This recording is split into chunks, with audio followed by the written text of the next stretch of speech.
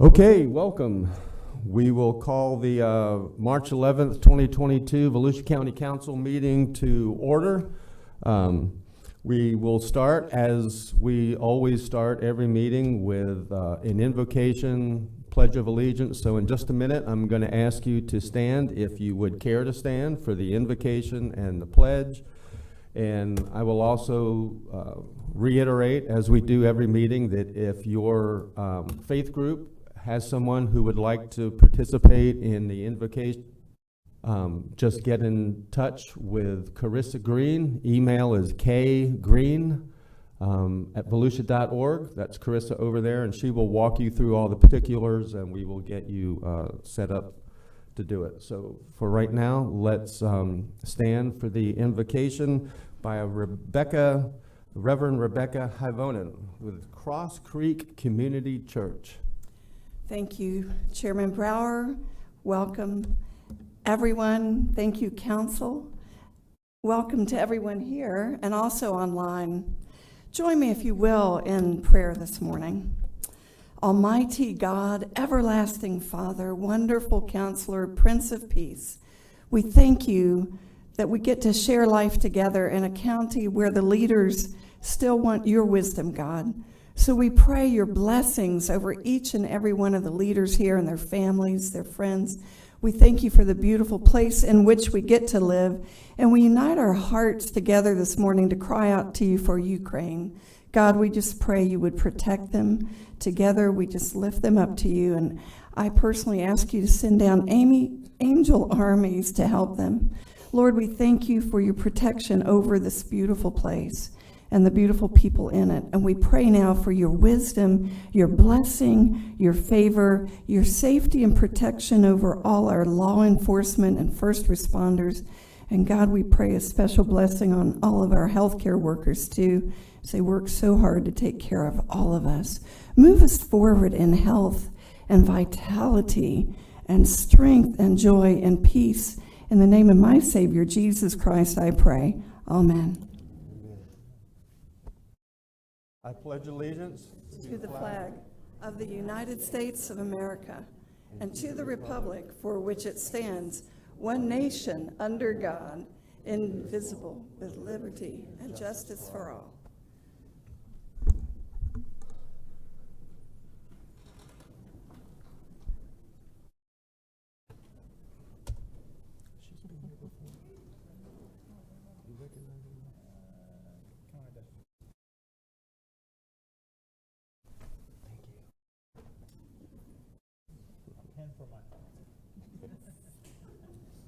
You want to trade pens? No. Thank you so much. I'll trade.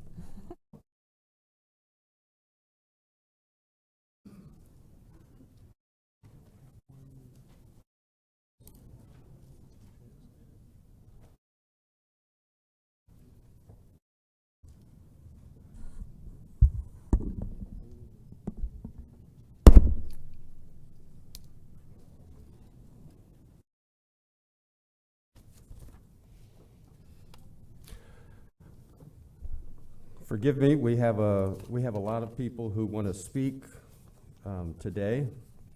Before we get there, Carissa, would you call the roll, please?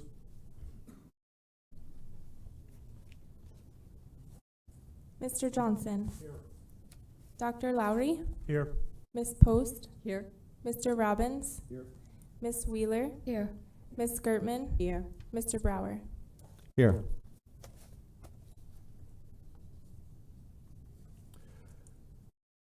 Okay,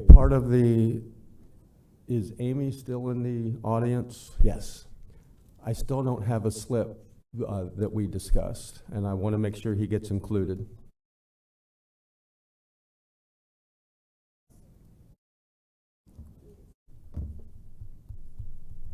Okay, I will start, while they're working that out, we'll start with public participation, and first up is Paul Richardson. Morning, Council. My name is Paul Richardson. I'm from DeLand, and I know St. Patrick's Day is coming up, so happy St. Patrick's Day to you all. A couple of weeks ago, 19 Austin City police officers were charged with prosecution for defending their city from rioters and looters during the whole uproar of the 2020 summer season.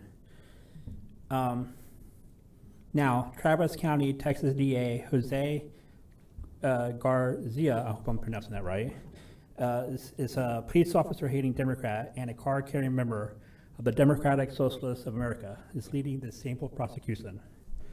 Now, it's one thing if a police officer goes up and kills someone, point blank range, and just senseless murder. But these people, these 19 police officers, 19, not just one, not just two, but 19 police officers were doing their duty to keep order in the city of Austin, and they're being charged with crimes, which is shameful. You don't think this could happen in Florida, but guess what? Texas is the deepest deep red, and it's still happening over there. And it could happen here in Florida if a bad election happens and a prosecutor gets in charge, a district attorney gets in office, decides they want to just prosecute officers, terrorists, for doing their jobs and protecting us here at the home front. And again, I'm still want to do a Florida Law Enforcement Legal Defense Fund in case something like this happens for police officers, first responders, and even firefighters who are doing their jobs are getting prosecuted for doing so. So if anybody would like to join me in doing this, or would like to do it themselves, and I can donate to them, I'll be more than happy to do that. But we need something here in Florida, so that way, at the very least, even if they're guilty, their families won't get bankrupt for being prosecuted, and they need to mount a legal defense. Because here in America, we always assume that you're innocent until proven guilty, and you're always entitled to a defense in the court of law. And I know there's other legal defense funds out there, but this will be specifically for law enforcement, first responders, and firefighters. So if anybody would like to join me in that effort, that'll be great. Or if you want to lead that effort, and I'll be more than happy to join you, either elected official or private citizen, either here or out online. So thank you. You have a good day. And again, like I said, happy St. Patrick's Day. Thank you. Just a quick announcement before we go on. Thank you, Paul. You're good. Paul is a seasoned speaker here, so he actually finished with 9 seconds to spare. We used to have a big clock down here. We no longer have a clock, but you can see the time, I think, above my head. It's not on there now, but did anybody notice that? It is there. And it's also on your screen in front of you. We have a lot of people that want to speak today, so we need to stick to the 3 minutes. We used to have an annoying gong that would go off when you were done with your 3 minutes. We no longer have that, and so I'm required to be the annoying gong, and I really don't want to be that this morning. So I'll be careful, but try to stick with 3 minutes, or stick with 3 minutes, because we have a lot of people who need to who would like to speak. So just be respectful of everybody's time. Thank you. And with that, the second speaker is Rebecca Chaffee. Here she is.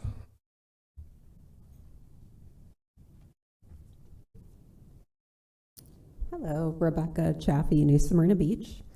I just wanted to thank you for collaborating with the City of Holly Hill to bring the water goat to the canal behind Sika Hall. And thank you to all the amazing volunteers of Holly Hill Eco Friends and Dream Green Volusia who have worked hard and continue to work hard to clean up our waterways, pounds of litter at a time. This is an 8th-month update on what's been collected and saved from polluting our river. The total pounds collected is 497. The total number of items collected is 5,490. The most of any one item was styrofoam fragments at 2,344. There were 641 plastic bottles, 606 plastic fragments, 252 bottle caps, 561 cigarette butts, 104 needles, 86 lighters, 67 metal cans, 17 shoes, 12 balls, and 6 footballs. This is just some of the litter that was collected. These numbers show the importance of and effectiveness of water goats, and that we should have many more spread out throughout Volusia County. Grants are still available, and the person to speak to is Suzanne Schreiber with Dream Green Volusia. Thank you. Thank you. Karen Delisle?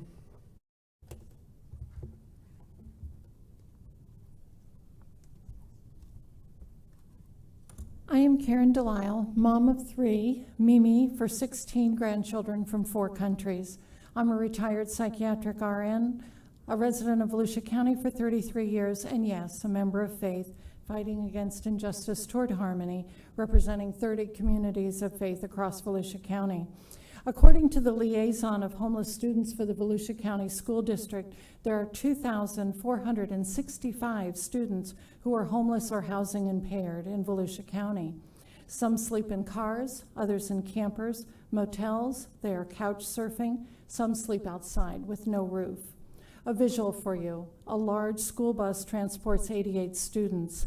Picture a line of 28 school buses coming down the highway. That's what it would take to transport our housing insecure students. I know you all are parents or even grandparents, so you know how unacceptable it is that any child have to sleep at night in a car in our community. Can you imagine the stress of the parent, the lack of safety, having to go undetected, turning on adequate AC or heat, dealing with mosquitoes, attending to hygienic needs? What psychological toll is this taking on the child and parent? The school district is doing their part by helping with meals and food and extending hours before and after school for programming for a safe place for the kids while the parent works. But the root cause of the problem is lack of affordable housing in our community, and that's why Faith is calling on the council to create a housing trust fund to kickstart the fund with $2.5 million from the Federal American Rescue Plan to ensure also an annual investment of $1 million going forward. Given Volusia County's $107.4 million distribution from the American Rescue Plan, $2.5 million is 0.002% of the American Rescue Plan dollars in Volusia. The Housing Trust Fund would empower projects that create housing opportunities for working families and seniors. This could provide needed relief for the families of those 2,465 children. Last year, our committee met with one of the more prominent affordable housing developers in our region, Ability Housing of Jacksonville. Their CEO said that Ability would like to develop affordable housing here in Volusia County, as they've done in Jacksonville and Orlando, but money is always a factor. The CEO said the creation of a housing trust fund would make a huge difference. We again invite all county council members to face annual action assembly on March 28th at 6:30 p.m. at the Christian Drive-In Church in Deltona Beach. 1,400 of your constituents will be there and will be looking for leadership on this pressing problem of affordable housing. We hope to see you there representing them and also the future of 2,465 students. Thank you. Thank you. Susan Odina.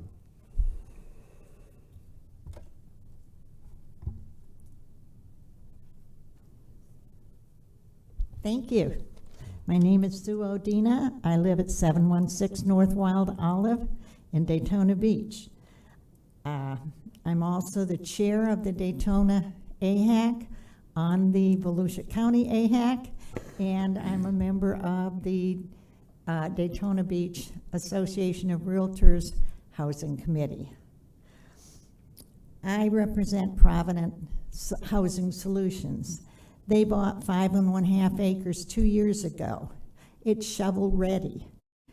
100 units could be almost ready for occupancy had they been one of the 10 out of 190 that were successful in obtaining money from the state last year.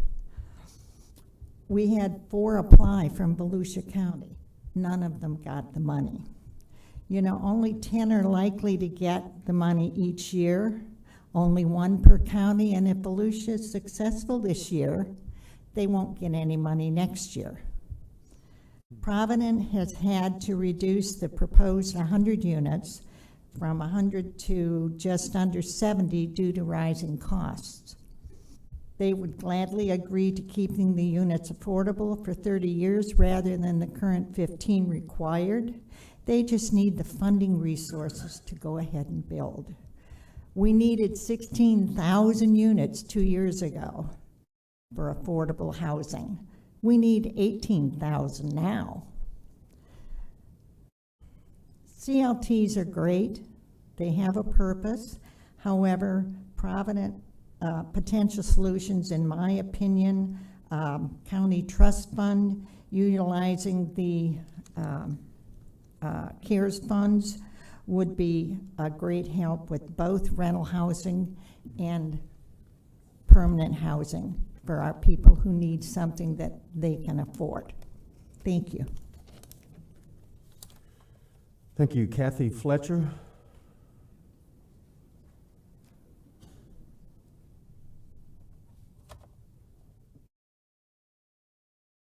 Mr. Chairman, County Council members, hello, my name is Kathy Fletcher and I live in Port Orange. I thank you for your attention this morning, and I also thank you for considering my requests. I've lived in my current home since 1987, and like you, I cherish my property. My backyard is my haven. I provided some pictures for you to look at later so you kind of see just how beautiful it is to live here in Volusia County. Like you, I've served our county to better it. I was president of Futures Educational Foundation. I was president of the Leadership Alumni Association. I was president of the Volusia Literacy Council, among other things.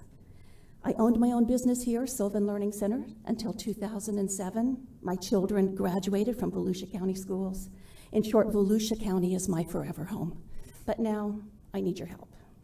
Since May 2020, I've tried unsuccessfully to engage staff at the county level to fix a retaining wall that Volusia County installed in 2006. My home backs up to a drainage ditch that's managed by mosquito control. And during the hurricanes of 2004, the ditch destroyed my deck and my fences. So the retaining wall was installed in 2006 to help with that damage. And it worked well for many years, but it's been in very bad disrepair for about the last 3. It's eroding my property and threatening to create major damage to my backyard. It continues to grow worse, and despite my best efforts at trying to resolve this problem for 22 months, the Volusia County staff has ignored me continuously. When I walk into my backyard, the ground is soft and soggy. The dirt between the retaining wall and my picket fence is disappearing, and there are places where I can peer down and almost see the water below. In short, my property is in peril. I've already had my privacy fence on the left side of my property secured with tie wraps so it doesn't fall down. And the picket fence next to the retaining wall, the cement that holds the 4x4s is completely exposed. So it won't take long before that picket fence, that is the safety measure, falls into the ditch. I've provided each of you with the timeline of everything I've done to help resolve this situation, and I have also provided pictures of the damage. I have 2 requests, and I'm hopeful that between all of you, these can be handled. Number 1, I want the retaining wall fixed properly and promptly. And number 2, I want someone at the county to respond to my phone calls and my emails so I know how things are progressing. I'd like a point of contact who understands that I deserve courtesy, consideration, and communication. I've had none of that. So again, I thank you for your time and consideration. I hope you'll be willing to resolve this urgent problem for me, and I look forward to hearing back from somebody within the next couple of weeks. Thank you for your attention.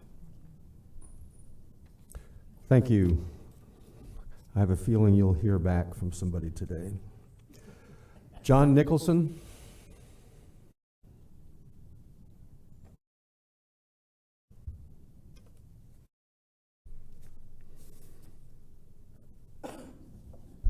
John Nicholson, Daytona Beachside, currently eating.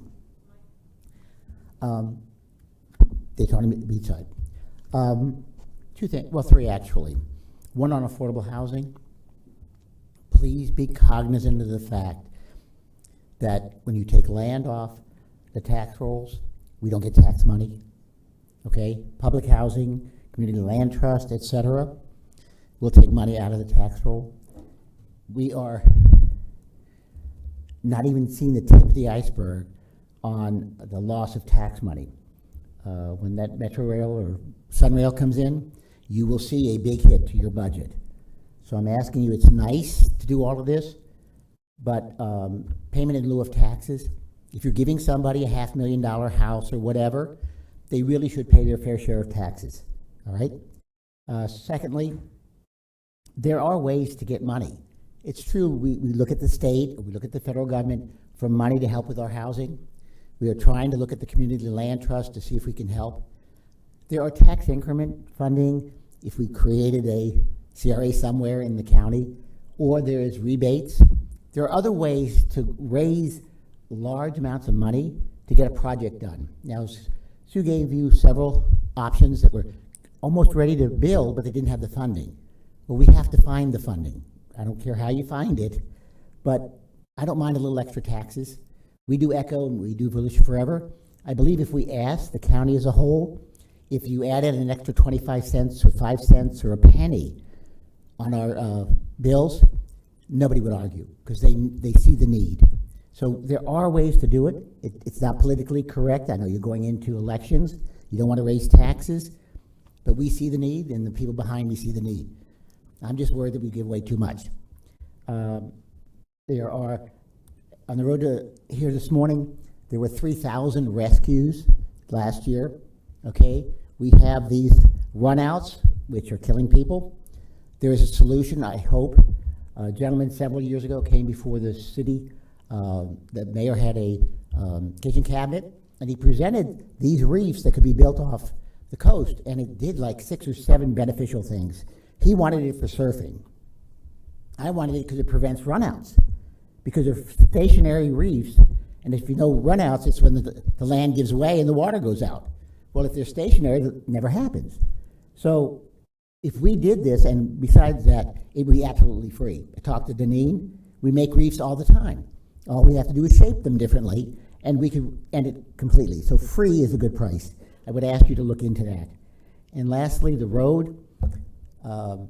Amazon came before us in the city of Daytona Beach.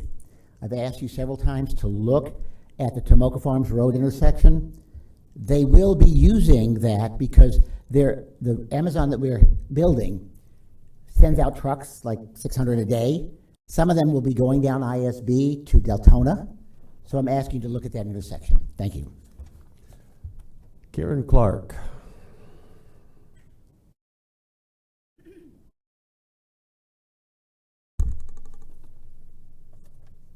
Karen Clark, DeLand, Florida. Okay, here goes. You guys are doing a nice job. I know some people will throw rocks at me right now, but on the whole. Anyway, April 9th at DeLeon Springs State Park, there's a children's fishing tournament going on, 15 and under, I think to 3. The youngest ever caught a fish was 2 in a stroller.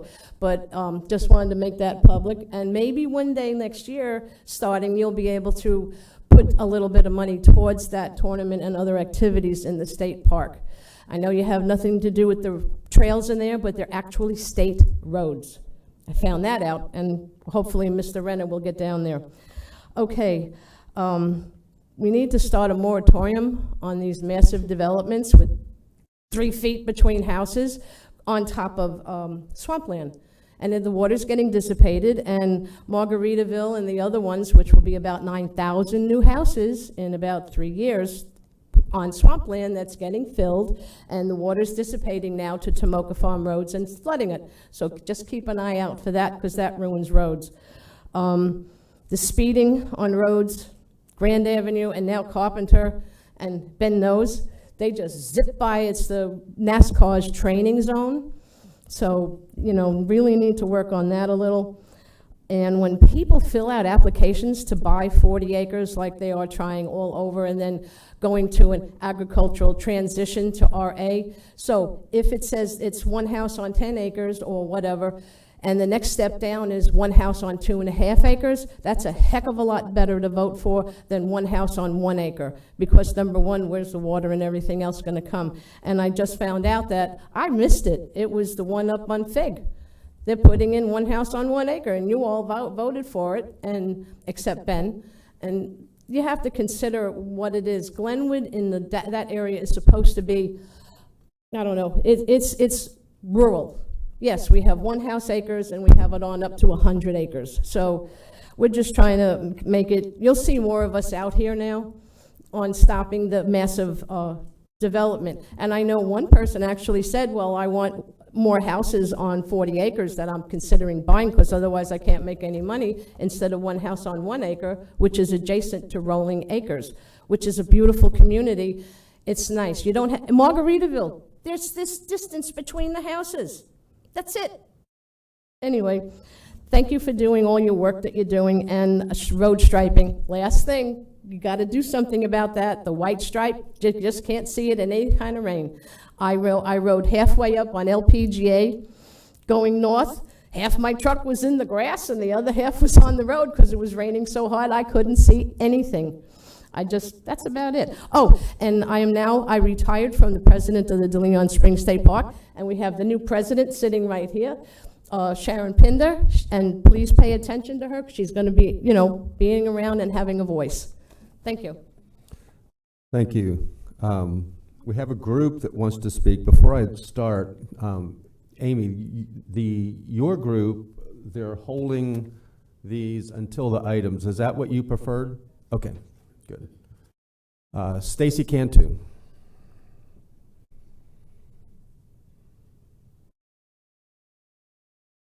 Morning, Chair, Council. Stacy Cantu, Daytona Beach resident. I am here on behalf of myself. I have lived in Pelican Bay since 1998, and I'm also here as a city commissioner for Daytona for my Pelican Bay residents. We approximately have 1,806 homes in Pelican Bay we do have 1,806 homes with approximately 3,600 residents in Pelican Bay. When we bought in it, most of the residents have lived there a long time. We knew eventually there was going to be a commercial and industrial across the street from Pelican Bay. We also was aware of the Pelican Bay extension. What we weren't aware of is 600 semis coming out in front of our east gate. And what we would like you guys to reconsider those semis coming out on Williamson. I've been told that the county road on Williamson can't handle it. Well, we have U.S. Foods right down the street. We have semis coming in and out all day long at Williamson. Another thing is, I heard last Friday in front of FDOT, the county engineers tells me that it's a safety issue. I don't see where it's a safety issue. I went out there, if you would move that light from the dog track, which the dog track doesn't need, and have those semis come out on Williamson. Once they make that left turn, if they have an arrow, they will be at Williamson and Bevel Road, which is already a turning lane. Once you turn on 400, which is Bevel, the turning lane already takes you 95 north. Okay, what I heard, it would be a safety issue for a semi getting over going 95 south. I went out there and measured it. It's 0.4 miles, which is a half a mile. I did contact some semi drivers.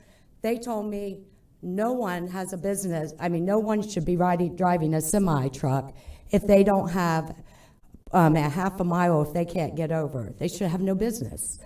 And another thing I did find out as well, let me pull this up.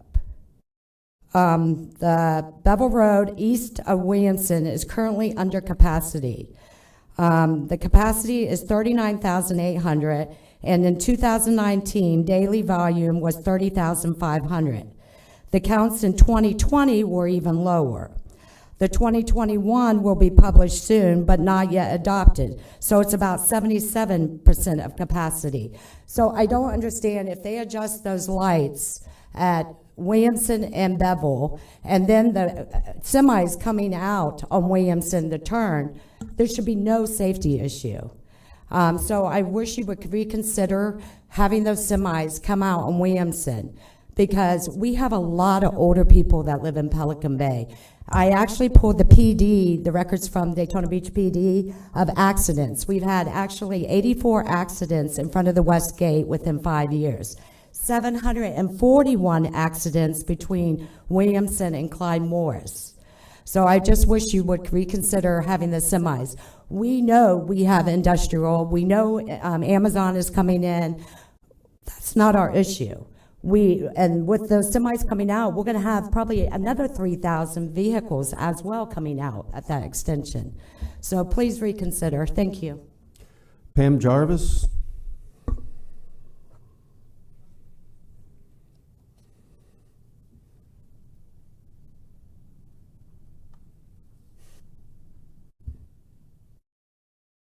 Hello. Let me put my glasses on. I can read. I'm Pam Jarvis. I live at 164 Avocet Court in Pelican Bay. I'm here to oppose the new entrance to Tarpon Amazon project at Pelican Bay Drive, and I am very opposed to naming that new road Pelican Bay Drive. I request that the entrance to Amazon go to Williamson or Beauville, which gives commercial truck drivers two options of using Bevel and International Speedway for ingress and exiting access to I-95. Bevel Road is a road used by tourists to access the beaches to avoid the traffic on International Speedway and Dunlawton. Bevel is a scenic double highway that allows visitors to bring $3.4 billion to local businesses and accommodations. Tourism generates 31,700 jobs in Volusia County, with $421.5 million in payroll. Amazon will generate 1,000 jobs with a $31.5 million payroll. Increased traffic and increased accidents will disperse Daytona's tourism to other towns. Williamson is safer for egress and ingress for Amazon. Williamson provides the following advantages for safer traffic flow for the 600 trucks and 3,000 cars for the employees. International Speedway Boulevard daily has a traffic count from 2020 of 45,000. Bevel has 29,500. Williamson, between International Speedway and Bevel, only has 19,700. The turn lane capacities for the proposed 600 semi-trucks, Bevel from I-95 turning north at the stoplight to Williamson provides 342 lineal feet of 2 lanes, which gives the capacity of 12 trucks at that stoplight. Bevel from I-95 headed west to the proposed new Pelican Bay extension has 342 lineal feet, but only 1 lane, which only allows 6 trucks at that stoplight. The posted speed limits on Williamson between Bevel and Beauville is 50 miles per hour. Bevel is 55 miles per hour from I-95 to Woodcrest, with a pedestrian and a mix of residential and commercial uses. Bevel, of course, is 45 miles per hour from Woodcrest to Clyde Morris. Accidents are the leading cause of vehicular deaths. Every 15 minutes in the U.S., 1 person is killed and 66 are treated in an emergency department at the result of a motor vehicle crash. Most development companies are anxious to work with citizens and neighbors to have a realistic solution to potential impacts of their developments. It's a shame that we're hiding this from the neighbors and the residents of Pelican Bay, Pine Lake, Pine Forest, Georgetown, Regal Village, and Signature Executive Park. We request consideration of the entrance and exit for Amazon to be on Williamson to align with the future Hillwood development adjacent to the Daytona Poker Room. Thank you. Thank you. David Jarvis?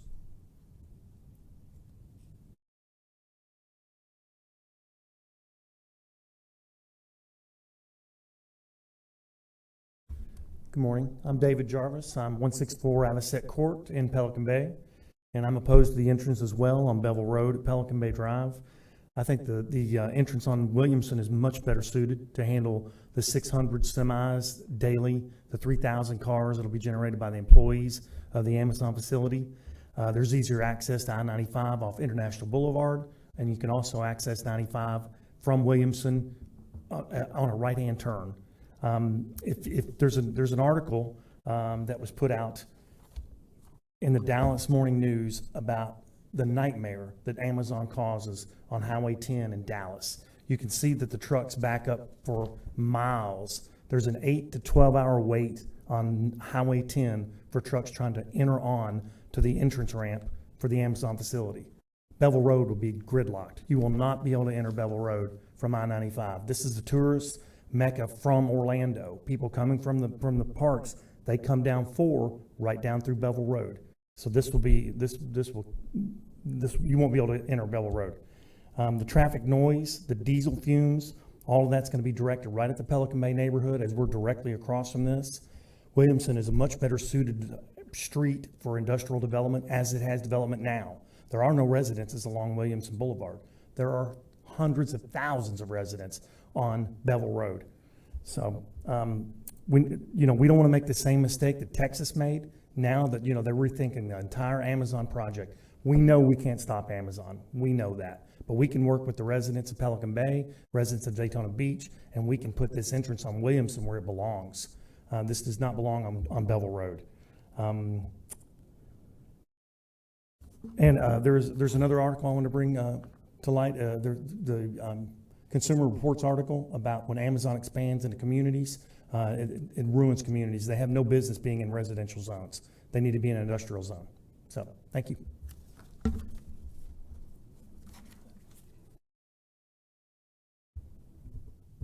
Jeremy Guildmeister.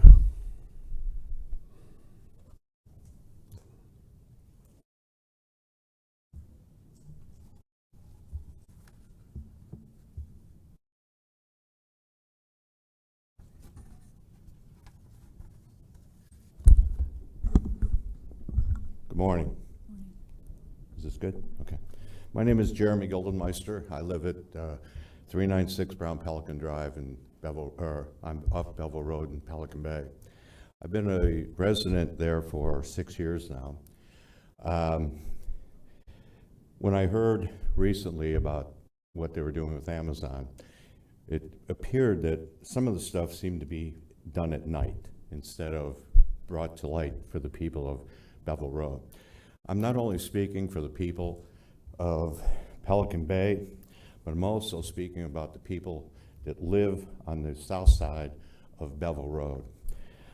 Currently, we have over close to 900 signatures disputing and asking for the entrance for Amazon to be moved to Williamson and Bellevue Road. Another consideration is there's going to be another project made over off of Bellevue with another project from NASCAR. And if we're going to allow Amazon and their trucks to go down Bevel Road, how are the other people that they're going to build on the other side, how are they going to get through to their entrance as well? Are they going to add more vehicles to Bevel Road? And currently, right now, it takes us about probably a minute and a half to get out on the east gate. But on the west gate, there's no traffic light there. And everybody that tries to pull out of there to go left is in danger right now, and it's going to even increase if we have more trucks. Everybody's commenting that there was 600, they proposed 600 vehicles, but at a council meeting, they made a statement that there was going to be the minimum of 600 trucks up to 2,500 trucks, with an average of anywhere between 15 and 2,000 trucks a day going in and out of Amazon. So I'm asking to consider, again, having the entrance for Amazon rerouted to Williamson and Bellevue Road, and consideration for the next project that's going to go next to there to also be rerouted to that area. As everybody else stated so far, there's no residential properties that are on Williamson and or Bellevue Road. It's all commercial. And my also consideration is my property values with everybody else's along Bevel Road because of the pollution, the traffic, and the safety. So I thank you for your time. Paula Kaplan.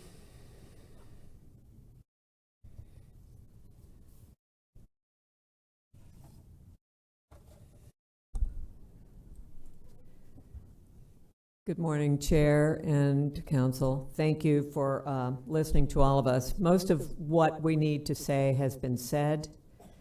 I'm wondering, why can't we adjust for turns on Williamson? Why can't we there's all sorts of construction going on everywhere else. The big deal that I'm hearing is that the trucks can't turn this way or that. Well, you know, you just make it bigger. That's what's happening around us. We are already somewhat of a log jam, and that's not even before Amazon starts up. There's been such a crush on our community, and everybody is so fearful, and I do know that they are fearful. My husband and I are one, too.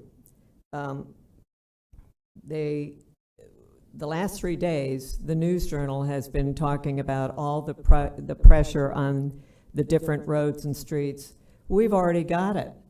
We are so in need of an alternative solution. There's more than one right answer. And Williamson seems to be the best shot that we have for giving any relief to us at all. And as it was already stated, you know, a lot of the people are elderly, and we have insufficient light or ingress egress on the west gate. It's going to be harder and harder for anybody to move anywhere within our community. And it's also mentioned the different communities are there. There's also Andros Isles. There's a Graphite. These are apartments. They're all on Bevel Road, no, besides Pine Lake, besides Yorktown, besides us. And it's really pretty frightening to think that our lives are going to be impacted to this degree. I'm a realtor too, and I believe that this will certainly affect our housing and our desirability. We had a real good run because people perceive, you know, the gates that makes us more safe. Well, it's not going to be a consideration anymore with the Amazon if we don't get some relief. And why not do besides Williamson, why not explore Bevel, or Bellevue rather? So I'm just saying thank you for hearing me out. It's a very, very serious problem, and I know that you will take this to heart as we have. Thank you. Thank you. Dave Kaplan? Oh, I signed him up. Sorry, he doesn't want to talk. I should have more time. Thank you for your brevity, Dave. Pardon me? Yes. Can you hand it to the staff over here, and she will make sure that everyone...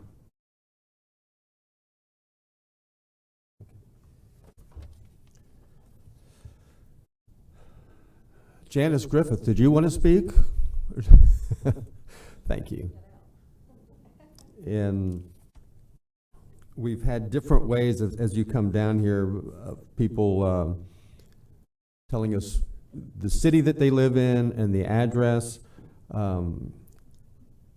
We would like to know, the council would like to know what your city is. If you don't feel safe in sharing your street address, that's fine with me, but please continue to tell us where you're from. Thank you. Good morning, Janice Griffith. I live in Pelican Bay, 161 Surf Scooter Drive. I've been there since 1999. So over that time, I've seen an increase in traffic on Bellevue Road. I'm not going to go back over and make you sit and listen to what everybody else said. I think you get the point. And I'm here to speak not just for myself today, but for the 800 plus that signed that petition. There'd probably be 2,000 if we could got the word out. We try every Saturday to go and either knock on doors or stand at the entrance of Pelican Bay. There's a lot of people that don't even realize that Amazon is there, and I'm so surprised at that, but they don't. So anyway, also speak for, I'd like to address all the people that live along, not just Pelican Bay, and I think somebody already said that, all the communities along there. It's going to be a nightmare for everybody. And I don't understand why it couldn't be on Williamson. If you go and look at it, that's what I implore you to do. I don't know where y'all live in the county. If you'd come down and look at Bevel, just the traffic now, and nobody mentioned the employee entrance is going to be the same entrance with 1,000 at each shift turn. So in addition to the trucks, we've got the employees coming and going. I can't even imagine what it's going to be like. So if you get a chance, come down there, look it over, go up Williamson across near, it's before the racetrack. You'll see the construction entrance to Amazon where they're building. And as far as no trucks on Williamson, somebody already mentioned US Foods. They come and go every day. I see them at the traffic light between Williamson and Bevel. There's also, excuse me, there's also an Amazon small building, 660,000 square feet up near Tanger Outlets. Those trucks come out on Williamson to go up and make their turn to get on 95. So there's semis every day on Williamson.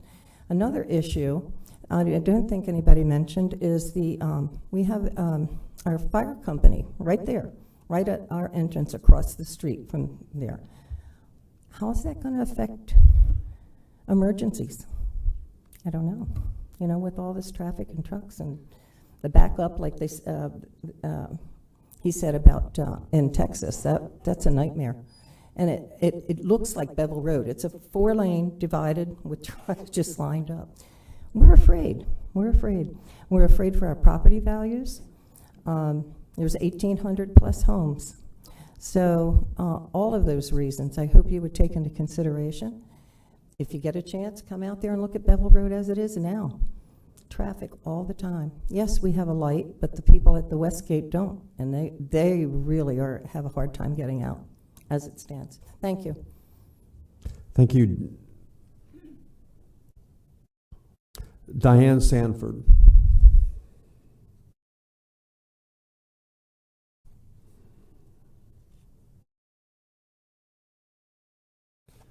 And Diane, you will be followed by James Connolly.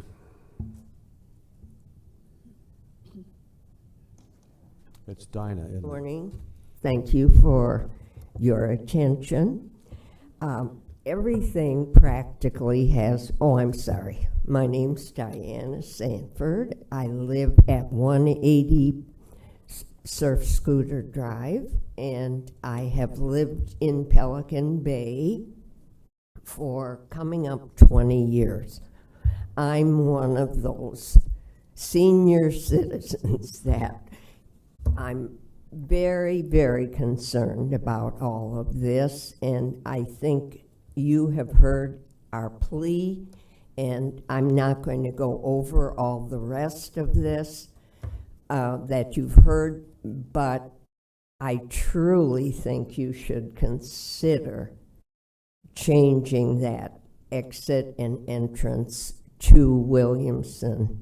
It's just so dangerous. It is coming out. And, you know, years ago when the traffic light was put up, I was naive enough to think it was for Pelican Bay.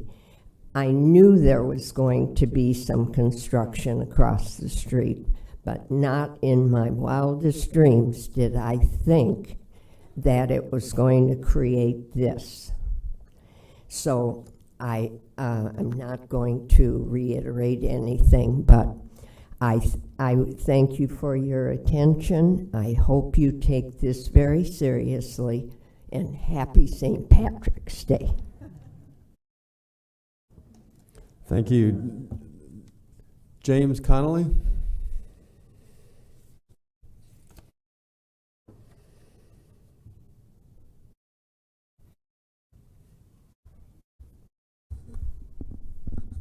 Good morning, members of the council. My name is James Connolly, and I live at 132 Brown Pelican Drive. I'm here to speak about two issues. One is an environmental concern that we have. It's a well-known fact that diesel fumes emit carbon monoxide, hydrocarbons, and other wastes. And these trucks that will be coming in with the proposed plan will be turning left and turning into this as yet built road that will eventually go to Amazon. The number of trucks that they're talking about is phenomenal. They say 600, but how do we know? Could be 700, could be 800. What time are they coming? Is it going to be at one time where they all come at one time, or is it going to be scheduled like a train? Well, one truck will go and then another. No, no one knows. What's that mean? They're going to be standing there in line, idling their engines, which creates additional fumes, toxic wastes to our community. Some homes are less than 100 feet from Bevel Road. The noise, the pollution is just unbelievable from these, and I know that from personal experience. The other issue I have is public safety. Fire Station 6, located on Bevel, at this intersection, exits not onto Bevel, but through a roundabout on Pelican Bay Drive. Now, the fire chief has indicated that he has a switch that he controls the traffic signal at that location. Well, that's fine, you can control the light, but can you control tractor trailer trucks coming in and going out that may be blocking that intersection? How are you going to control a truck when there's a truck behind you and a truck in front of you? You can't do that. And that means a delay in emergency services getting to someone's home. Originally, I'm from Syracuse, New York, and I witnessed a horrible situation when there was a delay in the fire department getting to a structure. A mother, 2 children died in that structure, and a grandmother was found collapsed on the sidewalk. And that was because of a simple 2-minute delay that the fire trucks couldn't get to that home. 2-minute delay and a loss of life. So I would ask that that this council work with Amazon and its planners and its designers and find an alternative to that. Thank you. Thank you. The last speaker is Sharice Boyd.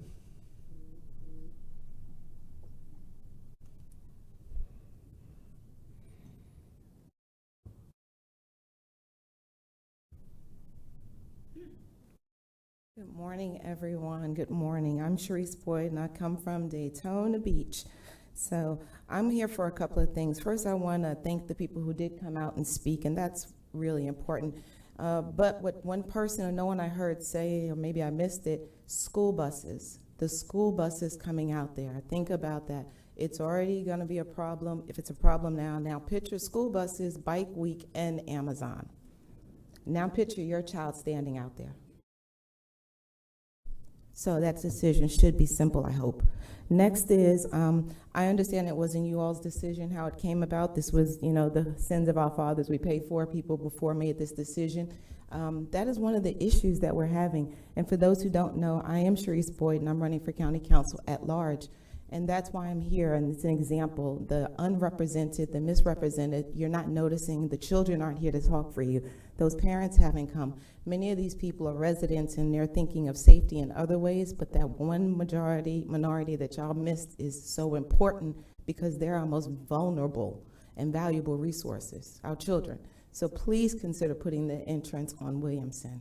Next up, I would like to say that if they said 741 accidents in 5 years, imagine that being your street you come out on. That's all I'm asking, is that you put yourself in the position of the people who voted for you, your constituents who are out here asking that you please consider making the smart decision. The economical decision may not help you, but it will benefit in the long run, because if it saves one life, it's done its duty. Thank you. Thank you, Sharice. As you probably know, some of you know, the council doesn't respond to public remarks, and there's a good reason for that, because we've had a lot of speakers this morning. If we all debated with you, we'd be here till 11 o'clock. That doesn't mean that your issues aren't important, and I want to tell the people at Pelican Bay that have bothered to come out that you have been heard, and the council is already talking with staff, and staff is probing this and working on it, and we will continue to do that, and you'll see evidence of that. But what I really want to say is how much this affects your life, and so therefore it's emotional. I want to commend every one of you for the way that you've conducted yourself this morning in a very measured tone, asking for help for something that's extremely important to all of your lives. That has not gone past any of us up here. So thank you, and I will be I'll be discussing this with staff today, and as we have been. I don't know what every other council member is doing because of sunshine laws, but I know that they're working on this because I hear from staff that there's a lot going on. I've also reached out to Mark Watts, the attorney, and asked him for some alternatives and an update on how those are going. So don't give up. You're doing what you're supposed to do, and the sentence is not completed with a period yet. So thank you all.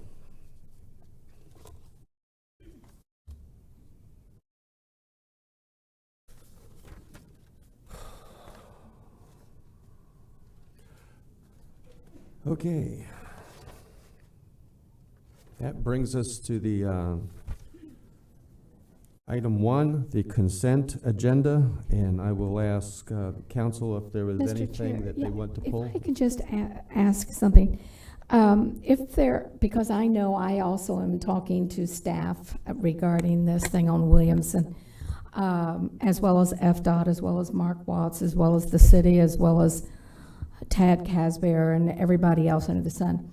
If the conversations could be shared between the entire council so we could all be on board with whatever conversations come out, it would be great, because I'm sure all of us are hearing in some ways or another, and we're all fighting the battles of what else can be done. So I would just appreciate if, when we are having those conversations, if we could all be, through staff, addressed, on those conversations. So we might not be fighting that same battle, with them. So That's a good point, Yeah, and yeah. I will 'Cause I've direct been that working and a defer lot that with- to yes. Heather as the county attorney today, that we know that we can't talk with each other about this because it's going to come back up, but if you could work with us on that to make sure that everybody's in the loop and legal. Thank you, Billy. Consent agenda, I would like to pull item G just for discussion. Item N, I will let you know, this is an agreement with the city of Deltona for the transfer of Providence Boulevard. We're going to delay that until the next meeting only because the city of Deltona needs to vote on that, and they haven't had a meeting yet. So that will come back up. It won't be voted on today. Anyone else? Danny Robbins.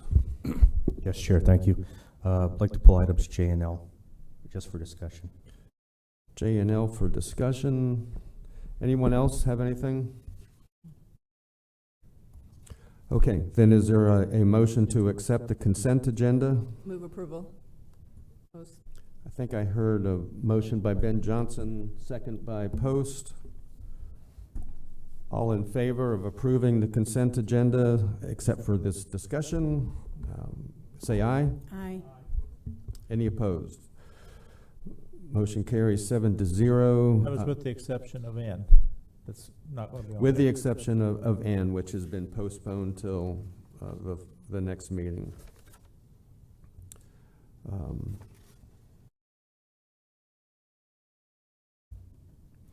Who is Clay in the house?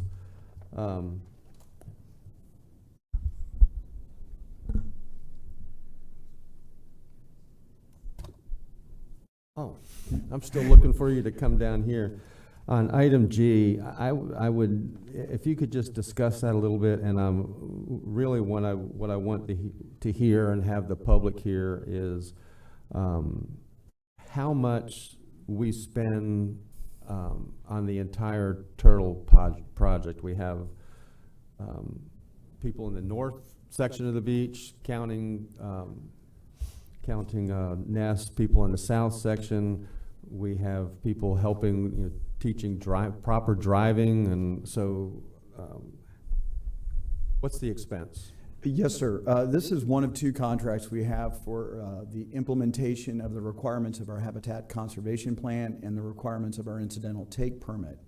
As you're aware, we have to go through this because we allow for driving on the beach, which is the habitat of the marine sea turtle, and so we have certain provisions that we have to ensure that we're doing our best to protect that species. The permit that is issued cannot be held by the county, so we have two separate permit holders, one for the north of the inlet and one south of the inlet. The one to the north is under a separate contract for an amount of $27,500.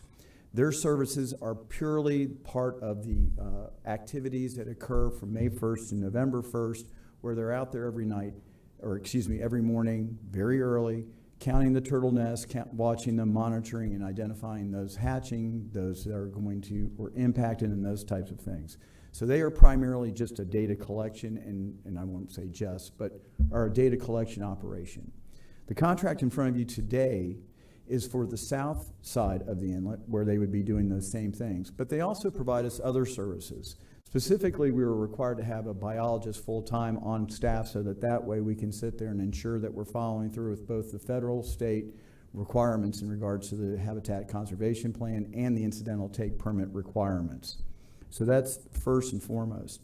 Second of all, they are the ones who collate all of this data. We've had some requests about the amount of sea turtle nestings and where they are geographically, and I want you to realize, when you are in 700 to 800 to 900 nests per year, that's a considerable amount of data. Also within that, you have to identify if the nest has been impacted, what are the causes of the impact, if there's been, unfortunately, any loss of turtles, how that occurred and what caused there.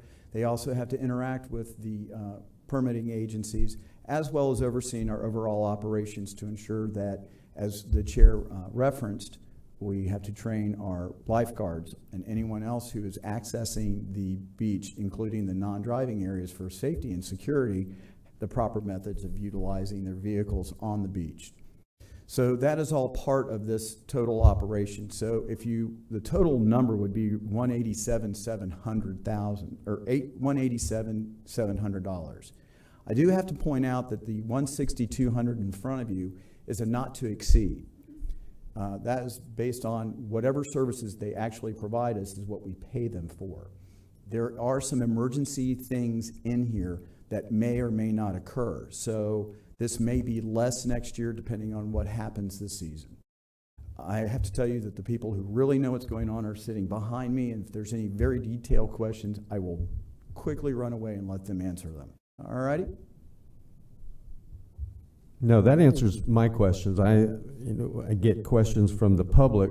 This is a lot of money. Because they see people walking on the beach every morning counting new nests, and just they think that's the extent of what's happening. So this is a requirement in order to have any driving on the beach that we need to comply with the state. So I appreciate that explanation. Item J, Danny, and 11, or L. Thanks, Chair. Director Flowers, Public Safety, just had a couple quick questions, nothing big.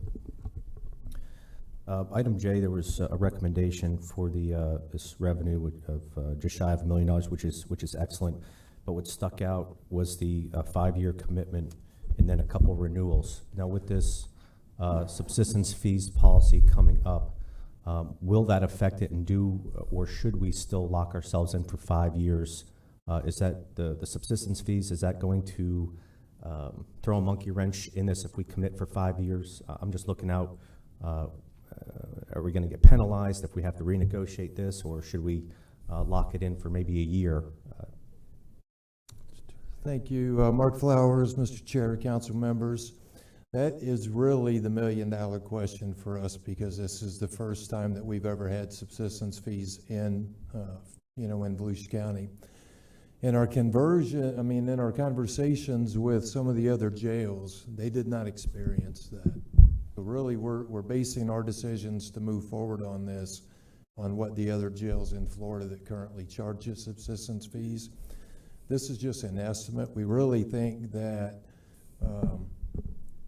I personally think that our revenues are going to be even more so than what the estimate was, based on just the way the inmates spend their money currently. And we've got some other programs. I sent you all an email this morning that kind of highlighted some of the other things that we're doing, really. So I think we're going to see some impact. We don't know yet what that's going to be, honestly. I feel personally that we're okay with doing the 5-year and then the 2 and 2 thereafter, because Keefe and Aramark have worked very hard at this point to make that conversion, as smooth as possible.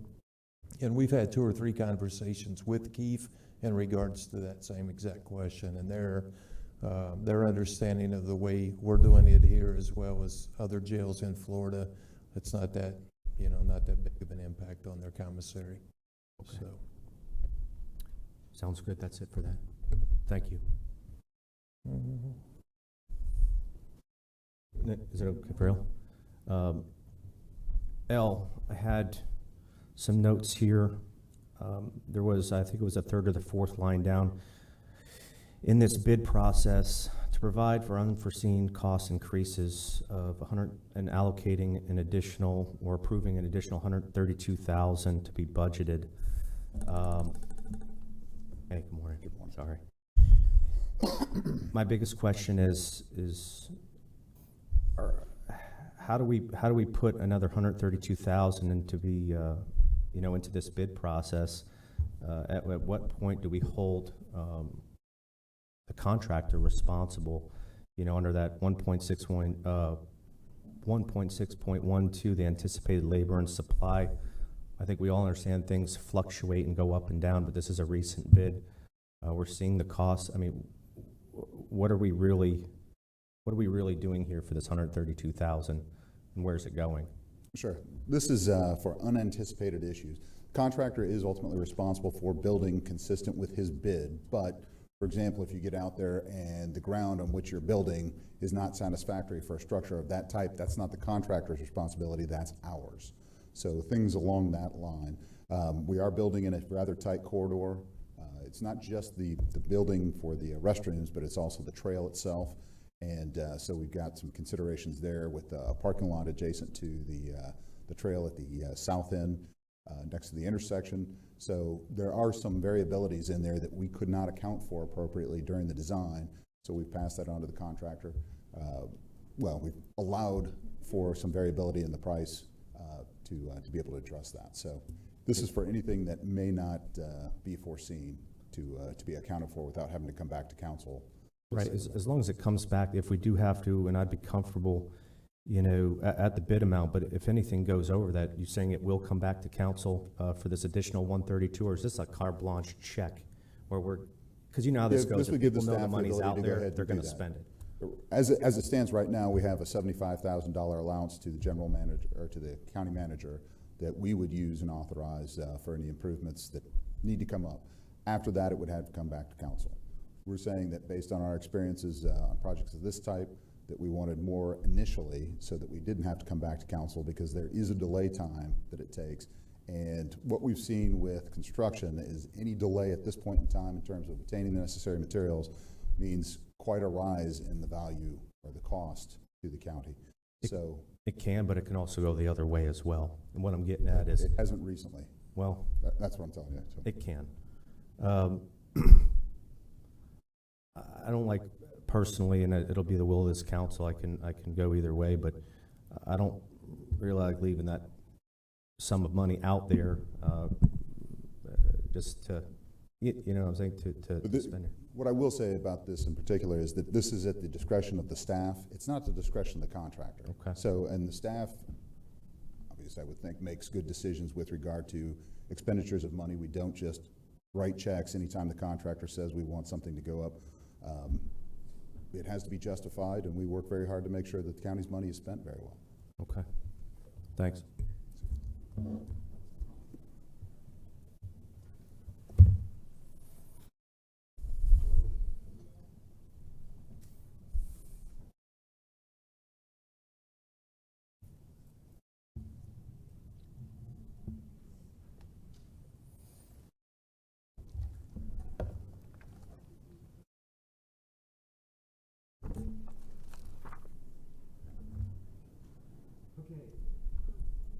Donna, you're here for item 2, concurrence by the council on the appointment of Stephen Civitilli as the administrator of the Florida Department of Health. And everybody thinks that our Department of Health is the Volusia County Department of Health, and it's really the Florida Department of Health for In Volusia County. That's right. And you're going to introduce us to the governor's appointment.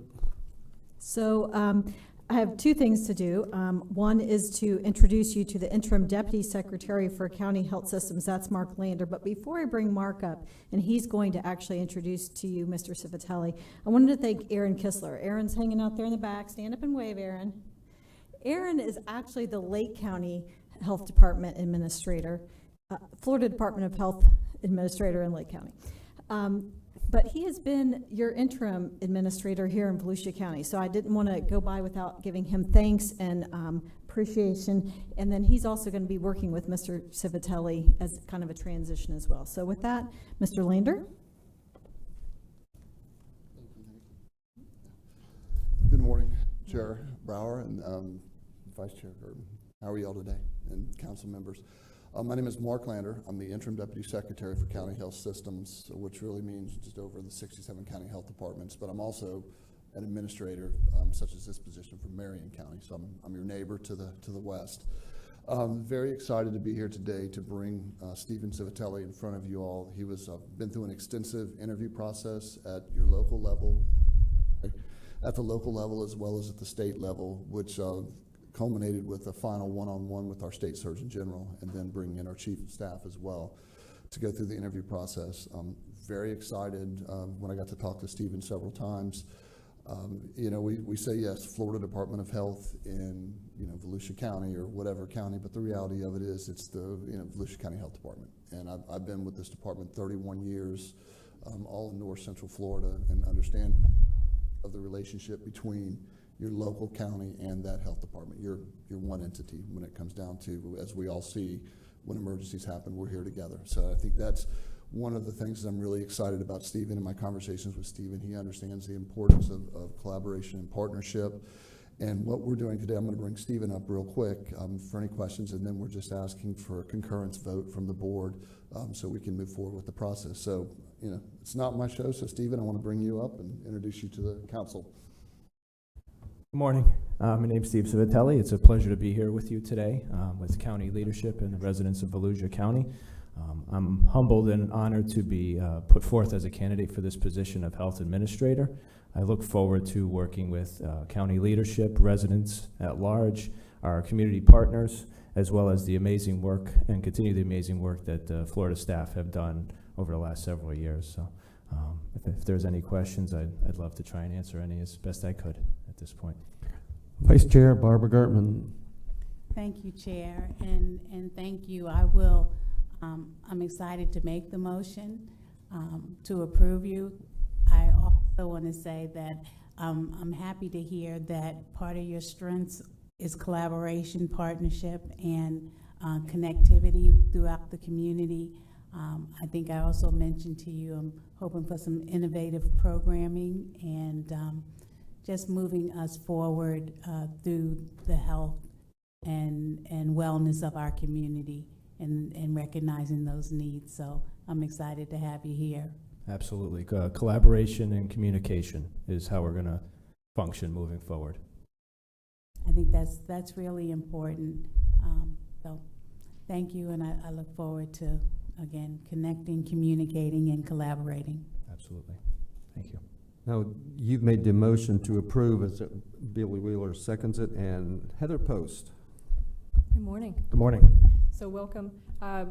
So Vice Chair German actually said everything that I wanted to say for sure, and I think that we're all thinking, but I'll sum mine up with collaboration and communication, very important, and certainly with things like COVID, we certainly weren't expecting that, and then Zika before that, all in my terms, those are areas where I think the community and perhaps even council did not really fully understand the need for the mesh, right, of the health department and our end. So very important, and I'm very much looking forward to moving forward with you in this position and really looking at what you can bring to the table. So welcome. Thank you very much.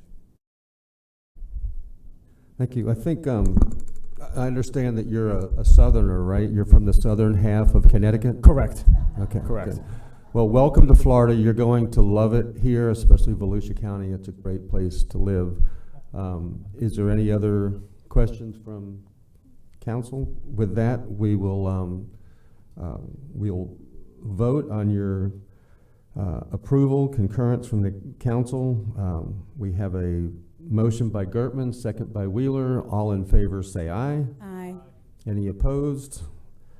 And you are welcomed 7-0. Thank you very much. Thank you. Have a nice day.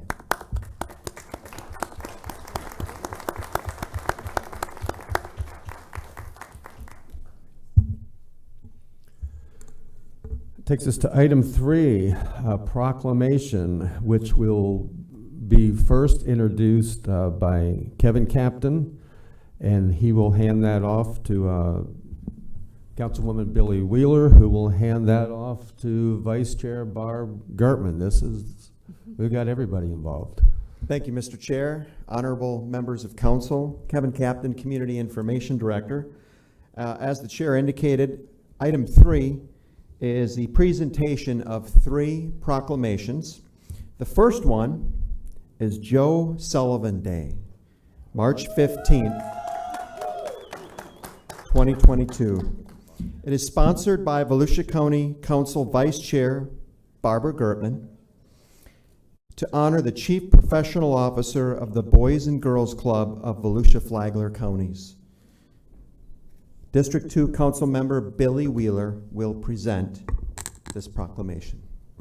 Thank you, Barb, for sharing this honor with me to present this to Joe. I did one for him about 3 years ago, and yeah, surprise, surprise. I'm honored to be on the Boys and Girls Club with Barbara, so here is the proclamation. Whereas Joe Sullivan, Chief Professional Officer of the Boys and Girls Clubs of Volusia Flagler Counties, has been instrumental in the development of the clubs in Volusia County for 30 years. And whereas youth who live in undeserved neighborhoods throughout the county have greatly benefited from his leadership, insight, and determination. And whereas Mr. Sullivan has willingly provided valuable guidance and direction to community leaders, commissioners, and other government officials throughout his tenure. And whereas his efforts have provided safe and hospitable environments for our youth to learn and flourish, resulting in safer and more wholesome communities. And whereas Mr. Sullivan has positively influenced the lives of many youth and has been a model of compassion, dedication, and perseverance to children's service countywide.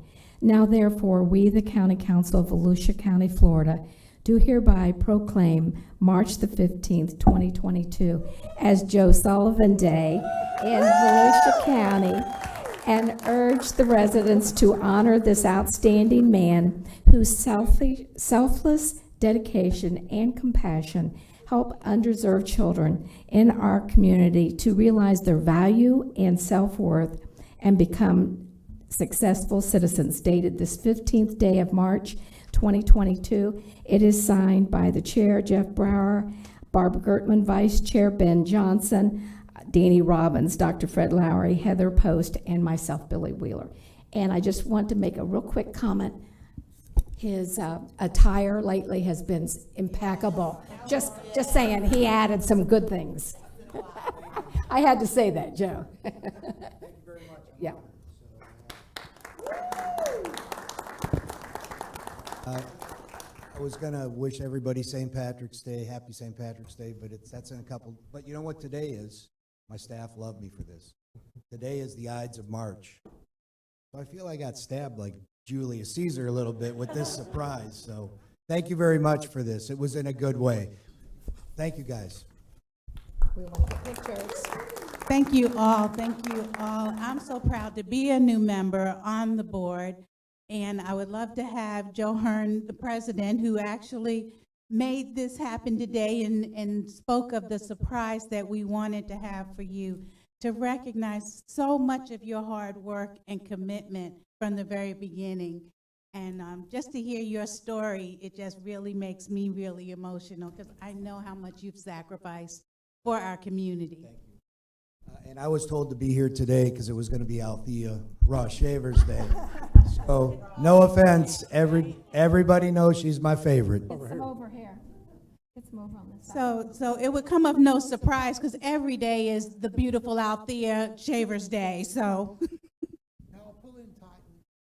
Get some more on this side. Wait, let's get some more people on this side. We don't want this picture falling over, do we? Yeah. Pat, would you come up with us as well, please? Pat Northey. I gotta suck it in.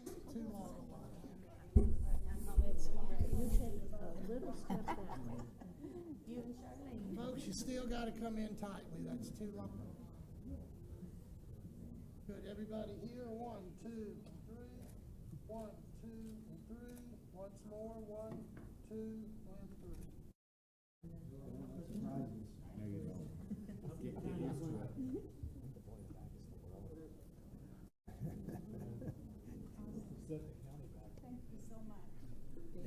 Thank you all.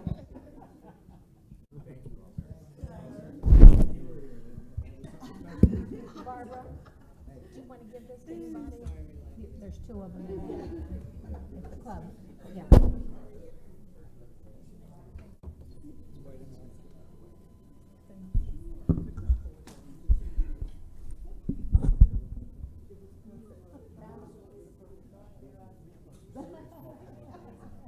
That's what I always bring. Oh, is it? Yeah.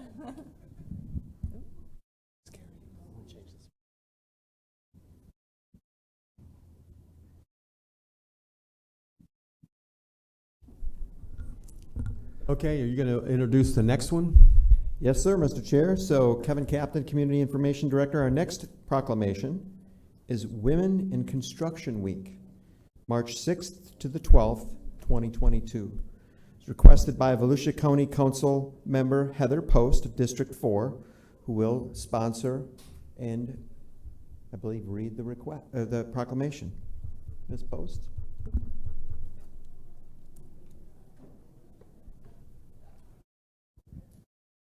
Good morning.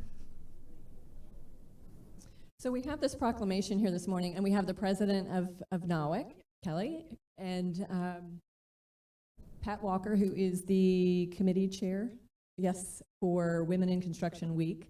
And NAWIC, if you haven't heard of NAWIC, they are the National Association of Women in Construction, and I have been it was a joy before I ever got into politics to actually work with them a little bit and do some training for them.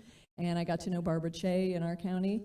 And the Orlando chapter now has enfolded a number of our Volusia County members. But women in construction, it's not just necessarily what you would think of women in construction. There are many, many roles. So I'd love for you to chat about that for just 1 second, Kelly, if you can. Just give a list of various occupations that Women's History Month. Women's History Month is March, and that's another reason we're doing this, right? Because we really want to celebrate women in all occupations, but certainly in Yes, thank you so much. We appreciate being here. The National Association of Women in Construction here in Greater Orlando, we have Volusia, like all the surrounding counties, and it ranges, our members are owners of construction companies, the women, project managers, engineers, architects, bond agents, that's what I do, accounting, construction attorneys, any aspect of the industry, really, even trades, human resources, but anything that has to do with construction, we work with all of those women to help amplify and strengthen their ability to succeed in the construction industry.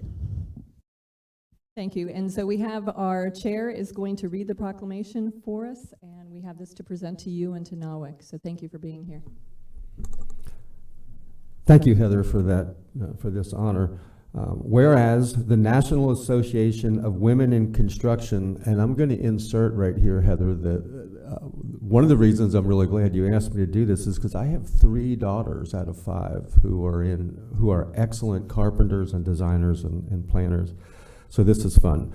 Founded in 1953, provides its members with opportunities for professional development, education, networking, leadership training, and public service. And whereas the Greater Orlando chapter is a distinguished voice promoting the employment and advancement of women in construction and raising awareness of the opportunities available for women. And whereas, although women make up 47% of the total American workforce, they represent only 9.9% in the construction industry. And whereas women continue to build their path in the industry, with the number of American women working in construction increasing from 619,000 in 1985 to more than 800,000 today, and in construction companies. And whereas, as new construction jobs are expected to increase dramatically in the coming years, companies are looking to recruit more women than ever before, making it even more important that we inspire more women to enter this challenging and rewarding field. Now, therefore, we, the County Council of Volusia County, Florida, do hereby proclaim March 2022 as Women in Construction Month in Volusia County, and urge residents to recognize the Greater Orlando chapter of the National Association of Women in Construction for its steadfast work and support of women in construction. Signed this day, March 15th, by Chair Jeff Brower, Ben Johnson, Billy Wheeler, Heather Post, Fred Lowry, Danny Robbins, and Vice Chair Barbara Gertman. And so I will say, even setting aside the occupations, which we don't want to do, but even setting that aside, I'll tell you, this group of women, if you go to any one of their meetings, they are a force to be reckoned with. And it is amazing the mentorship and the leadership that goes on within your group to really push everyone to excel. So thank you for what you're doing within, and thank you for what you're doing without. Volusia County appreciates you.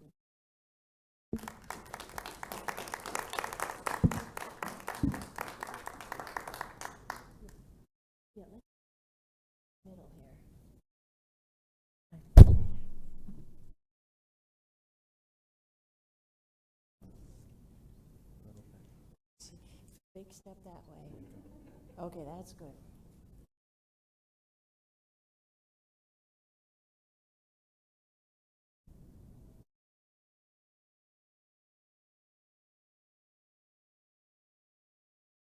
I'm going to take one more.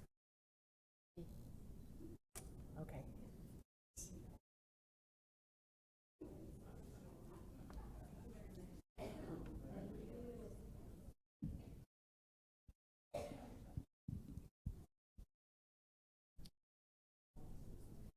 And our next proclamation is Believing in Girls Month, March 2022, requested by Volusia County Council member Heather Post of District 4, who will sponsor, and the chair will present the proclamation to Sheila Jordan, Executive Director of the PACE Center for Girls, Volusia Flagler.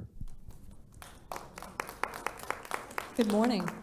So we have Sheila Jordan, who is the Executive Director of PACE Center for Girls, Volusia Flagler, and if you don't know where that's located, it's located out of Ormond Beach. Now, many of you know that I am a tremendous advocate for the specialty courts and for centers like the PACE Center for Girls. My background, I left home at 14, and I'll tell you, in the early 80s, there was no place like the PACE Center for Girls. And I actually, back then, was a very mature young lady, reached out, went to the phone book, reached out to school board members, reached out to a lot of people, and no one was there to help me. And so PACE Center for Girls provides so much assistance for girls in our community that do not have any assistance and that really just need a leg up to get their education and to really move forward in the community. And we've had so many success stories out of your specific branch. And so if you'd like to say something about PACE, I'd love to hear it. Good morning, everybody, and thank you so much for this proclamation, Councilman Post.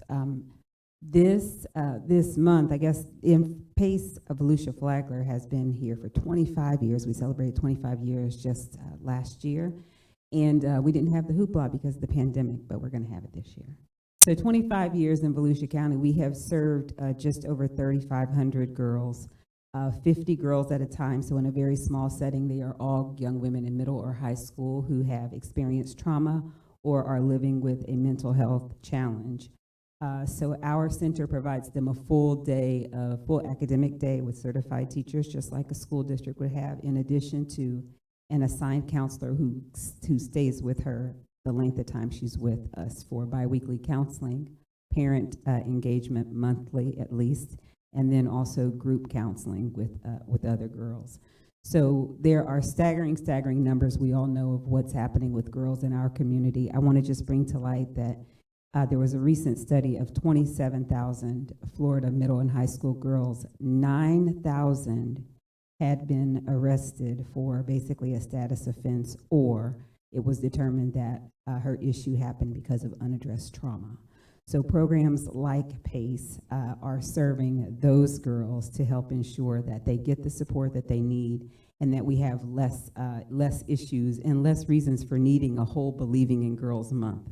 All of this starts with really believing in girls, that they are worthy of our investment, our time, our energy, and that they really are the mothers, the mothers of the future, the councilwomen of the future, business leaders of the future. It all starts with believing in girls, so thank you so much. And believing in girls, it almost makes me sad that we have to have a Believing in Girls month, right? Because every month should be Believing in Girls month, and every month should be Believing in Boys month, right? And we in Volusia County should provide, and I work my hardest in the background in the community along with my colleagues, but to really ensure that every child in our community has the opportunity to succeed, and every person in our community has the opportunity to succeed, because they deserve it, and we owe it to them to provide them the opportunity. So thank you so much, because what you do makes a tremendous impact, so thank you.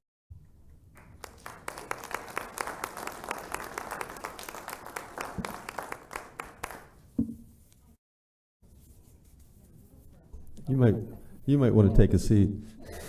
I was trying to get a fireball from Danny. Oh. I will read the proclamation from Volusia County as a father of 5 exceptional women.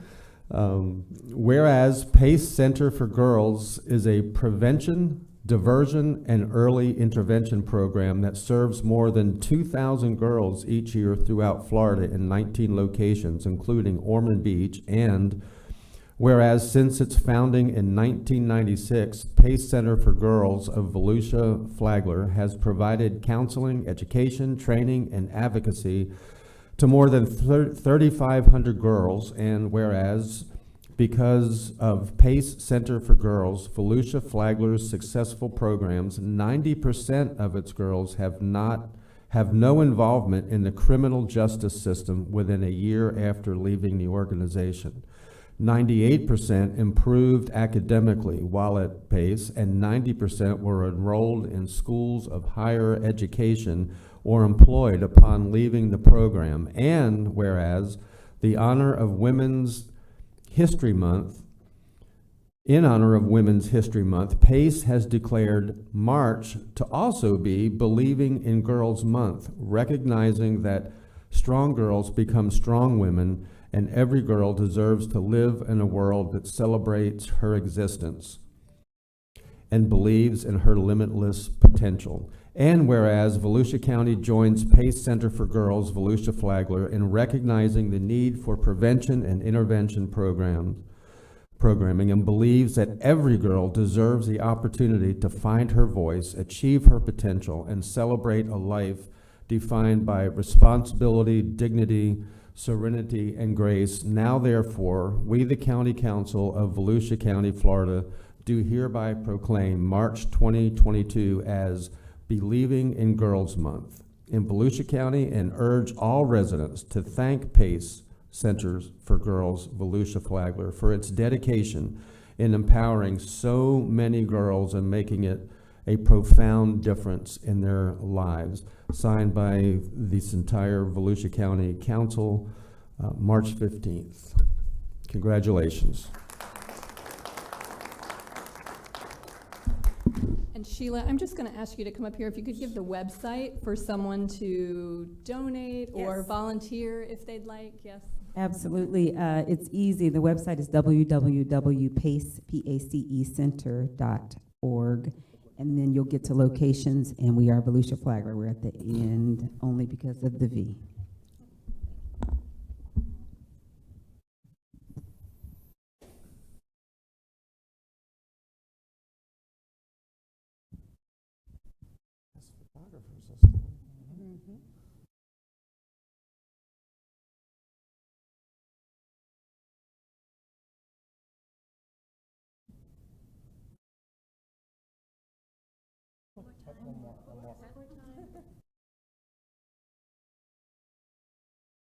Who's the guy with the hat? A local, like, photographer with, Beach.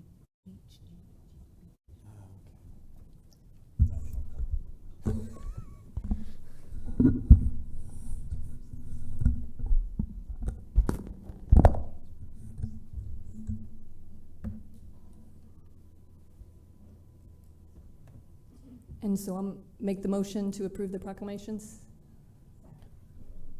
Motion by Post, second by Wheeler to accept these proclamations. All in favor say aye. Aye.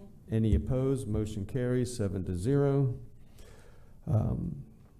Item 3A, a long-awaited item that we're glad to have before us today, a ratification of collective bargaining agreement with the bargaining agent for Battalion's chief for fiscal years 2020 2022. Good morning, Chair Brower, council members, staff, Dana Page Pender, Human Resources. Here today with me are Jeremy Karaginas and Justin Hughes from IAFF, the International Association of Firefighters, as well as Fire Chief Howard Bailey and Interim Public Protection Director Mark Swanson. We are here today requesting approval of the collective bargaining agreement between the county and the International Association of Firefighters who represent the battalion chiefs. Highlights of this contract include a movement from salary to hourly, which includes a 1.5% salary adjustment as part of the transition, as well as raises matching those of the general employee pay increases that were received for fiscal years 2020, 2021, and 2021, 2022. This contract is a 2-year contract to facilitate the syncing of negotiations between the lieutenants and the battalion chiefs. And at this time, I will turn it over to Chief Bailey to say a couple of words. Good morning, Mr. Chair, Council. I just want to take the opportunity to thank Dana Page Bender and her work with the collective bargaining group. It's always a pleasure to sit in and have these meetings and discuss some of our differences, but some of the opportunities that exist. And I think the group this year did a really good job at coming together, working with her, as well as the staff to make this happen. So again, thank you very much. Good morning, Jeremy Karaginas, President of Volusia County Firefighters Association. I'd like to thank the council for their continued support of fire rescue and our battalion chiefs. This contract fixes many issues, promotes health and safety, retention, and highlights us as a premier fire rescue department within this county. Despite the obstacles of the pandemic, changes in the negotiations team throughout the year, we were able to come together and persevere through these challenges. Ms. Pender and her team did an excellent job. Ms. Pender was fair, courteous, always laser focused, and had the county and battalion chief's interest in mind. I take pride in the fact that we were able to get this done without teams of lawyers. And although her and I enjoyed spending as much time as we did together, I think we were both ready for a vacation. So Thank you again. Have a good day. Move approval. Heather Post moves to approve the ratification of this agreement, and second by Wheeler. And before I call for the vote, we have some discussion from County Manager George Rechtenwald. Just to thank the team. Again, very proud that they worked through some tough issues, and they did it very professionally, and I think we really enjoy a great working relationship, and I look forward to continuing that going forward. A really great group of people. Thank you. Thank you. With that, I will call for the vote. All in favor of ratifying this agreement, say aye. Aye. Any opposed? Motion carries 7-0. Nice work.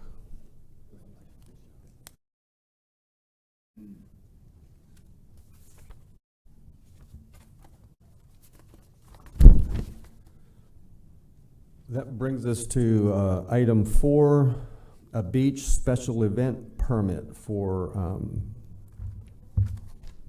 Jeeps at the Rock.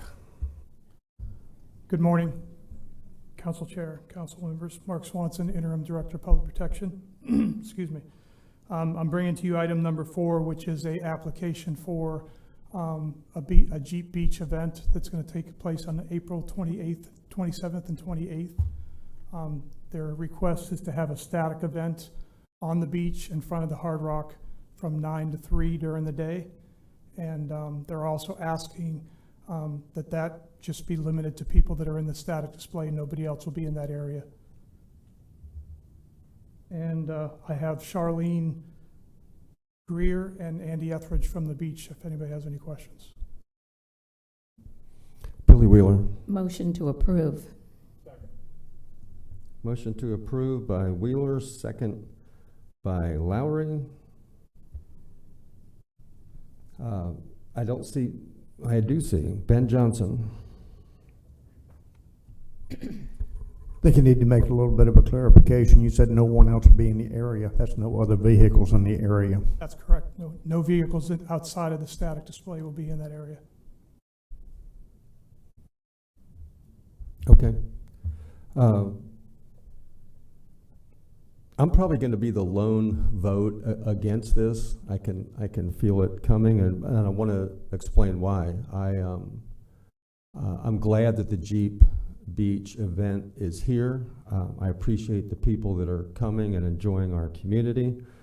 And I appreciate you, Charlene, and the Hard Rock agreeing that vehicles on the beach behind the Hard Rock are a benefit and help with profitability. My issue with it is that I see it as a selective privilege, that while this is a public beach, and the public beach should be open to everyone, it's not just open to people when it's financially beneficial to a hotel, because it's the public's beach. And so suddenly we're saying, okay, what we've said before could never happen. I know it's static. We're going to have cars on the beach, but not for the local people. We still don't want you here. It's their beach. I think it's hypocritical. Cars on the beach are an asset to this community, and here's why it's so important to me. You come to the beach. If you drive under the beautiful Plaza Resort, you can't turn south because that's a no-drive beach, but you can turn north. You can go 1,889 feet, less than 4/10 of a mile, until you hit more impediments to driving. And so it becomes dangerous, just as you have described in the next item that we'll take up. It's a safety hazard. It's a problem for the people that want to enjoy the beach, because you drive that distance north and you hit those poles, you've got to do a U-turn. People are parked double in the soft sand, they get stuck, or they're trying to double park in the hard sand, which we don't permit. It's dangerous for pedestrians on the beach because we're packing too many cars in too small of a situation. So I think we're doing a disservice to the public when we approve it for a Hard Rock event, but we tell the public we're kind of flipping them off. It's not good for you. You're not welcome here, but these people are welcome here. With that, it's created some discussion. Heather Post. Oof, how do I follow that? I don't know. So I know that there's a lot of discussion on this, but what I really wanted to point out is obviously there are many people who are huge fans of your organization, for sure. You have raised, oh my gosh, how much money have you raised, Charlene? $2.8 million that stayed for right our here- community, right? For our community Right. since 2012. So that's not the cumulative over the 19 years. That's just since 2012, 2.8 million. And in 2021, coming out of a pandemic year, we raised $500,000 in one single year. So I would say even if we weren't biased, because Randy has the Jeep, I say it's Randy's Jeep, not mine, but even if we weren't biased in that way, I have seen what you have done in the community, and it truly is phenomenal. And I know that is not being argued here in any way, shape, or form. Thank you. For sure. But to me, I'm really looking at it as we approve special exceptions for different special event permits on the beach all the time, and we do it. We do it down south. We do it for all kinds of different things on an annual basis. And the fact that your organization revolves around a vehicle because it's Jeep Beach is somewhat unfortunate, because it lends to the idea that you are that we are in some way changing the rules specifically for your organization. And I really don't see it that way. You're looking for a static display, and you're wanting to just, so it'd be like anybody else that we approve for a special event permit that has a static display, whether that's a food truck, which is a vehicle, or anything else there. But it does lend to, people drive by and they just see the Jeeps there, and then they think that there are Jeeps parked, and those are people just enjoying the day and not part of the event necessarily. So it does lead to some confusion, but I'm looking at it as specifically you are requesting a special event permit for a static display. I see no reason not to approve that, and so I'm going to approve it. How many static display Jeeps are you going to have there? We've requested 24, however, it may not hit that number. It's going to depend on our sponsors, and they are sponsor vehicles of ours that they just literally park to show that they're here in support of our mission, which of course is the fundraising mission. It's not a Hard Rock event. We've asked for Jeep Beach and our sponsors to be able to present themselves. Everybody likes a good Jeep, right? And so that's part of that request. We've also requested the officers at the north and south side, and I do understand all of the concerns, but we're not into that political part of it. We truly are just asking for a static display. And I also understand that you having it behind the Hard Rock may be a difference as well, but we routinely approve behind all kinds of other businesses and establishments along the beach, and it just happens to be behind the Hard Rock, where we had a lot of discussion about driving. Which we've also, in years past, asked for the permit behind the Bandshell as well as the Hilton, both non-driving beaches as well, and those two were static displays with Beach Patrol escort and overseeing the event for us to make sure that it remains safe and secure and as what it is intended to be, truly static. So I thank you for all that you do, and again, there is no doubt in anyone's mind that anyone certainly recognizes the work that you do in our community, and I hope you fully understand that. And I believe I speak for the chair on that as well. I'm sure that he fully understands and agrees with that. If this keeps coming up every time we have something behind the Hard Rock, so if perhaps we could bring that back for discussion at some point, if there is the discussion about the driving behind the Hard Rock or the driving anywhere else on the beach. Maybe that's a discussion that we need to have as an aside from necessarily having that discussion with organizations that are working within our community and happen to be unfortunately involved in the process of the political side. So thank you. Billy Wheeler. Yes, thank you. And Councilmember Post, I pretty much agree with everything you've already said. This is one of the really, really good events that comes to Volusia County. It happens to be behind the Hard Rock. And I would hate for this to be a political issue at all, because it's not.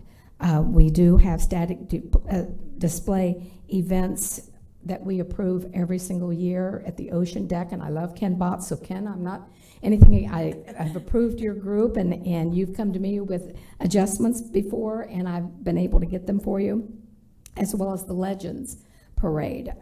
You know, those are special exceptions, and this is no different from them, other than it's at the Hard Rock. And I just don't want to take away from this event and all that it is to the area. And I see absolutely no reason why a static display would be any different than any other static display that we approve along the area. And this really probably wouldn't have to come before council if it did not have the next issue. Am I correct? Yes. So like Ken Botts comes because he's asking for alcohol, so he has to. But if there's nothing changed, correct, does it have to come back every year for approval to council if everything has been maintained? Good morning, Chief Etheridge, Beach Safety. That's correct. Normally this would fall under the county ordinance as written, and I would be able to approve it as I do with all other static displays and events. Right. This came honestly for the discussion because of the other issues Right. that are attached to it. Right. So I am highly in support of this, and would recommend approval for the rest of the council. Ben Johnson. I don't see this as a Hard Rock event. I see this as a Daytona Beach event, a Volusia County event. I see it as an event that brings in a lot of money to our community and fills up our hotels. I also see it as a group that turns around and gives back to our community in a major sort of way like no other group does. And also I look at the fact of that they have always pretty well policed that event where we don't have the problems out of that as we do out of like the truck events. So I'm very much in support of it. We appreciate you doing that. Our hotels, all of our hotels appreciate it, and the business people in Daytona appreciate it. So I think it's a great event, and it's time we start getting off of the Hard Rock and realize they're one of our partners. Thank you. Danny Robbins. Thank you, Chair. And just to echo pretty much what everyone else has said, thank you so much for everything that you do and do for this community. Something I was looking at, just for efficiency and consistency, you know, we do the Legends parades. We issue some of these other special event permits or special permits for Shark Bite Media, for the trolleys. And if we look at how we do it with those, we're approving them 2, 3, 4, or 5 years. Is this something that has to come up every year? If we already have a model and they've been doing this for a long time, they got it figured out, ironed out. Can we look at, or does the statute allow us, or ordinance allow us to pre-approve these for 2 or 3 years, just so we're not keep revisiting some of Good this? morning, Paulo Soria, Senior Assistant County Attorney. As Chief Etheridge stated, the ordinance, would normally have allowed Andy to approve this. So if it's the direction of council, we can go to an administrative approval. What triggers the other Jeep Beach is the waiving of the tolls, for example, or the alcohol permits. But the administrative approval of a static display can be done administratively, but because this looks like cars on a non-driving area, we wanted to make sure that council was aware and council had input on this particular decision. But you can grant, an administrative approval for a certain number of years, or you can just grant an administrative approval. Depends upon the will of council. Thank you. It's just something I was thinking about. We gave staff the opportunity to do that. I think we need to maybe pick a direction. If it's going to come in front of council, we need to look at that, or if it's continue to go in front of staff. But to keep doing this can kind of get redundant. I have full faith in your abilities, and Chief, 110%, George, 110%. Where do we stand on this? I'm pretty sure we were under the assumption that this was a staff issue. So I don't see an issue why it has to keep coming back, but I could be wrong. We'd be happy to entertain if we want to go the multiple year. My suggestion would be to put, if 24 is an acceptable number, that we put a cap at 24, and that gives a scope to it, and I think that's important for everybody, because in the past there have been, not just with this, but you mentioned Ken Botts and some of the others, sometimes those events grew greatly in scope and council wasn't aware, and then things happened. So I think that if we want to do that and set a limit, we could go with a 3 or 5 year type of administrative approval. I could make that motion. Is that something? This is all about you guys. That would be greatly appreciated. I'll second that. Is 3 years, 5 years? Mr. Chair, I think there's a previous motion and a second, so it would, I believe, Yeah. have to be an amendment. We need to finish this, and then we can come back to another motion to, if you want to make a motion to do that. We have other, did you have anything else? And I'll come back to you, Danny. I'll interject before other council people now want to speak again. Here's the difference for me. I support Jeep Beach. I have friends that will be at Jeep Beach, and they're at Jeep.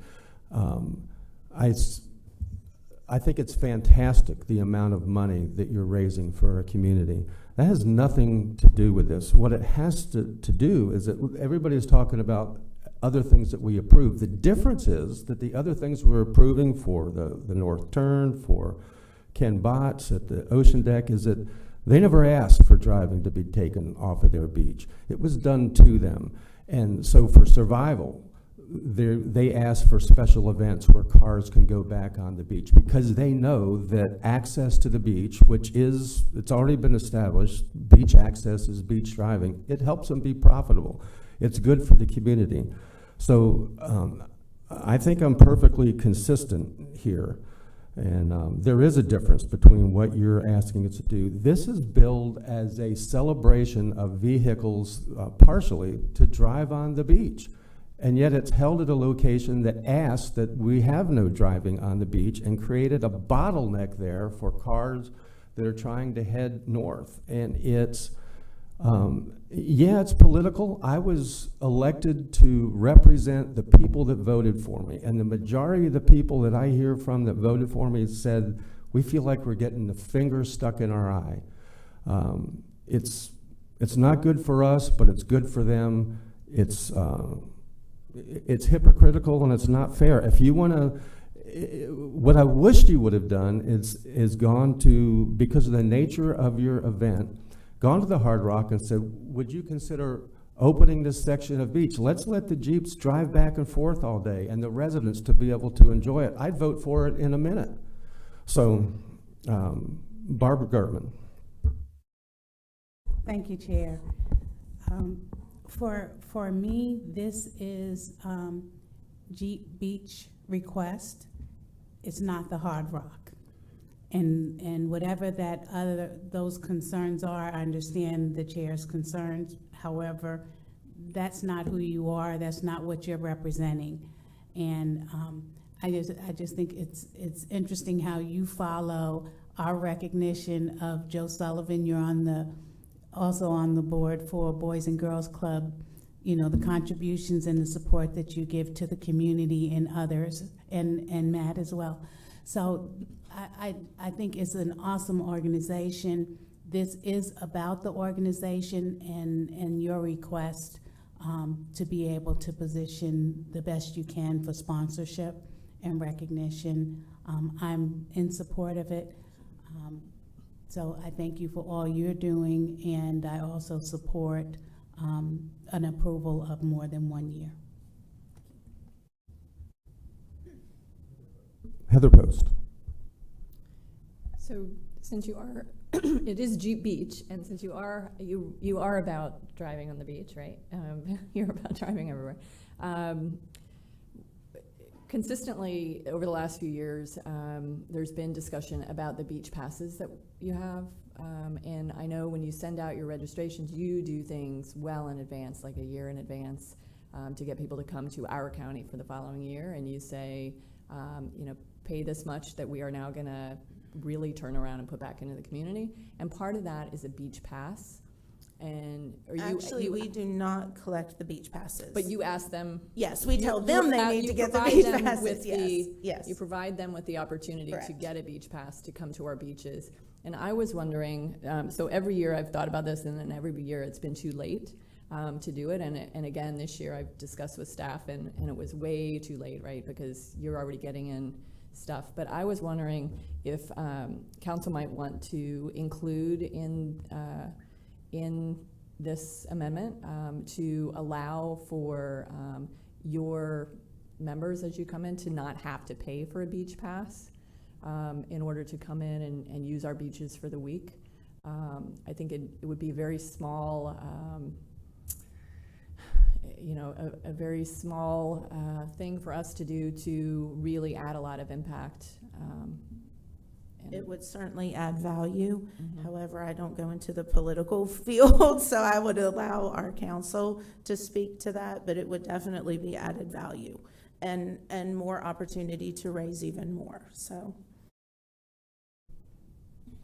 We could take that up. I would say that might even fit better in item 5 when we look at the Jeep parade, and so I'll be glad to come back and ask you about that if you want to make another.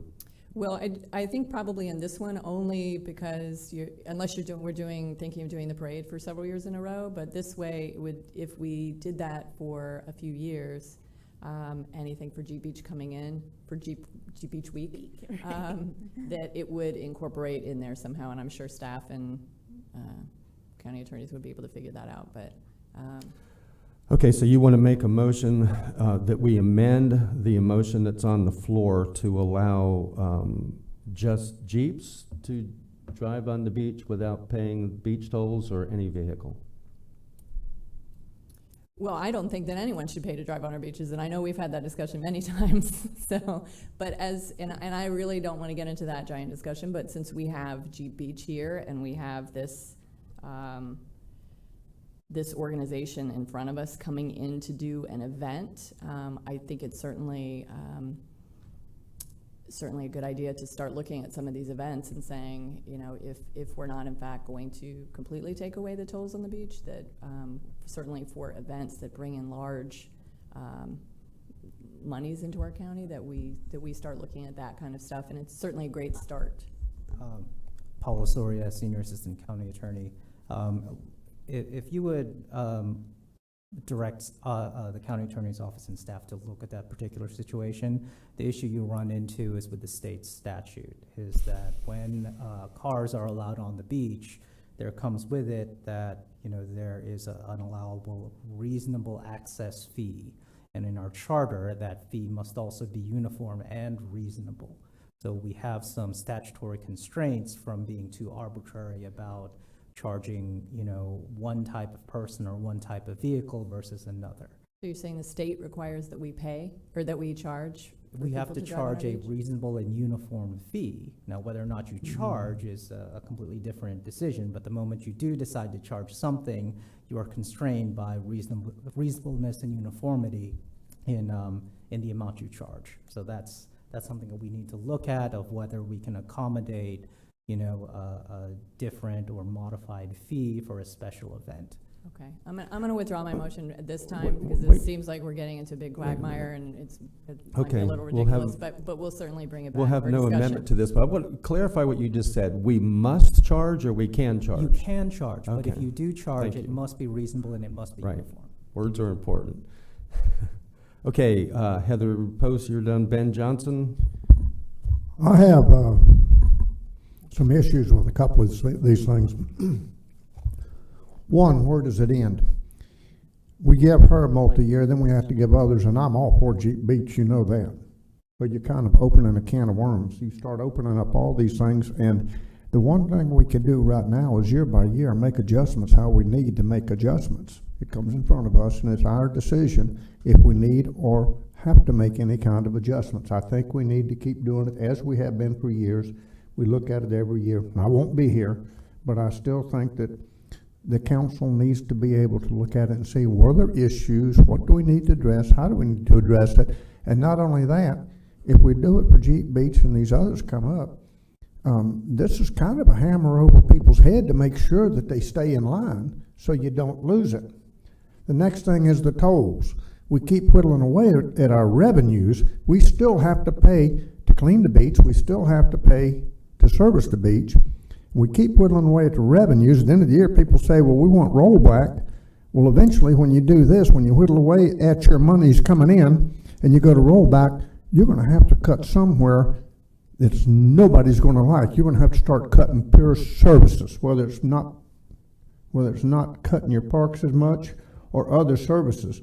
So we got to be careful about, if we give it to them, the next event comes along, we more or less are obligated to give it to the next event and then to the next event.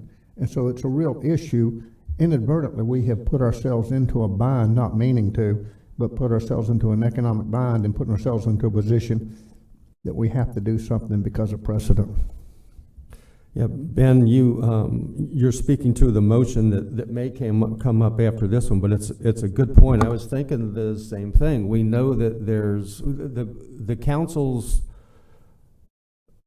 job, our mandate from the community, our job according to the county charter is to give direction to county staff.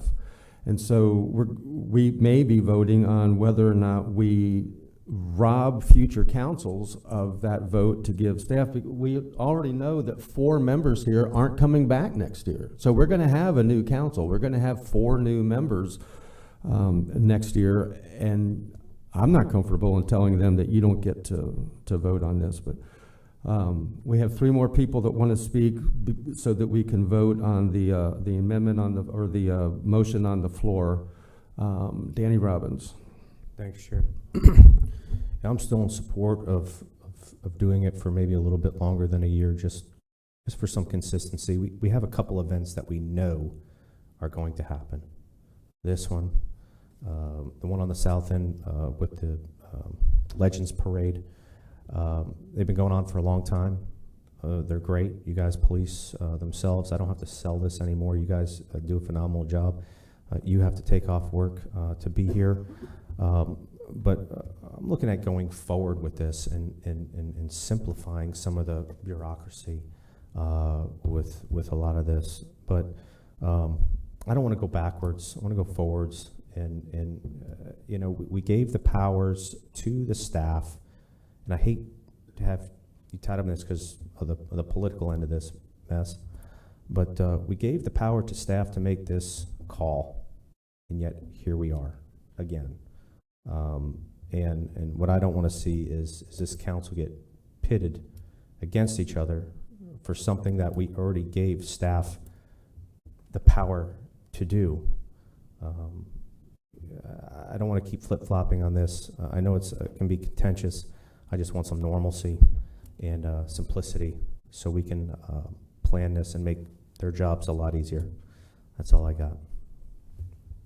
Okay, again, that's not part of what we're voting on right now, but I will come back to you as soon as we vote, Danny, to see if you want to make a motion to do that. Barb Gertman? So maybe I'm missing, what are we voting on? Because I thought we were talking about, there was a motion to amend and do a multi-year. Is that not what we're discussing? Well, we already got, Heather came up with an amendment that was withdrawn. We have a motion on the floor to approve the beach special event permit. You can amendment. I think our attorney just told us that he would prefer that they were second. Speak to us to that, and if he wants to make an amendment now, we'll deal with the amendment first. But I'm saying, but are we discussing multi-year approval or just the approval overall? So that's what I'm trying to. We're discussing approval overall right now. That's what's on this, Okay. on this item number, is just approving this event for this year. Okay, so I thought there was a motion to approve multi-year. So if that's not, that's what I was gonna speak to. So if that's not Okay. where we're at, then I'll make the motion to approve if someone hasn't done it already.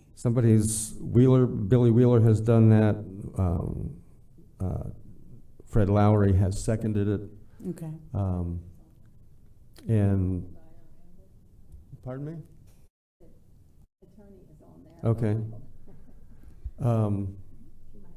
Okay, Heather, I'll let you go before calling Billy. Okay, thanks. Ms. Wheeler did make a motion to approve the existing agenda item. Dr. Lowry seconded that. And then Mr. Robbins, I think, made a motion to amend, but he didn't actually say it was a motion to amend. Right. So if Mr. Robbins would like to make a motion to amend, I would suggest that you couch it in that terms. And then the council could vote on that motion to amend. And if it passes, then vote on the original motion. Okay, what's your, I'll make that motion to amend. what are we amending it to? And look at a two-year approval for this event, Jeep Beach event. And that's what I had a question about. Okay, well now we are talking about it, so let's, the motion was by Robbins, the second was by Wheeler to approve this. This is the amendment, and do it every 2 years instead of coming back every year. Are there questions about the amendment? Do you have a question about the amendment? I know she does, but your name's up here, so I'm just trying to be, or you want to? Okay. Barbara Gertman. Thanks. So my question is, have we approved other exceptions for multi-year? Yes, you've recently approved the Shark Bite Media, for example. That is I believe it was a 2-year permit to have the floating billboard after the 1-year pilot. Some special exceptions are longer than that. Some last for an entire year. The Ocean Deck, for example, is a multi-month permit with some dates and some rain dates, just in case that their special event gets rained out, for example. Usually our permits are yearly. Sometimes we don't see the same people, sometimes we do. It's really these kind of once it becomes recurring types of things, and it is at the discretion of council to whether to extend a special event for longer than 1 year, or longer than a few days. Usually it's only like a day or two, or maybe a week. Okay. I appreciate that. Because I think one of the things I would want to consider, are we saying that this exception would be for whatever the location is along the beach? Because you may decide next time it's going to be the plaza, or some other location, right? So does this mean for wherever it would be within the non-driving area of the beach? That's a good question, Danny. I would say she's been asked and answered. She's proven herself wherever she's gone in that or those areas. Whether or not it can arise, sure, but we don't know what we don't know. There could be a bunch of sea turtles that rare animals that come up in one area that force her to another area. We're here for them and the event, and try to make this as simple as possible without pulling our hair completely out. Yeah, I think 2 years is reasonable, so I would support it. And we can also, this isn't rocket science, we can also reserve the right, just like every other contract that we do, to terminate it, or the ability for them to make a modification and bring it back in front of council, or put that with staff. They're more than capable to make that decision. This is not, we're not planning a huge Okay. thing here. But what we're doing is amending the amendment. Right. And just, and Mr. Chair, if you'd indulge me, just some Yes. clarifications. So it's a 2-year approval. I'm assuming the same 24 static displays and approximately the same configuration. Yes. The location was brought up. So as you may know, our beach is separated into various management areas. So I'm assuming that this is not going to be approved in the natural beach management areas, which has, don't essentially where the majority of the sea turtles are, and may even during this time. So that's not within there. Is the extension for the same location, such as the same kind of stretch of beach? Do they have to go back before the council if they move it at the band shell, for example? We can make a list. I mean, staff can make a list, or she can make a list of the locations that were successful for their fundraiser. This has all been done in the past. We're not recreating the This wheel. is why it should happen year to year. Well, How about any Okay. place that would Yes. provide a special exception permit? Right? Wouldn't that okay, rule all that out? Andy, if she continues to have the same thing, 24, doing the same thing in the same place, we could go several years easily, and you knowing the beach very well, you could approve it like you do all other special events that you approve, correct, without any problems, unless they change it. If they want alcohol or they want some driving permits that stays within the law, is there any problems with that? Would you not know the different areas that? So, as I stated before, this would normally be permitted through Yeah. my office, and we would handle it all at our staff level. Every year, we meet with Charlene and her group, and we go over all of the requests, and we keep them in line, we keep them within the parameters. Sometimes she asks for things that we're not able to permit, and we tell her that, and we make, exceptions, and we amend that permit to get it all within the parameters of the ordinance, so that way it doesn't typically have to come to all of you. If we do multi-year, it may get more complicated, because each year we can come and she can decide, her host hotel may change, so we may want to put it back there. It was at the Florida Shores Resort at one time, and they had the same static display out in front of there, and the same process was, and they outgrew that area. The same process occurred at that time. So my recommendation was, if we are able to handle this this permit process at our staff level, then we can keep it within the parameters of the ordinance, and we can make sure that everything is handled. Well, that's kind of why we have you, and that's what we have to trust your judgment and your expertise. So I am totally in support of that we do this for several years. I would have gone more, but I'll be happy with the 2 years. And then if there's a major change, to bring it back to council. Well, correct. Yeah. Again, this doesn't fall within the parameters that has been described as needing to come to council. Right. This one has additional politically charged, Right. weight to it, so that's why we're here But the today. fact is, it is Jeep Beach's deal. Correct. Wherever it goes. That's the statement here. It is Jeep Beach's deal and not Hard Rock. So I'm definitely in support of this, given 2 years. The deal is, it's not Jeep Beach's deal alone. It's Jeep Beach's deal on a public beach that belongs to every person in this county. And yeah, it is political. This is a sensitive item. And now we're going to tell the public, we're removing ourselves from the responsibility of making this decision. It's not fair to give it to Andrew and say, you just do it every year, because it is a sensitive item to the public.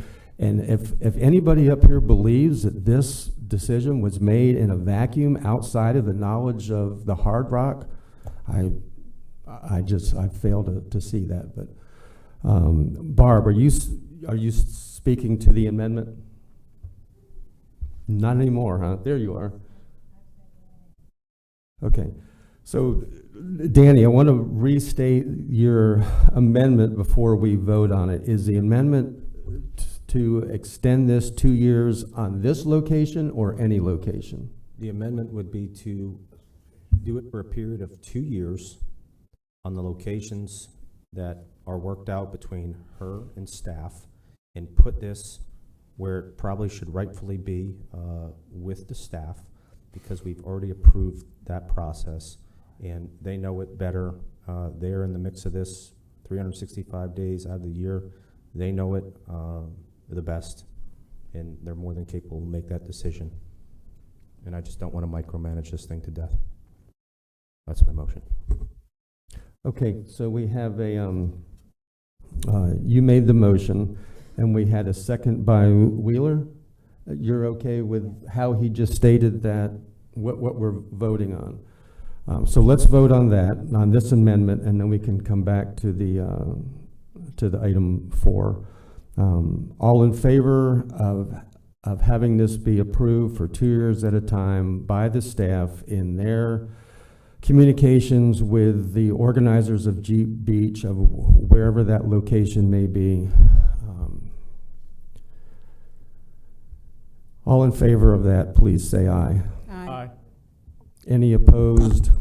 And I'll be an aye, because we're just, I'm not sure why we have a county council. Who's going to speak for the public?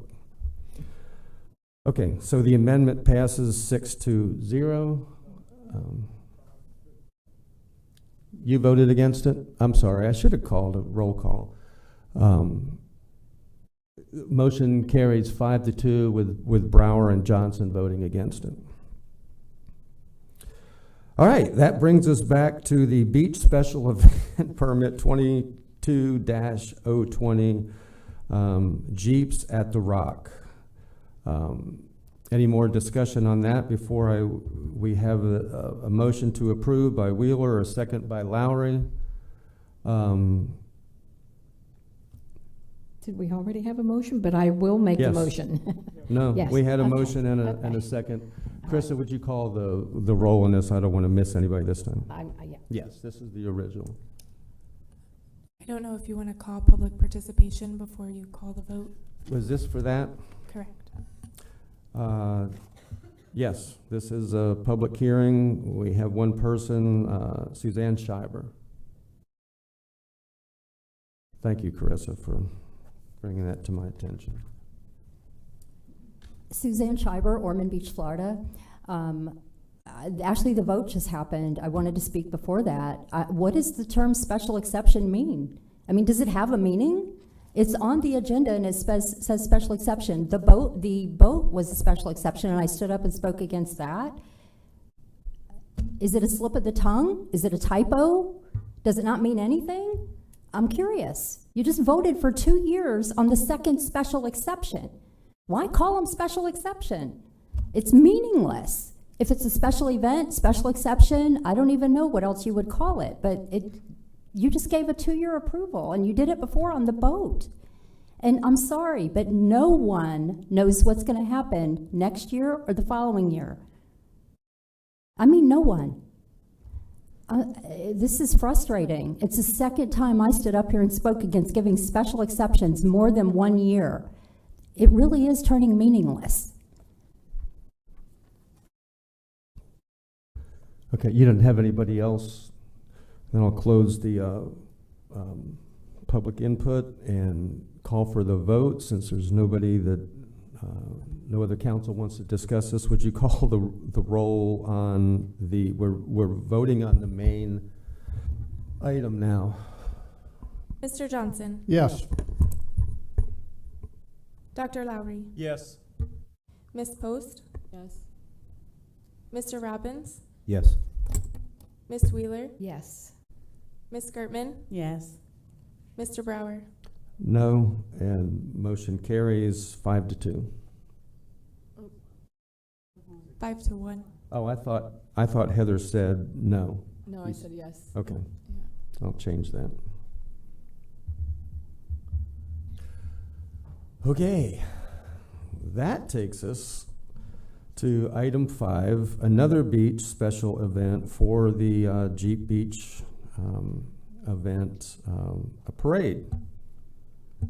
Mark Swanson, item number 5, I'm interim Director of Public Protection. What they're asking for is to have an event on the beach, a parade on Sunday, May the 1st. They said there's probably going to be about 1,500 Jeeps there. A large majority of these Jeeps have already paid for their beach passes. They're asking the gates to be open for them to enter on either at Daytona Beach or Daytona Beach Shores from the period of 0 to 800 hours to 9:30 for those remaining ones that have not gotten a pass yet, but they're going to be part of the parade. And so they're asking for that as well. And it's coming to council because we're waiving any type of tolls for the vehicles to enter. Second. Okay, motion to approve by Wheeler, second by, yeah, I'm just trying to write it down. Second by Lowry and Heather Post.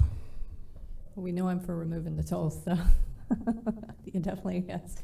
Well, my question on this is, so does this send you driving through any areas of the beach that are not open to driving? No. These are we're requesting between ISB and Dunlawton to be open so that we can get the Jeeps on the beach in a safely and timely manner so that we don't have safety issues and backups on A1A. We typically do this prior to May 1st so we can get on before sunrise and the tolls are being taken at 8 a.m. This year just happens to be that one year that we knew was coming, and we discussed this with Beach Patrol and Coastal a couple years ago that this was looming upon us, and so here we are for 1 year where we know that the parade is going to happen on May 1st. So just 8 ramps getting on so we can get everybody on there and then safely disperse off of A1A. Okay, because I believe the Legends Parade sends people driving on the beach where you don't normally drive, correct? Yeah. In that case, it is. Yeah, It's on a natural beach. And we're only between ISB and Dunlawton, which is open to driving. Yeah, okay. Thank you. Paulo, you're good? Okay. Before I call for the vote, I'm gonna surprise you. I'm gonna vote for this. I like it, and I wanna say 2 things to you. That number one, I read the surveys that you did, and I've had people in the public begging for that kind of a survey. So I really appreciate you do it. What your survey said is that these people come to our beach and they spend a lot of money, and that's what tourism is supposed to do.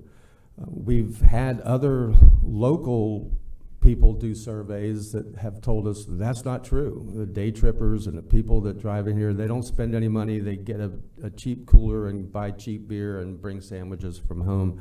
So thank you for proving that people do come here and spend a lot of money. And I want the Jeep people to know that I welcome them here. My issue is with what we just discussed on the previous issue. When I was reading the background information, you said a lot of the people had already bought weekly beach passes. Is there a weekly beach pass? It's a yearly. So they invested in a yearly pass. The non-resident, and I believe it's $100, but I don't want to misspeak there, No, but the majority of them, and even right now on our website, our social media, we are pushing all of these people that are coming to our town to please go ahead and purchase your year-long non-resident pass, Right. so that you have access to our beaches. So One of the reasons I'm for this is because everybody knows this is no secret. I'm for beach driving because it is beach access. You have a sentence in here that so succinctly sums up the problem, one of the issues with tolls. It says the waive tolls will allow for efficient flow of traffic onto the beach and eliminate safety and traffic issues. We can see any weekend cars backed up all the way to A1, outside of Jeep Beach, all the way out to A1A, at Dunlawton, at Flagler, up and down the beach. It's a safety hazard. It's a bottleneck. It's not the best way to do what we're doing. So I also appreciate you pointing that. I think you're right on that. I hope that we're going to vote on this. I hope that either someone will amend it or or make a motion after this that we do forgive the beach tolls for not just the people participating on this day for Jeep Beach, but for the residents who want to come and see the parade. And I wish that you had made the parade from Granada all the way to Dunlawton and really let the public enjoy it, because it's a beautiful parade. There's a lot of locals that participate in it. There's a lot of out-of-towners, and I think it's something to celebrate that beach driving is beach access. So We'll need a lot more volunteers. I'll volunteer. Let's deal, if there's no amendments to this, Heather, you had brought up forgiving tolls that day. Do you want to take that up as a separate item or as an amendment to this, or none at all? I just don't want it to impede on this vote at all. I'm certainly for not charging them with that, and just in response to us not getting those monies in, certainly the return on investment is good, but also those are the reasons why we are looking at other alternatives like the sponsorships and those millions and millions of dollars coming in to help address maybe removing this onus on our actual residents. But okay. I mean, I would love to not charge the Jeep Beach participants, but it seems like Paulo's going to have a heart attack. No, here. it's the way the waiver is structured. It's a complete waiver between 8 o'clock and 9:30. It doesn't matter if you are a Jeep or participating in the parade. Mm-hmm. Between 8 and 9:30, the tolls are waived on those particular locations. So if you're a member of the public and you want to drive on between that period of time, you can. You don't have to be a participant. Okay, and there's what, 4 or 5 locations? I think it's 8 ramps, if I'm not Okay. mistaken. I'd have So to for look an back hour and a at my half, you can go to those 8 locations and get on the beach. We'll post it where that is. Love to see people come out. It's so exciting to see cars parked to watch that are non-Jeeps, but it's also really fun to see just the community embrace this. Last year, and Johnny, who's our videographer, could testify to this, we had over 300,000 people worldwide watching this parade on being streamed live. So it was quite impressive. So it's not just an impact here for our community, but it is certainly worldwide. Thank you. Yeah, go ahead, Andrew. Andy Etheridge, Chief Beach Safety. I just have the list of ramps here if you want to put them in the record. International Speedway Boulevard, Silver Beach Avenue, Bonifer Avenue, Minerva Road, Florida Shores Boulevard, Van Avenue, El Portal Avenue, and Dunlawton Avenue. Thank you. I think it's interesting that that items 4 and item 5 really prove the fact that beach driving is beach access, that beach driving behind a hotel can be profitable and attract people. I think it makes a tremendous argument. It escapes me why that kind of is not included in the conversation, but nobody else cares to speak on item 5, so I will call for the vote on beach special event permit 22021 for the Jeep Beach parade. And the parade is from East ISB to Dunlawton. All in favor say aye. Aye. Any opposed? Motion carries 7-0. And I guess we'll see you in 2 years.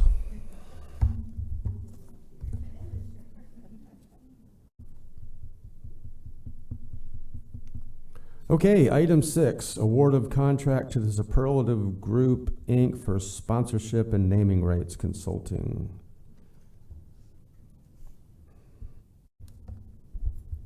Good morning, Janine Jennings, Business Services.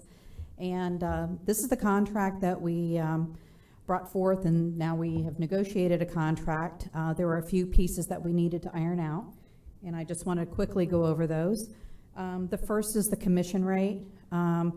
They gave us a choice of 2. One was a 90-10 with a retainer of $5,000 for 24 months, and the other one was an 86-14.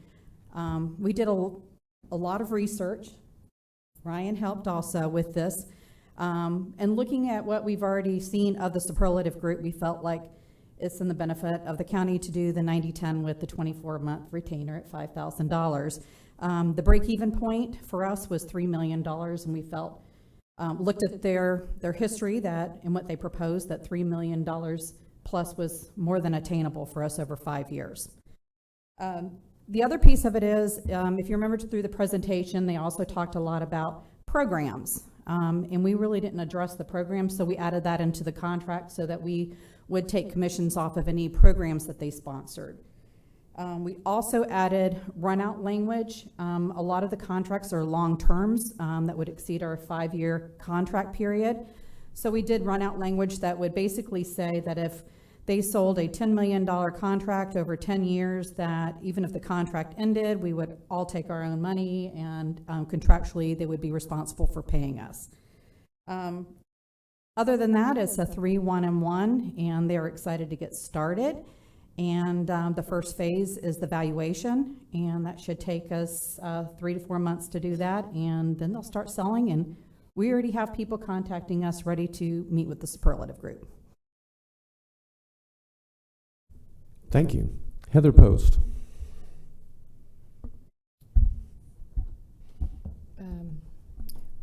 What was our what was the discussion on the two discussions that we had with staff? Because I'm looking at the 5,000 for the first 24 months, so 5,000 a month for 2 years, and then the 10% commission. What was the other? Brian Osowski, Chief Financial Officer. It is the way that Janine just mentioned it. It was a 90-10 split or an 86-14 split, which means that it's either a 10% commission for the group or a 14% commission for the group. If you go with the 10% commission, then you also have to pay the retainer of $5,000 a month for 24 months. Okay. Okay.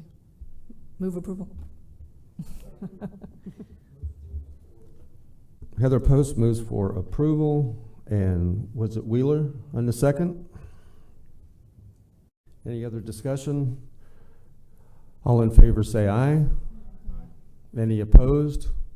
Take it and run. Alrighty. Thank you very much. Item 7, presentation on bus stops. Looking around to see if Big is here. He's not.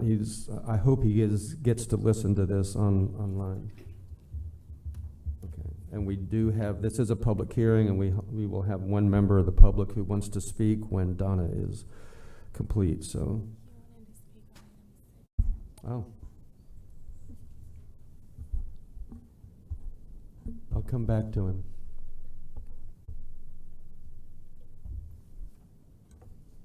Okay, so this item is twofold. I'll start off, and then I'm going to turn it over to Kelvin to actually talk about the bus stop itself program. But this is an award of contract to Fuel Media Holdings. We put an RFP out on the street. We had 2 responses, and we had a committee that reviewed them and are making recommendation to you for a contract for bus bench and bus shelters. So it's for 3 years with 2 one-year renewals, and the estimated annual revenue is $38,100. So they agree to put up 100 benches and 15 shelters at locations that VOTRAN staff and county staff all agree to. All of the stops and amenities will be ADA accessible, and the contractor will maintain all sites, which is really important to us because sometimes there can be some vandalism, and it's great that they can do that for us. So they will pay us $25 per bench, and or 20% of gross advertising revenue, whichever is greater, and then $45 per shelter, or 20% of gross advertising revenue per bench. So I wanted to show you some of the benches. We were really impressed with this company. They had a variety of different benches, different colors, and so we're excited about that. And then here are some of the shelters. We have all different options in terms of colors. You can see the seating designs. So I think it's going to look real sharp. And one of the plans is to essentially develop a bus bench family. So they might not all look alike, but they will look related. And we'll have special designs maybe for historical areas, but they use a lot of technology. Both firms that we looked at that submitted had this new technology, which has, they use little scanners to be able to make sure that when they go by that things are being taken care of, and we can see how the stop is looking at that in real time. All right, so now I'm going to turn it over to Calvin, and he's going to tell you about the almost 2,200 bus stops that we currently have here in Volusia County. Good morning, Kelvin Miller, General Manager for VoTran. Presently, we have about, as Donna said, about 2,200 bus stops in our system-wide county system. 2,082 of those stops are in unincorporated Volusia County, and about 130, is in the incorporated area, and 113 are in the unincorporated area. Presently, we have about 24 bus shelters placed, and we actually maintain those 24 bus shelters. We have no benches that we put up roadside anywhere. With some of the benches, Deltona, Daytona Beach, and Holly Hill have advertising contracts with their own company. It's Waverly and Creative Outdoor that they contract with to put up bus benches and bus shelters. In those locations that they have, we actually don't put any benches or any shelters up in those locations. DeBerry and Orange City have contracts. They place their own shelters and their own benches. Presently, we have some construction projects going on. The biggest one everybody's been talking about is the First Step bus shelter. That project started 2 weeks ago, I think, on Wednesday. It's presently to be finished about in a couple of weeks, where we'll have access from First Step Shelter to the stop on US 92. It'll allow folks not have to cross the street to catch the bus going eastbound. Another stop that we have is we're putting up a shelter and ADX access on Dunn Avenue to the VA hospital. People will be able to walk down from the VA hospital, get in the shelter to catch the bus there. We also have budgeted for one shelter and 9 benches to be placed in this year. We get about $100,000 a year to do bus stop improvements, and some of those improvements will be what we're doing now. And these are a list of some of the stops that we are presently going to put up benches and one shelter. Just as an education piece, we ask sometimes, how do we go about putting up bus shelters and bus benches? It's usually about ridership. It's about location. We try to make sure that we put benches, and we don't have any benches up, but we will in this regard, put benches up where there are actually existing sidewalks, because that makes the cost a lot less. To put up a shelter, it costs us about $8,000 to $10,000 a shelter. For a bench, it's about $3,000 to $5,000. The other Kelvin, can I interrupt? If I interrupt you, will it break your flow? Sure. Can you go back one slide? Sure. We're talking about There's been one before. 15 shelters and 100 benches. They're not listed here. Is this just, so what is the list we're looking at? This is the list that we VoTran will actually put up. Okay. Separate from the one that the contractor will put up. On top of 15 and 100? Yes. Wonderful. Okay, thank you. Mm-hmm. We were approached by the county chair about a bus stop at US 92 and I-95 interchange. It was determined that wasn't a safe place to put a bus stop. The bus stop was there. They did some improvements there. VoTran staff and county staff got together, and we've decided to move the bus stop to a different location that actually has a bus bay. So we will be in the process of moving that bus stop out of US 92 and 95 back. And also the city of Daytona Beach will move the trash can back to that location. That's all I have. I'm really glad to hear that move. That scares me every time I go by that bus stop. Fred Lowry. Yeah, I just want to move approval. Move to approval by Lowry, second by Gertman. Any discussion? I think everybody's looked forward to this. All in favor, say aye. Any opposed? Motion carries 7-0.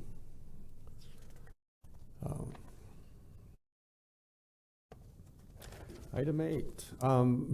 Before you start, sure. I'm gonna ask the council if we had a member of the public that wanted to speak on item 6. It didn't come up to me until we were on 7. Do you want to speak now or wait till the end? All right, thank you. Kelvin, go ahead. Sorry for the interruption. That's okay. Kelvin Miller, General Manager for Votran again. We come before you today to request approval to purchase 4 fixed route buses at a cost of about $2.2 million. These will be the 35-foot buses. We are able to purchase these vehicles off the Florida State contract, which was actually done through Jacksonville Transit Authority. It's been funded 100% by the federal government and by toll credits. So there's no local funds that will go towards purchasing these vehicles. The reason we are replacing these buses is that we have the life expectancy of these 35-foot buses is about 12 years of 500,000 miles, and these 4 buses have actually exceeded that threshold. They actually probably have about 700,000 miles on them. They need to be replaced to make the fleet a little bit more modernized.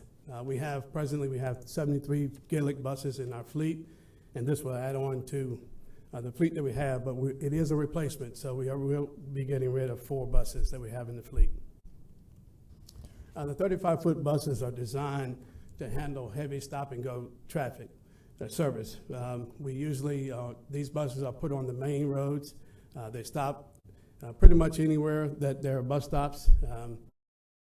It gives the riding public a more comfortable ride than the smaller buses. We are able to handle large peak loads. On some of the routes, we actually exceed some of the expectancy of the routes. ADA accessibility. With the big bus, we can put 2 wheelchairs on the bus and not reduce the seating capacity on the bus. On the smaller buses, you don't have that I'm trying to think of the word that I'm looking for, that ability to reduce the size of the seating capacity. Any questions? Heather Post. Oops, that was just for approval. Move approval. Second, Gertman. Motion to approve by Post, second by Gertman. Are there any questions? Sorry. Just Dave, offhand, I'm sorry, Chair. Go ahead.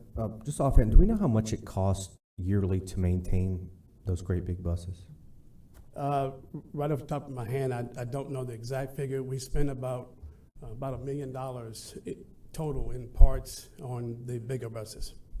Per year? Yes. For all of them or just one bus? That's for the 73 buses. Oh, okay. All right. Thank you. If there are no other questions, I'll call for the vote to approve the purchase of 4 heavy-duty Gillig Transit buses. All in favor, say aye. Aye. Any opposed? Motion carries 7-0. Item 9 is a budget resolution request to apply and accept a federal grant for the Small Community Air Service Development Program.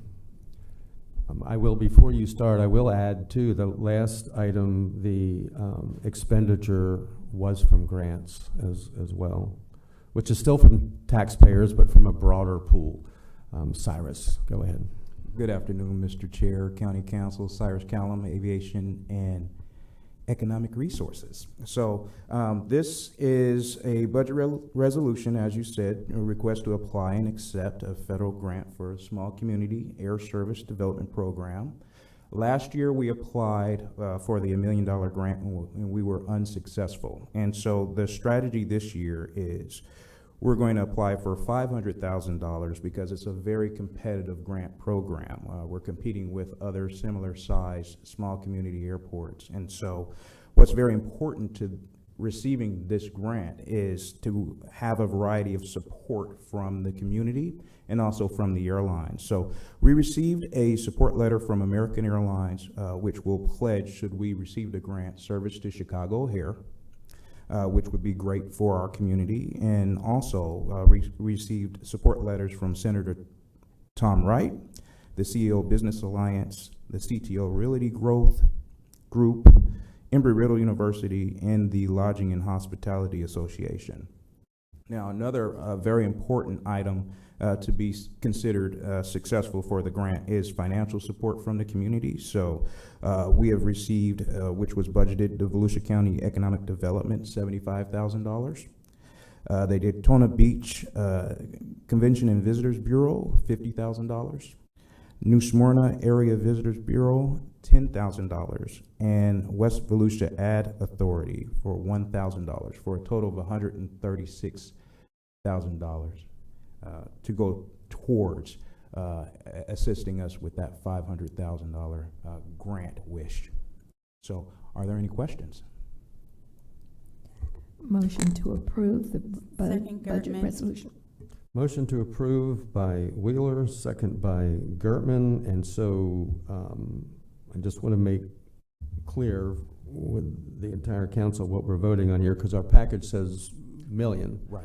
So we're really voting to approve $636,000. Well, actually, it's just the $500,000, but the other components are actually coming from outside They're sources. doing it, okay. All right. Any other questions? All in favor say aye. Any opposed? Motion carries 7-0. Good luck. Thank you. Item 10. All right, public hearing for approval of the City of DeLand application for Certificate of Public Convenience and Necessity. Explain it to us. Mark Swanson, Interim Director, Public Protection. Here before you today is item number 10. It's a application for the inaugural Certificate of Public Convenience and Necessity, or COPCN, and it's for the City of DeLand for their first application. Today with me I have Chief Allen, who is the Fire Chief of DeLand, and Mark Walcott, who is the Director of Emergency Medical Administration. And Mark is going to go ahead and walk you through the process. Good morning. Mark Walcott, Emergency Medical Administration. Again, initial application, City of DeLand, for a Certificate of Public Convenience and Necessity, Advanced Life Support non-transport. We're excited. DeLand's a great partner in the EMS community in this expansion to the next level of service. I'm very much looking forward to. City of DeLand proposes starting initial ALS service here at Station 81 on Howry Avenue in downtown DeLand.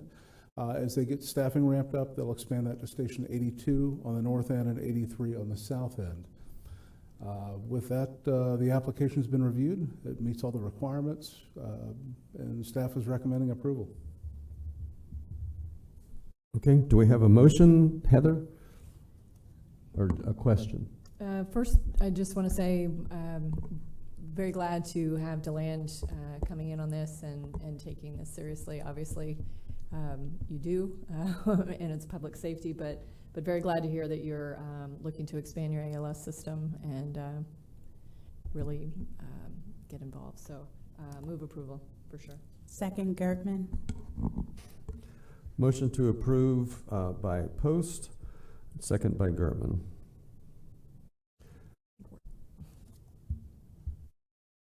And Barb Gertman for comments or questions.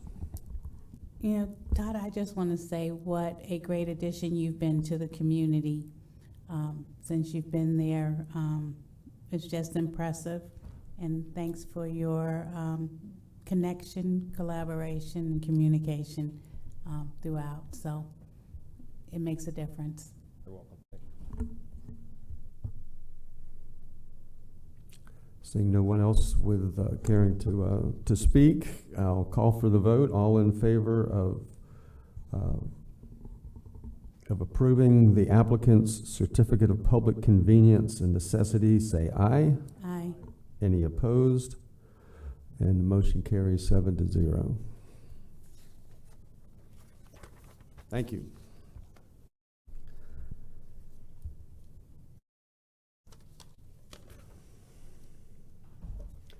Okay.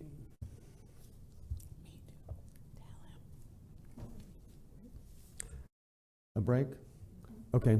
I think that's a good idea. We've had a request for a break. Can we take a 5-minute break? Is that good or longer? Well, I don't know. The people from DeLeon Springs have been waiting since 9 o'clock this morning.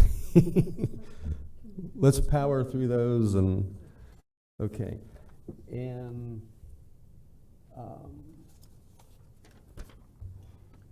got multiple requests to speak. I want to make sure I get them all in the right item. So far, I've only got one for item 11. So.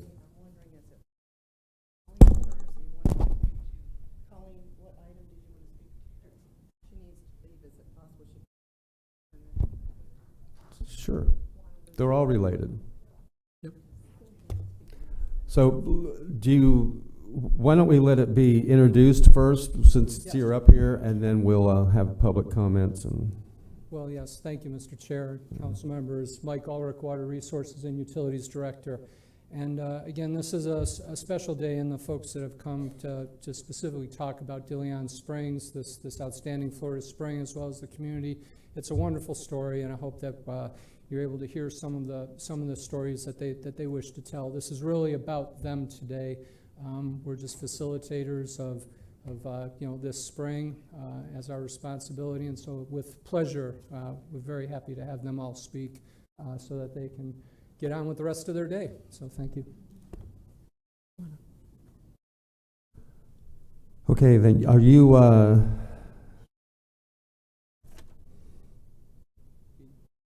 Jean? Yes.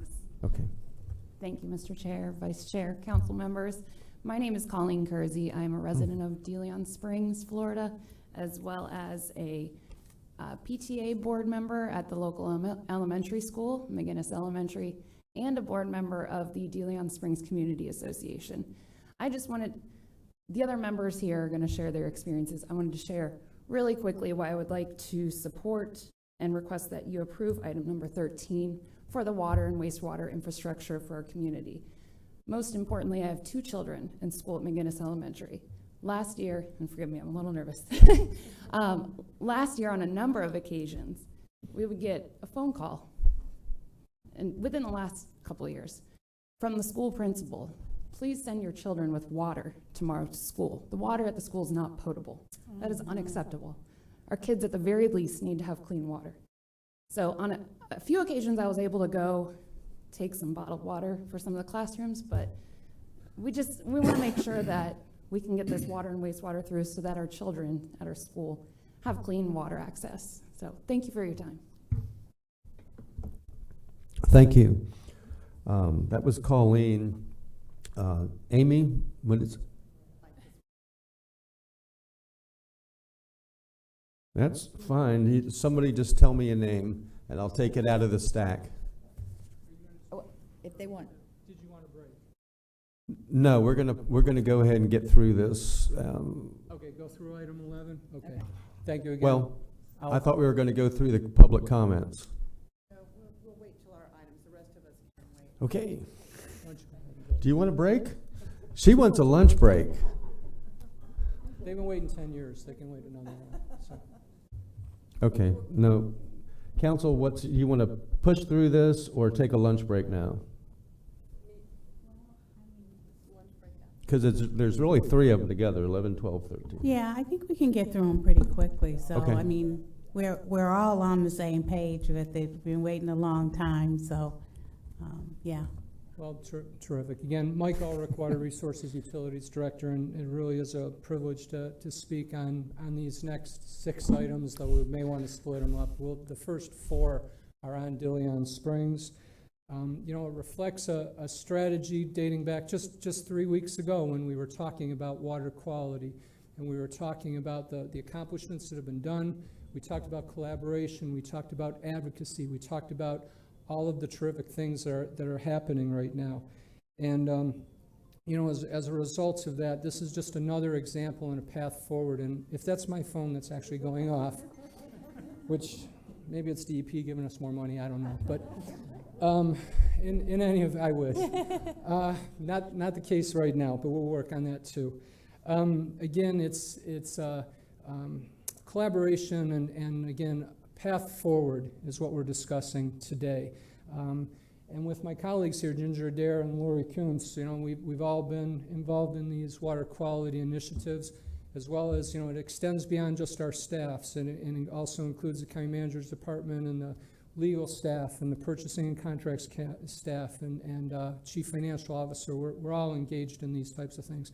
But then it's also the community as well. And so today, this first agenda item right now is all about a state requirement, as DeLeon Springs is an outstanding Florida spring, subjected to certain remediation strategies for the existing pollutants that exist today, as well as restoration for future generations. And today we're really very pleased to have the Jones Edmonds team of Terry Lowry and Brian Eiserman to present really what these types of plans mean. They've been involved in other plans in Hernando County as well as Marion County for springs. So they bring a tremendous amount of wealth, and they've also worked with us on Gemini Springs strategy that we worked extensively with the city of DeBary. Today they're here to present DeLeon Springs. So with that introduction, Terry Lowry, thank you. Clicker. Got it. Hi, good afternoon. I'm Terry Lowry. I'm a senior vice president with Jones Edmonds and Associates. And let's see if I can find the right button here. Let's see. There we go. That's us. I will be quick because I recognize we stand between you guys and some lunch. But as Mike mentioned, this is a state mandate. This was the 2016 Florida Springs and Aquifer Protection Act, which I know you've all heard about extensively, so we're not going to spend any time really on this. But out of the 30 outstanding Florida springs that were addressed in that legislation, Volusia County has 3 in DeLeon, Blue, and Gemini. DeLeon's a little bit different than the other 2 in that it's significantly more rural, and there's an opportunity there for significant growth in that area. And so while the other 2 have a lot of area built out, this one has a lot of potential for the future. And so in looking at this one a little bit differently, we looked at not only the remediation, but also the protection. The elements of the act look at a 20-year time frame established by the Basin Management Action Plan. They establish a priority focus area, which really is the area that contributes most significantly to the nutrient load of the spring. And finally, one of the things that we're here to talk about today is the requirement for the OSTDS, the on-site sewage treatment and disposal system septic tank, the plans that are required. There were 9 counties that received grant funding for these plans. So let's talk specifically about DeLeon, because I know there's been some confusion with DeLeon where it says, okay, there's only 14%, where the legislation says 20% of nutrient load coming from septic tanks triggers that requirement. It also says at the discretion of the department, being the Department of Environmental Protection. And within DeLeon, they looked at the priority focus area, and that area, 22% was determined to be coming from septic systems. And that, from the department's perspective, triggered this issue. And within that particular Basin Management Action Plan, Volusia County is really the key stakeholder in looking at this particular spring. So let's talk about the elements that went into this study. We looked at an inventory of septic tanks. We looked at evaluating any existing wastewater infrastructure, assessing options for nutrient load reduction, in identifying any potential projects that could come out of this. And as I mentioned, there were grant dollars that were provided to the county that were for this particular project. But one of the key elements within this was the public outreach piece. That was also a requirement. And so we went with very intentional perspective of getting that feedback from the public. And as the chair has alluded to, there are several speakers here that are here to support some of the projects associated with this. So we were very intentional about approaching the report itself and listening to the feedback from the residents. And there really essentially are 2 options, centralized and decentralized. Whether you're looking at a centralized system for an area or the folks that are within the priority focus area having to upgrade their decentralized system, their septic tanks. So we took the feedback from the participants And within the centralized alternative, there really was that one main project that came forward, and that was looking at the commercial corridor. You can see from the map that to get to the commercial corridor of DeLeon Springs required that 3-mile pipeline coming from 15A down US 17 to the commercial corridor. And so we are looking at elimination of septic tanks within that commercial corridor and, and along the way, along that route as available. And again, DEP thought this was a very positive project, and in fact, even before the feasibility report has been submitted, they provided some initial grant funding, and there will be some, and then additional grant funding as project costs were escalated, and that's going to be talked about in another item a little bit later. So this was the only centralized alternative that was being looked at, because what we heard from your residents is that at this point they prefer a decentralized alternative. What that means is that for the folks within the priority focus area on lots of less than an acre, over the life of the BMAP, they will be required to do something. They will be required to upgrade their system to an alternative septic system. And that will require ongoing inspections on an annual basis. Again, with the decentralized alternative, again, another item that you have on your agenda, there is, there are grant dollars that are available to help offset some of the cost. Those are allocated annually by the legislature, so we don't know year over year what will be allocated. But again, in this year's legislation, in this year's budget, the legislature did allocate some additional funding in that area as well. But there will be some for the capital outlay by your residents. But again, there will be ongoing inspection costs. So the next step in the feasibility study, Ms. Wheeler, I promised to keep it short, so I'm wrapping up here.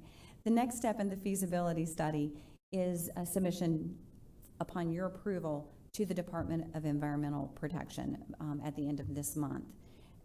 This document is intended by the department to be a dynamic document. This is just kind of the ground floor of going in. This is what we're looking at right now. As I mentioned, this area has a lot of potential for development over time because it is so rural in nature. This gives you the flexibility with the centralized and decentralized options to make adjustments over time, over the life of this BMAP. But at this point, this is what we're presenting. Having this into the department gives you more flexibility in grant funding, and as other things come up, it will be, they will be looking to the county to make changes to the document to address your needs in the future. And with that, we will be glad to answer any questions that you may have. Barbara Gertman. Sorry to scream at you. Well, I think it was left up from before, but it must have known that I wanted to say thank you. It matters so much to the community, and I know how much has been invested over time. So I think things come together in the right time, in the right space, and I think this is that time. So thank you all for your efforts and contribution to making it happen. Thank you. And I'll make a motion to approve. Thank you. Motion to approve by Gertman, second by Ben. We're going to let Ben do something this morning. Okay. Yeah, but you look good. Okay. Further, any other discussion just on this report? I have one question, and then I'd like to say something about moving forward. This is needed by the business community on 17. I live there, as you probably know. I live in DeLeon Springs, and I've talked to them. And because of new state requirements, they can't afford the septic tank that they're being told that they have to go to. So that they can't sell, they can't expand. Part of what I heard somebody say is that this area is ripe for, or there's potentially a lot of growth that can come in this area. I hope that's not true. I really do. I live there because I want to, and most people that live in DeLeon Springs live there because they want a rural community. They didn't want to live in DeLand. They didn't want to live in a big area. And frequently, my concern, one of my two concerns about septic to sewer programs, number one, have always been that it seems to be a way to get to more development. It makes properties more valuable, so more development comes in. And I hope that that's not the goal here. The goal that I want to see is cleaner water, cleaner springs. Our springs are in trouble, the Indian River Lagoon, the Tomoka River, so we need to take care of them. My second concern is this, and I'm going to vote for it, so don't everybody freak out, but we have to consider a couple things that we're doing. One is that 14% or 22%, we're getting ready to spend about $15 million when you add everything up for this. It's a lot of money. What I want to know is we better make darn sure we're working on the right thing. Because when we do all this all over the state of Florida, we're talking about billions of dollars. There's not enough there. So our septic tanks, the leading culprit. Most reports I see say stormwater runoff, fertilization, septic tanks. And I keep asking, and I'm going to ask again today, how do we know that? I've asked Michael numerous times, show me the soil test that shows septic tanks, the drain fields, are actually contributing the nitrogen. We don't do soil tests, so we don't know that. I'm hoping that at some point we request some research to be done and a grant to do it of how much nitrogen and phosphorus is a drain, not the septic tank, because we don't go from the septic tank into the ground. We go into, it's a whole system. We go into a drain field which emits tiny amounts of liquid, and research that I've already seen shows that the nitrogen and the phosphorus in that effluent is gobbled up by bacteria, protozoa, and others. So the question still stands, are we working on the right thing? And you said the residents there really want this. The business residents do. I was at the public meeting. No, I said the residents didn't want centralized, which is They don't. why this was the only Okay. centralized. And I'm not arguing with you, but my point was going to be that the residents are concerned that we're working on the right thing, that limited dollars go to the right thing. It's a shame, and it's puzzling to me that McGinnis I have grandchildren there. They have lousy water. The question is why? Where are the wells? Who dug the wells? How deep are they? That should have been corrected a long time ago. But so, Michael, I'm going to keep talking to you again. We have to do some soil tests to see how much nitrogen and phosphorus is being leached from the drain field into the potentially into the aquifer, because the truth is we don't know. So we're throwing mud, hoping that it sticks to this. We make educated guesses because of the number of septic tanks in an area, and when we're looking at $1 billion or more, I just don't think that's good enough. So anyway, no other comments. We're going to, I'm going to call for a vote. Pardon me? Okay, I thought you said you wanted to wait to the end, but come up. Okay. Amy Munizzi for item 11.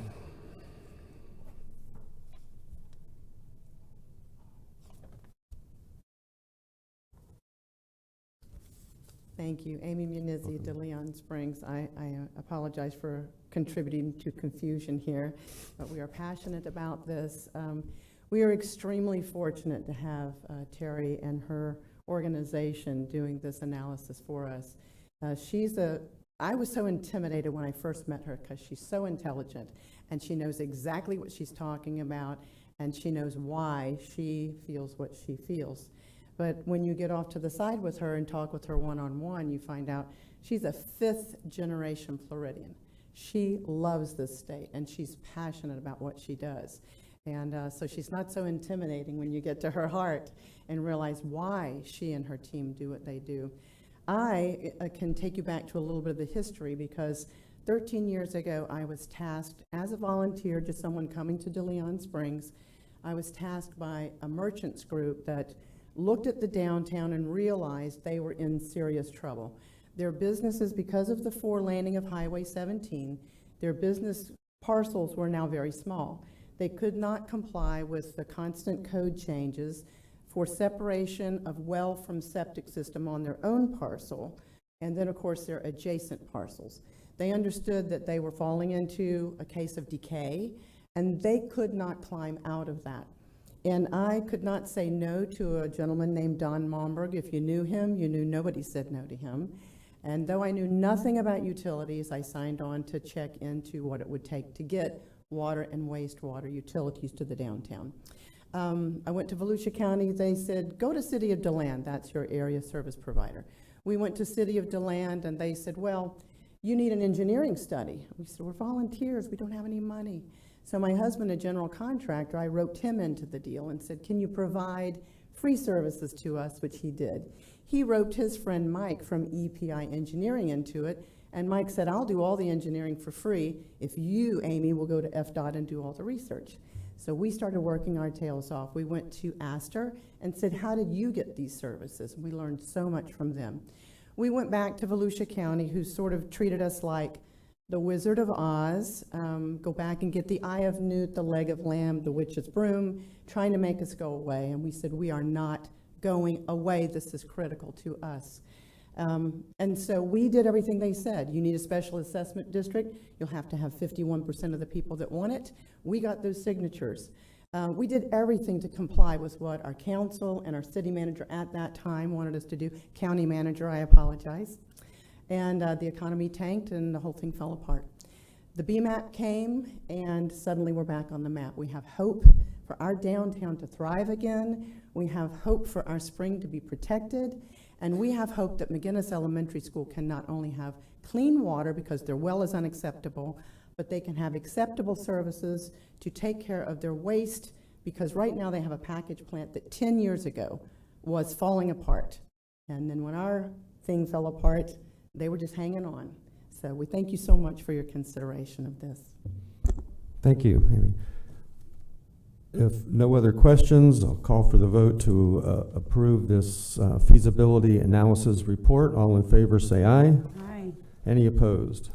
Motion carries 7-0, which takes us to item 12, a budget resolution amending the Florida Department of Environmental Protection Agency agreement for DeLeon Springs Force Main. Thank you, Mike Ulrich, Water Resources and Utilities Director. Items 12 and 13 really relate to the remediation and protection strategy that Terry just referred to in terms of the centralized strategy. As background to this one, of course, is that back in May of 2020, Council did approve a $2.5 million grant from DEP, as Terry had indicated, to get things started up here, to get a design done, and then also start funding some of the potential construction. Obviously, we know what has happened to construction costs in just recent period of time. I'm glad that wasn't my phone this time. But in any event, the as a result of it, DEP has come to the table again and is providing an additional $3.9 million, making their total contribution to this project of $6.4 million. Again, recommendation by staff is to, in fact, approve this. Motion to approve, Gertman. Motion to approve was by Gertman, second by, you want to take it? Sure, I'll take that. by Lowry. Questions? No questions. All in favor of item 12, say aye. Aye. Any opposed? Motion carries 7-0. Item 13. You're still here? I'm still here, still sticking. Not going anywhere yet. We're going to have, when you get done, and we will see what the motions are from the council, then we do have several people that want to speak on item 13. Okay, so again, in the water quality workshop, we described multiple bottom lines, and that was, you know, such a critical task. Mr. Chair, you've talked, and we've talked several times about, you know, these challenges. I mean, it's just not a one-dimensional type of problem. It's literally, I refer to it often with staff a Rubik's Cube, if you will. It has multiple sides and multiple complexities, and when you focus on just solving one of the sides, you do not complete the other 6 sides. It's a constant collaboration.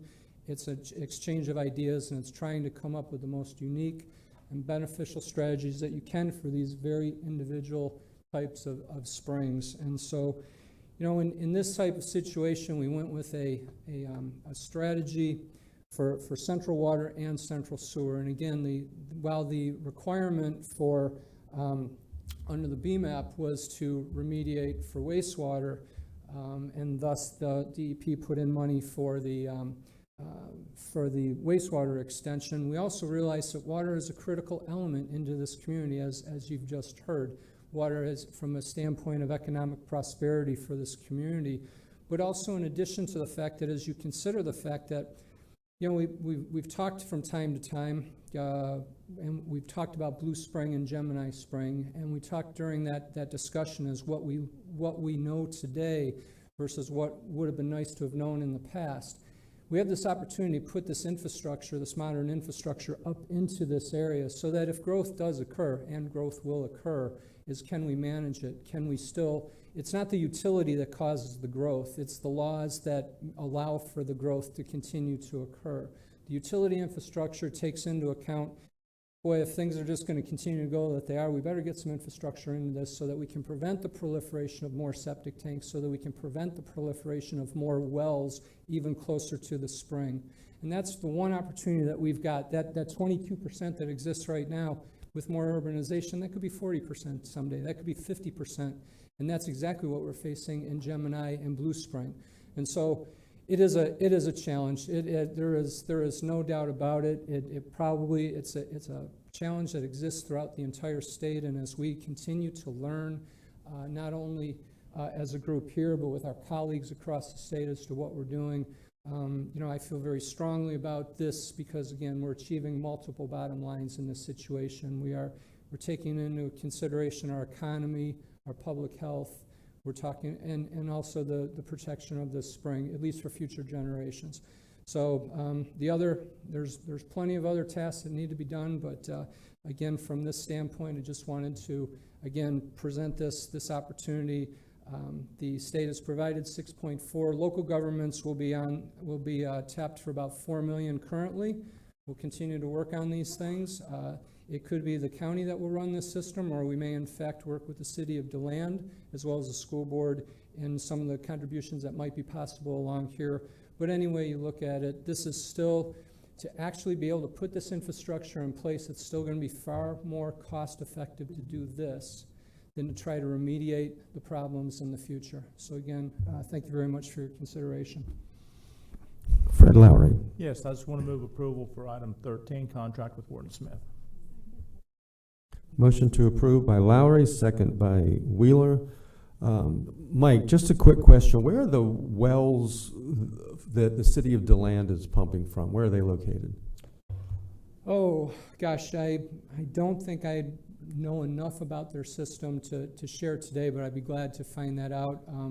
They're located in Blue Spring. They're also located probably beyond DeLeon Spring. They may even have some in this area. We do not, so I don't really, I haven't learned that, but I'll be happy to find out more information with regards to that. Yeah, I'm wondering, it doesn't apply in this, well, it applies, it doesn't change any votes in this case. The case here is that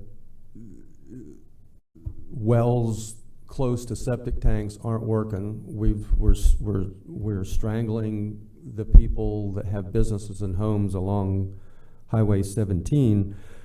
But I wonder, you know, if we've got 60 family wells in the ground, or 600 or 6,000, as opposed to millions of gallons being pumped from the city, it's all from the same aquifer, isn't it? So, and my point is only, you can answer that. My point is that we have a serious consideration as we grow, because every home represents a new straw in the ground sucking out water, no matter what we do. Very, very true, and again, there's been some studies in there, and I don't know if you have any thoughts on it. I regret I haven't had the opportunity to introduce Dr. Aaron Reed from our staff. Aaron is going to be the project manager from the county, and we also have Wharton Smith Group behind us, who has been with us on a couple of our projects. Very good firm to help us stay within budget as well as our timelines to get this.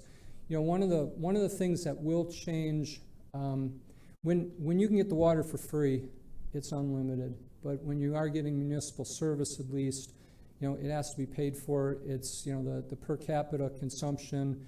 Some, you know, again, you probably find varying types of studies, but when the water is that accessible and that free, you know, versus being that service being provided to you, you probably have less. You're probably more of a conservationist than you realize when you're paying for it. So, but again, with that said, there's certainly arguments all across the board, and we'll continue to turn that Rubik's Cube as much as we can until we find the solutions we need. Thank you. Heather Post? So I try not to get involved in school board stuff, ever. But I find it highly unacceptable that we've, and I know the mom left, but that we've had a school that has had unacceptable drinking water in it for years, apparently, for decades. That's, like, I don't even know what to say to that. Like, how is that even happening? And so I'm going to say, through our interactions with the school board on many other things, that I expect to see heavy school board participation, monetary participation as well in this process, in them ensuring that our students have adequate drinking water. That's insane. So, thank you. Thank you. We do have members of the public that want to speak on this item. The first one, I think, is Jean. Is it Mansilla?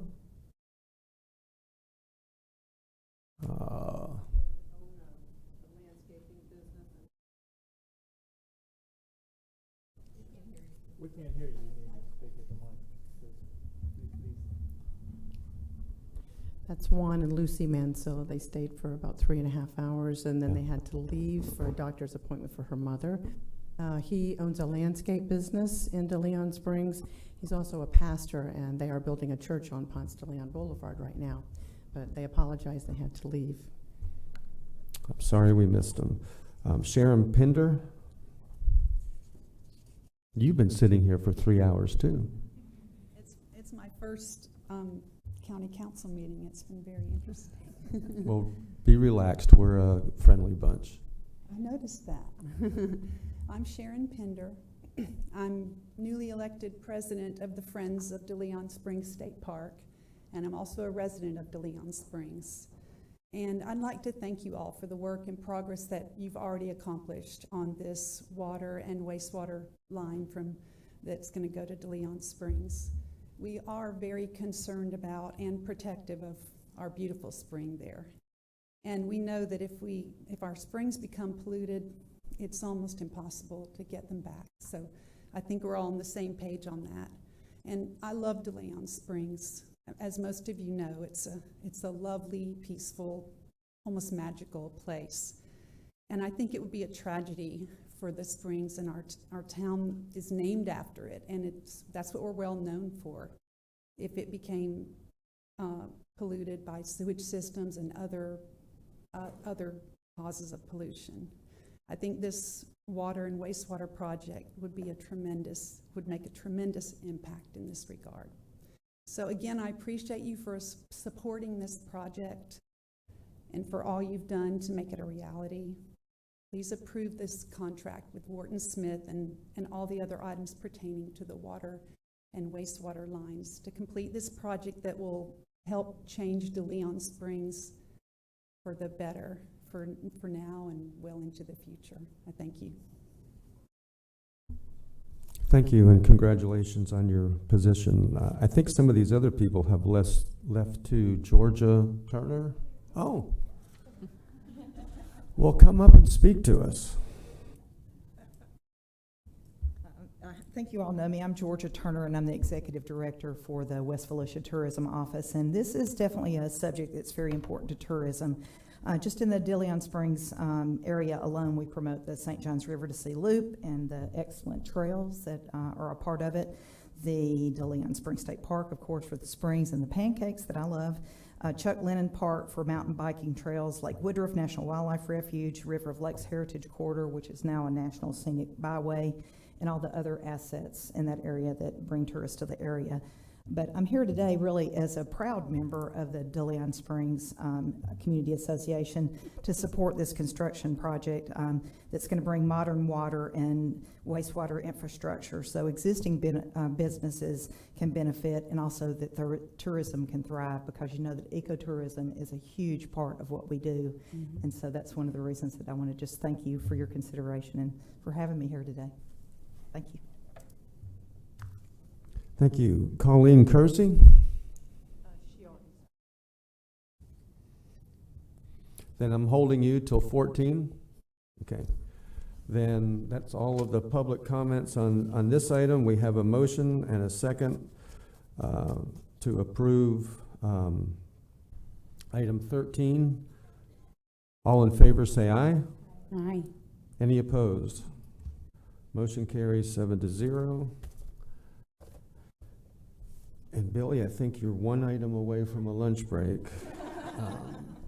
Item 14, Florida Department of Environmental Protection Septic System Upgrade Grant. Ginger. Good morning, afternoon. Ginger Adair, Environmental Management Director.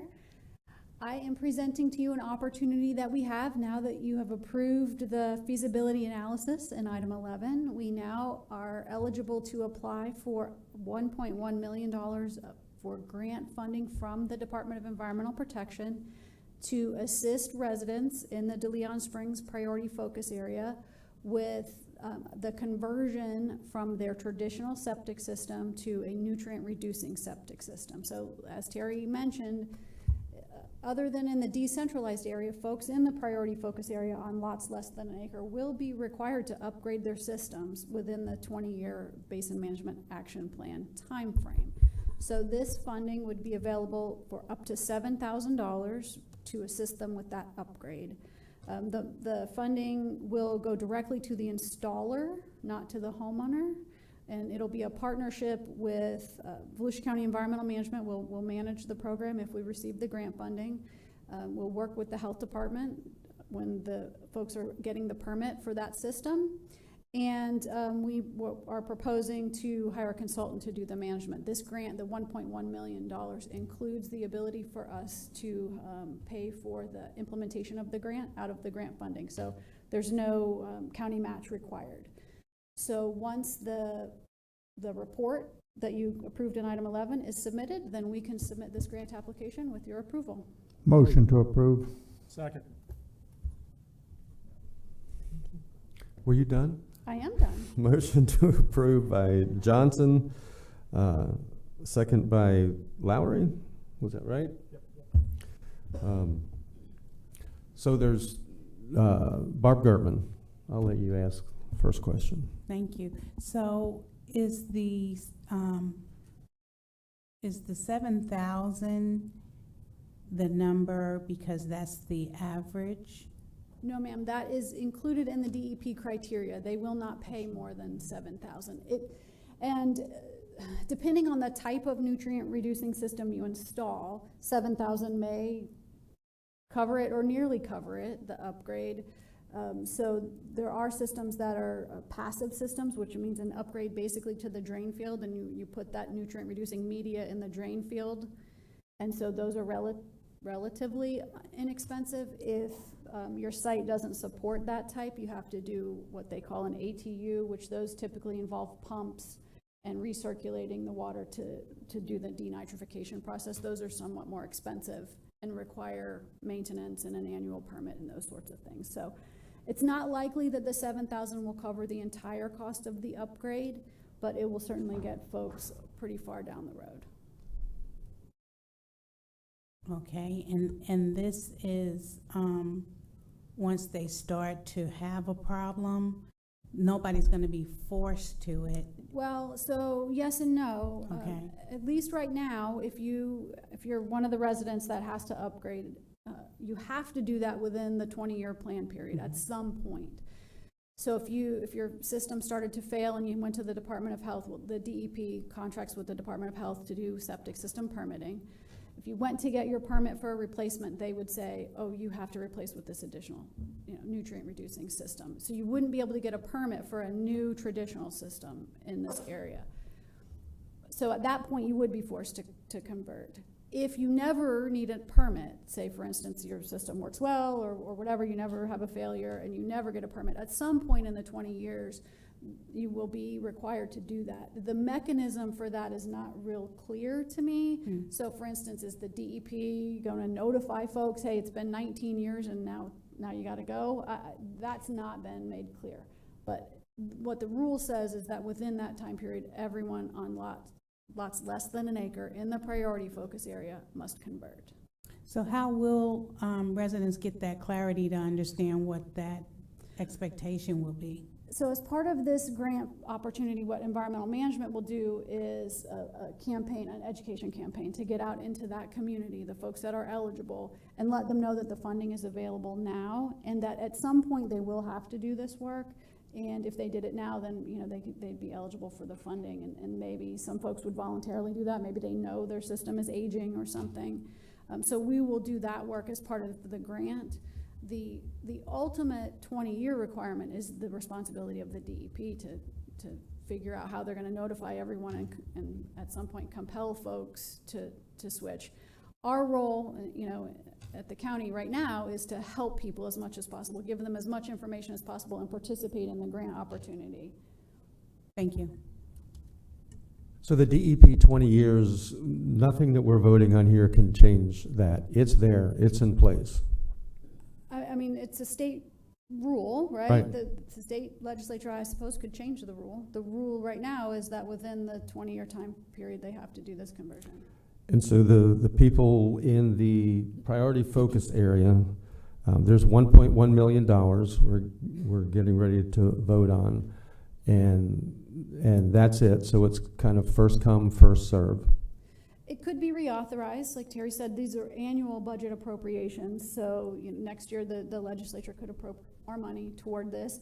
But for right now, there's $10 million available to the 9 counties that have these outstanding Florida Springs, and you're only eligible once you complete the feasibility analysis, and that analysis says, oh, in these areas the only option is a decentralized option. If the analysis said in this area within 5 years you're going to get central service, then you wouldn't even be eligible for these funds. So right now we have 1.1 million. That's our share of the $10 million. And we only have one spring, DeLeon, where the folks are eligible for the money. So all of that can be spent in DeLeon Spring. Hopefully the legislature will appropriate more money because we haven't even done the feasibility yet for Blue Springs. So, what would be great is if at the time that report is completed and approved, then hopefully there'll be money to help the folks in that spring shed as well. This is what we know right now. There's a lot of hope involved in everything you just said. Show me on the map, where is this priority focus area? So the larger bubble-looking shape, the dark line, is the spring shed itself, and the yellow line, I think this thing has a pointer, right? The yellow, sort of more rectangular shaped area is the priority focus area. How many homes? Does anybody know? I don't know the answer to that. I'm sorry, I don't know. I'm not faulting you, but we should know how many homes. I think we do know, I just don't know it This off is the top of my head. This is That's not the 148. No, the 148 is how much 7,000 will cover. Oh, okay. Like all water resources utilities, based on the BMAP study which the state had done back in 2018, their inventory of those within the priority focus area was, I believe it was about 3,700 homes. So again, this program, which we're at least getting off the ground at the present time, doesn't require any mandatory hookup, but it's to help anybody that needs to go in the next year that can't obtain a permit.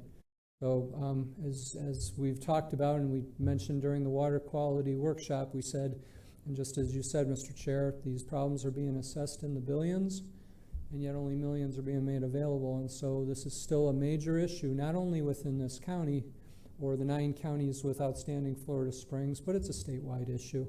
Whether it's the IRL, where fortunately we don't have the types of septic tank problems in the IRL that the other 4 counties further south of us do.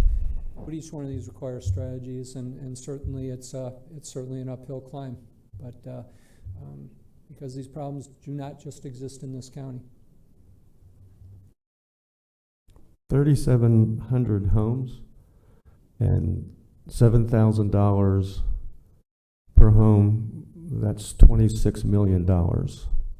So this is, Barb, to answer your question, this is a forced sewer program that residents are going to have to come up with the money. And $7,000 isn't going to cover the cost of an advanced treatment system that we don't know yet. Is that going to solve the problem or not? So that's an issue. I'll just add, Terry, let me know that in the pending budget that just passed, there's an additional $10 million in funding. So presumably we would be eligible for another 1.1 million if that budget gets passed. Right? Okay. Right, right. So only those folks who have lots less than an acre in the priority focus area are required to convert. So that's not the 3,700? Would be something less than that. Something less than that, and we hope for more money. Barb, your name is still up. Did you have another question? Okay.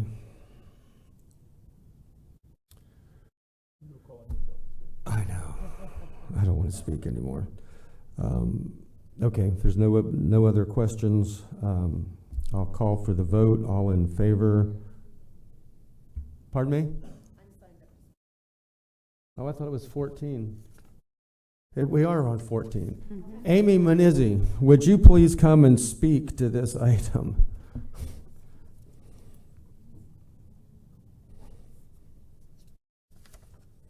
So this is Amy Munizzi, DeLeon Springs. This is where the other shoe drops. When we had the public meeting, we had the public come out, and many people were in favor of these water and wastewater services, and many people said, why should I pay for water and sewer when I get it for free? I have a septic system, I have a well, and I don't want to pay for it, and I want to keep what I have. So the truth is, you're not going to keep what you have, because the state has mandated that we have a BMAP in this area. And particularly people within the PFA, that's going to be a little more stringent for them.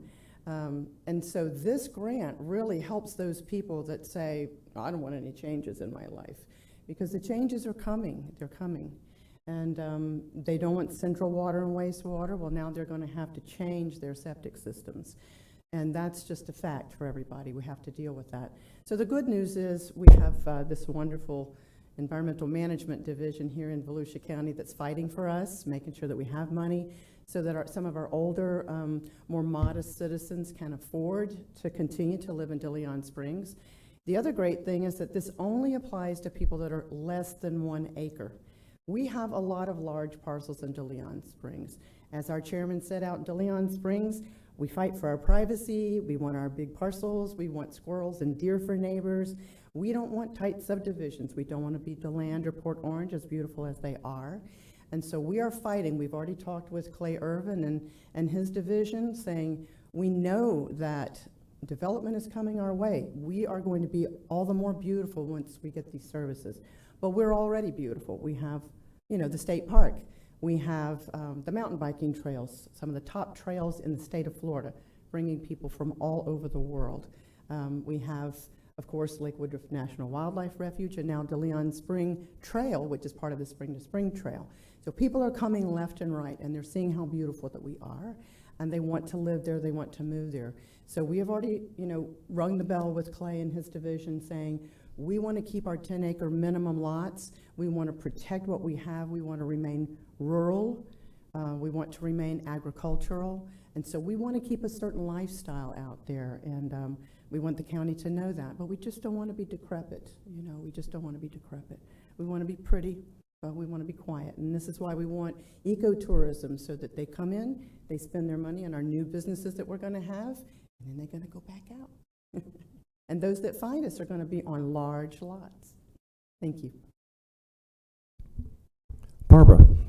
So, I had a question, and I don't see Donna, but I guess my question would be community services and the dollars that we talked about for roof and AC and to keep people in their homes, right? So would those funds be eligible to help support if that person qualified and needed more funds, or these funds weren't available? So is that also an option for a resident to qualify if they needed septic or additional dollars to upgrade their septic? Ms. Gertman, we'll look into that to find out. It makes some sense. Sometimes if there's other monies available, they'll want you to use that first, but we'll go take a look and see what yeah, if you can get back to me on that, because like I said, I think, again, it's about keeping people in their homes. And Correct. I can imagine there are people now living under certain circumstances, just like the school is, right? That's not the most hygienic, and, you know. So if there is good news, it is in the fact that, as Mike said, this is not just limited to Volusia County, and so other programs are going to have to become available. We're actually a county that's in pretty good shape, and we've been very aggressive, and we've put in, and we're putting in a lot of solutions. So we're ahead of the curve in many cases. So, but we'll look into that, but I hope, and I know as I share with you, Mr. Chair, sometimes we use the word hope a lot on a lot of these things, and certainly, but we'll continue, and these are areas that we need to put legislative pressure going forward, knowing that these things are coming. Thank so you. We'll continue that. Okay.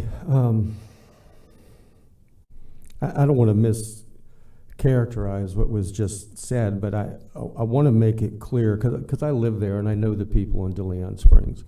I don't know anybody that's folded their arms and saying, I don't care. I don't like change. I don't care about the quality of the water in DeLeon Springs. I don't know anybody that feels that way. I do know people who look at this just like I'm looking at it right now and saying, you want me to vote on something where there's $1.1 million that could cost $25 million that could put somebody out of their home because they can't afford it, because $7,000 isn't going to cover the cost of an upgrade to advanced treatment septic system. It might not be covered by $10,000 or $30,000. We don't know, but you want me to vote on it anyway. We don't know if the money will be there. We hope so. We hope that there'll be more money. I'm not willing to vote on potentially putting people out of their homes that care very deeply about the water quality and the place where they live based on hope and conjecture that we don't even know if this is contributing to the problem at the rates that you say it is. What we do know is that wastewater treatment plants are often the number one. Not with the county plants, because we've invested millions for advanced treatment systems. The number one is wastewater treatment plants, discharging effluent into our water bodies at the allowable levels by the DEP, but it stays there, the nitrogen and the phosphorus, and it builds every year. The number two is stormwater runoff. Volusia County is investing heavily in cleaning up our stormwater. And George can't control what every other municipality does. And then the next thing is fertilizer. Runoff, stormwater, somewhere in there might be septic tanks, but we don't know because we don't test it. And you can't tell me that you can test in the water and say, yeah, that came from a septic tank. I've been to the Whitney Research Lab in St. Augustine, and I've talked to the PhDs there that are studying this, and they said that's baloney. We can tell you if it's cow or if it's human. We can't tell you if it came from a septic tank or the wastewater treatment plant. So for me, there's not enough information to vote to potentially put people out of their homes, hoping that we get money and hoping that it's not $25 million eventually. We have one member of the public who would like to speak before we vote, Suzanne Schreiber.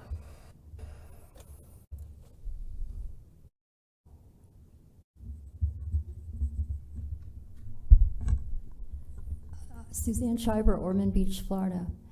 I want to thank all of you and include the staff on these hard discussions on water and water quality, because these issues have reached a tipping point in our whole state, not just Volusia County. And so I had the benefit of meeting someone from Boulevard County who leads an environmental organization and does water testing. And she was a young cancer patient, and everyone in her family had cancer, almost overlapping. So it was quite unusual, and including her dog. They went through testing to figure out if it was genetic or not, and it turned out it wasn't. And things like this take a very long time and are devastating to families. So it turned out it was environmental, and this drove her to start her environmental organization, and her name is Stella Bailey, and her organization is Fight for Zero Boulevard. But it impacted me personally after meeting her, and it's been a while, but this is one reason that I speak on water issues here over and over, to the point where sometimes I'm wondering if I'm blending with the rest. But it's a passion, but beyond a passion, it's a serious issue. Because when a family comes down with cancer and an entire area ends up coming down with cancer, which is what happened to her, those issues, like, who do you go to then? Who was responsible ultimately? Who made the decisions? Their whole family was turned upside down. And she's a young woman in her upper 30s, I believe, with 2 children now and married, doing water testing in Brevard County and working with the University of Florida. So it is a serious issue, and money does not grow on trees. We all know this. So the decisions matter, and they impact real people. So thank you for all your consideration. But know that your decisions today, whether you're in office 10 years from now or 20 years from now, they matter to people. Thank you. Thank you. Heather Post? The whole discussion of septic, especially in Ormond by the Sea, has been something I've been involved in for a long time. And my personal opinion is, and only because I see in totality and I see the whole perception of what's happening across the state, is that if there's an area to develop anywhere, even outside of our county, we will work to develop that, because that's a way to make money, right? And lots of people and lots of entities are involved in that process. And part of doing that is it's way easier to develop an area, certainly an area out in the wilderness, if you have water and sewer that goes there, right? And so that's been a very touchy point with me in various areas of the county.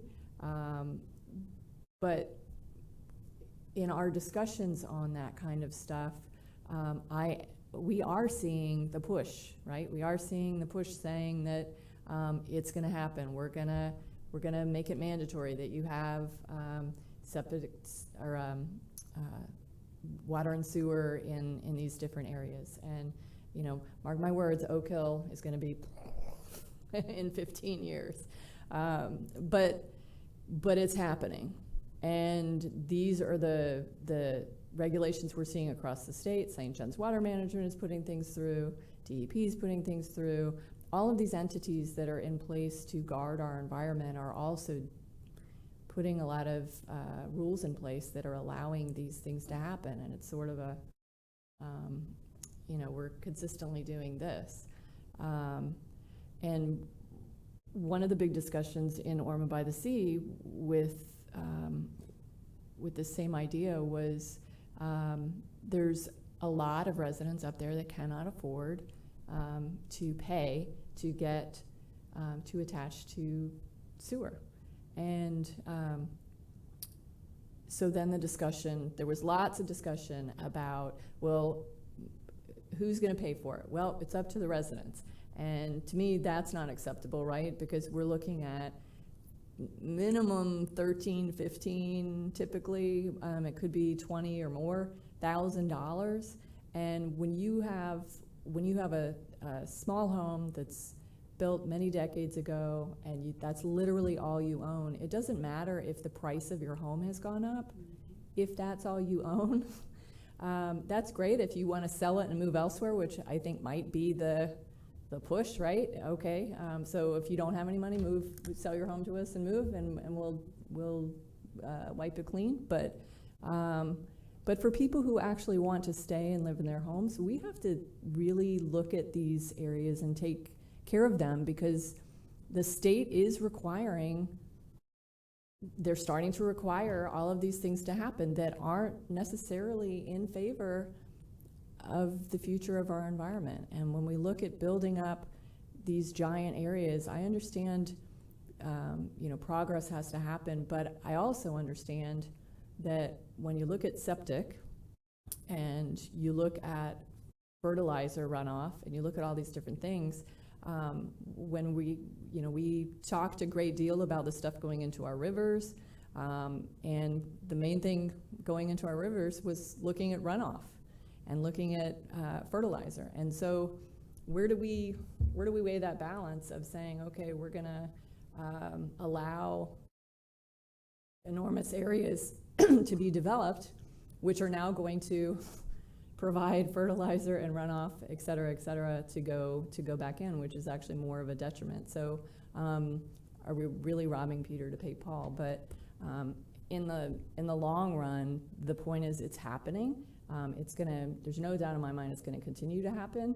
And we're sort of stuck to where we're gonna have to follow these state guidelines that, you know, you're starting to see more and more. You will have to replace your septic and you will have to hook up to sewer, and we will try and, you know, get it to every square inch of the county at some point. And again, there's so many of our residents that don't have $13,000, $20,000 to do this, and telling them to go get loans, that's sort of an out of touch response, because, you know, I think the typical resident in our county cannot get a loan. They can't just go out and say, okay, I'm gonna go get a loan for $10,000. They're, you know, everyone's counting change for gas right now, but they were counting change for gas last month, right? And so that's not even an option. Like, they just can't pull money off of a tree to do this stuff. I'm looking at this. This is not us saying, okay, we're only going to allow $7,000. This is us saying, we're seeing what's coming down the pipeline. We can possibly get money and put it aside. And if we can, you know, I had a lot of discussion with staff about, you know, this is only half or a third of what it would actually cost typically to even do anything with your septic. And a lot of people can't afford that, but at least it's something. And I say we try and grab as much money as we can at every angle to put aside, because it's inevitable and it's happening. And I think we do need to be figuring out other areas, like Vice Chair Gertman mentioned. We do need to be looking at every aspect, because when it really comes down to it, and it is mandatory, and people are forced to do this, we need to help them. And we can't just say, we're gonna help you by covering a third, because they don't have the rest. So, I'm for this only because I'm looking at this. This is not accepting that this is a good idea, you know, or that, that we agree that residents should pay. This is simply saying, look, we get it, that this is happening, and we're gonna try and set aside the monies. And those that can't afford it now, we will try and help you, but we've gotta start looking ahead and really looking at getting some monies, because we cannot put this on our citizens, and that's what's happening. Thank you. I honestly hope that it's not inevitable, because, again, I want to see the testing. I want to see if this is really where the issue is. And I think what we'll find is some areas, low-lying areas without proper soil, there doesn't need to be a septic tank there. Some areas, it's a superior system that God created to break down waste products and to make them completely unavailable to the aquifer or anything else. And here's what gets the public. While we're debating this, while we're getting ready to vote on whether or not to require people to pay this money, today we're approving more septic tanks somewhere in Volusia County, aren't we? Mm-hmm. Yes or no? Yeah. So we're approving more septic tanks, creating a bigger problem, and then we're going to tell them eventually, oh, you can't do that. You got to take that out and put something more expensive in. George Rechtenwald, County Manager. Yeah, just I want to clarify, this particular item here is only to make available, to apply to become available for the $1.1 million that has been set aside by the state for us. It's not a decision about making anybody do anything. That's been decided by the state. This is just, this, like Ms. Post said, it's us getting money to help out our residents, up to $7,000. It does not address making anybody do anything. That has already been addressed by the state. And that's where, if we're going to take a fight about that, we would have to take it in that direction. But in the meantime, we're trying to have money for those who need to change out their septic system in the meantime. That's all this item is. Danny Robbins. Yeah, I kind of see both sides of this, Jeff, and I see where you're coming from, and I agree with you. The difference, I think, with this is the area that it's in. If we're going to be protecting the aquifer and the springs in that area, it does have to present itself as an option. I don't know the legality and feasibility of government just coming in and taking someone's home or their homestead. I want to say that there's, just off the top of my head, Article 10, Section 4 of the Florida Constitution exempts homestead properties from levies and that sort of stuff. So I really don't know about that. I'm not an attorney, but this is one of these things where if the money's available, we maybe need to capture it, but I'm not going to be for it for anything outside this special area or this environmental area around the springs, you know, and forcing people to do something they quite, if their system is good, to do something they don't want to do on their property. So, you know, I see both sides of it, and I'm kind of torn at the moment, but we're voting on a subject that appears that is just for those funds to become available, and that's it. Nothing else, nothing more. So I think we need to stay what's germane to the subject. Ben Johnson.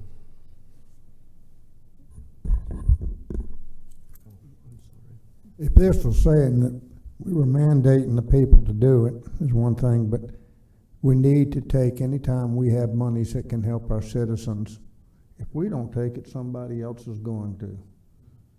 And if there's people out there who are going to have to do something and we can help them, they're going to have no choice because they have a septic tank going bad, or they're going to need to do something. And so I greatly think that we need to take this money, and go after any other monies that we can for our future. So I'm going to vote for it. Barbara Gertman? So I think I want to get on the record that we are not saying that all septic systems are bad. We're focused on those that are impacting the spring or are believed to. The information has shown that, right?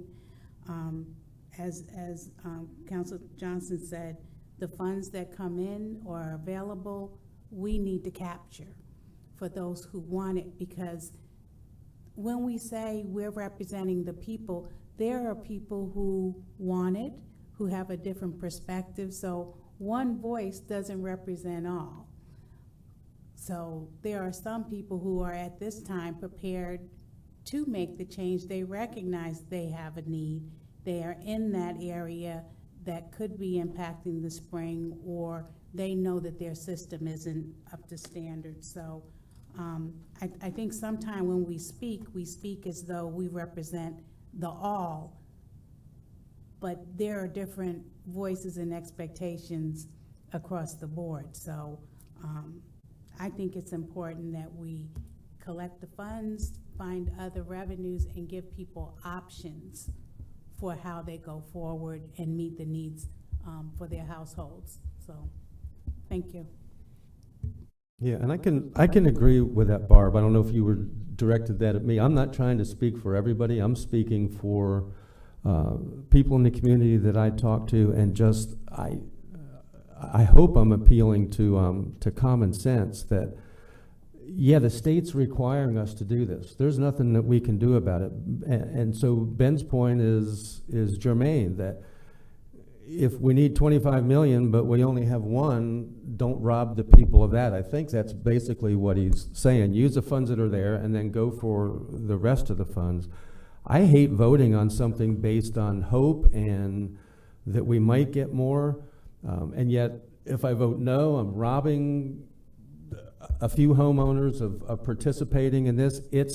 The state has, it's another mandate that puts us in a bad position, or residents in a bad position.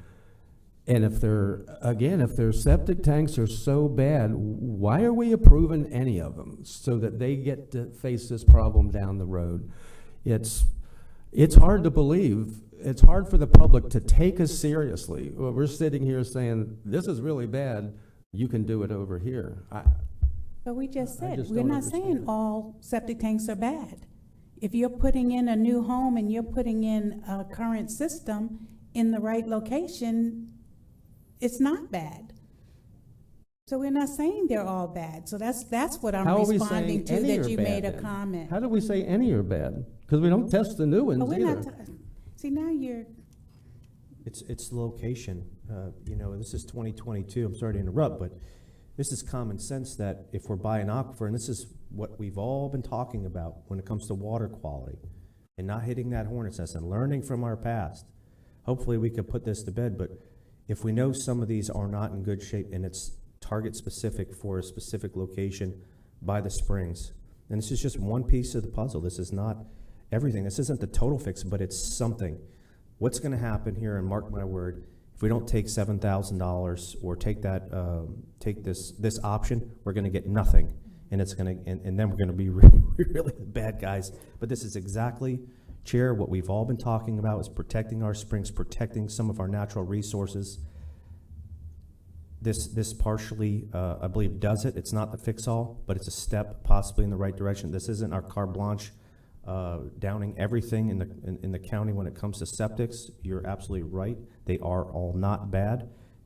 It's just next to our natural resources where they could be a potential problem. Ben Johnson. We're having a dumbass argument for nothing. We're talking about, well, nobody up here besides you has said anything about all septic tanks are bad, Jeff, because I don't agree with all septic tanks are bad.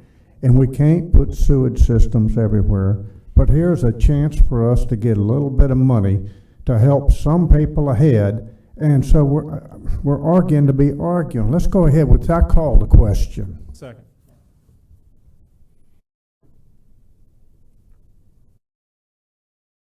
Okay, Ben Johnson has called the question. I'm going to ask for a vote to cut off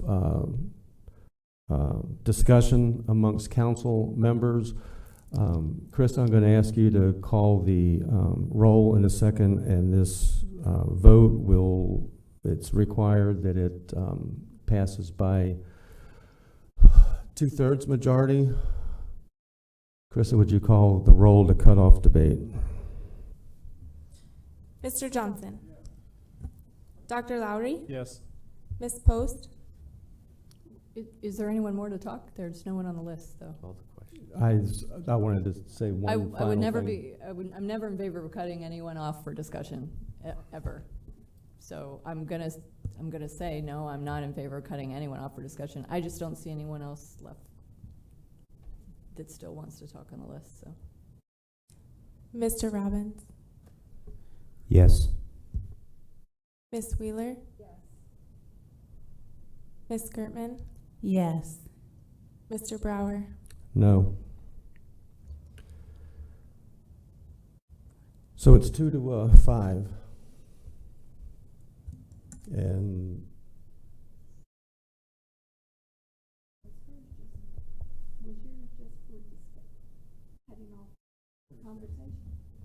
it's ending discussion. Right. Okay, well, everybody will just have to guess what I might have said. Would you call the vote, Carissa, on item 14? Mr. Johnson. Dr. Lowry. Yes. Ms. Post. Yes. Mr. Robbins. Ms. Wheeler. Ms. Gertman. Yes. Mr. Brower. And I'm voting no because this gives me an opportunity to say what I was going to say. I'm really not talking to hear my voice, but I cannot vote on hope and conjecture that this is the problem, and until we actually study it and find out if it's the problem before we spend $1 billion in this state and put people out of their homes. And I know that's not the option that you or any of us up here created. It's the option that's been handed to us by the So state. after we vote, we still get to speak about it? I thought once we voted, it was done. I think the chair can speak. I don't Okay. think we're allowed to speak. Well, I mean, All right, I thought we let's all had the adjourn opportunity. for lunch. The next one is the Southeast. Is that okay with staff that's here? Okay, so we will adjourn for lunch. It's 1:42. Does the council want a half an hour or an hour? Or 10 minutes? 45 minutes.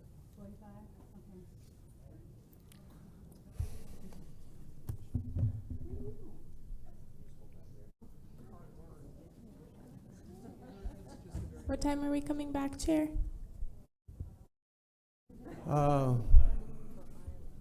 Let's say 2:30.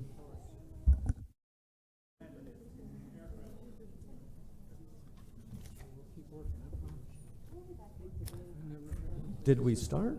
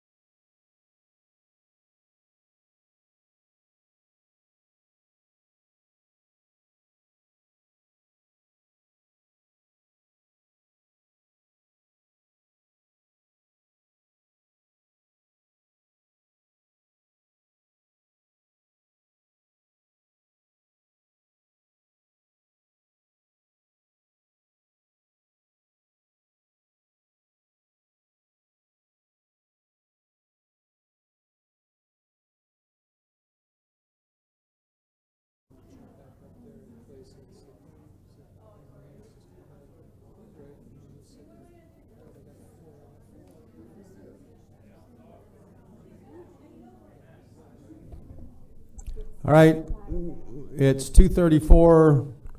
If everybody would find a seat, we will get started with item 15.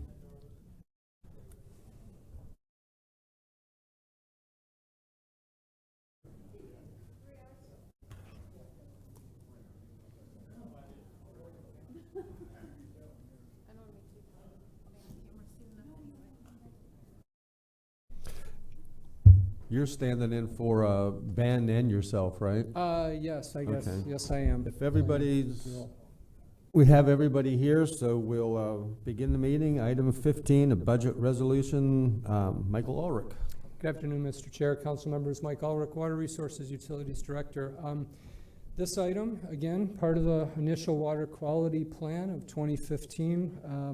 In our plan was to eventually take this plant down in Oak Hill, our southeast regional plant, convert it to advanced wastewater treatment.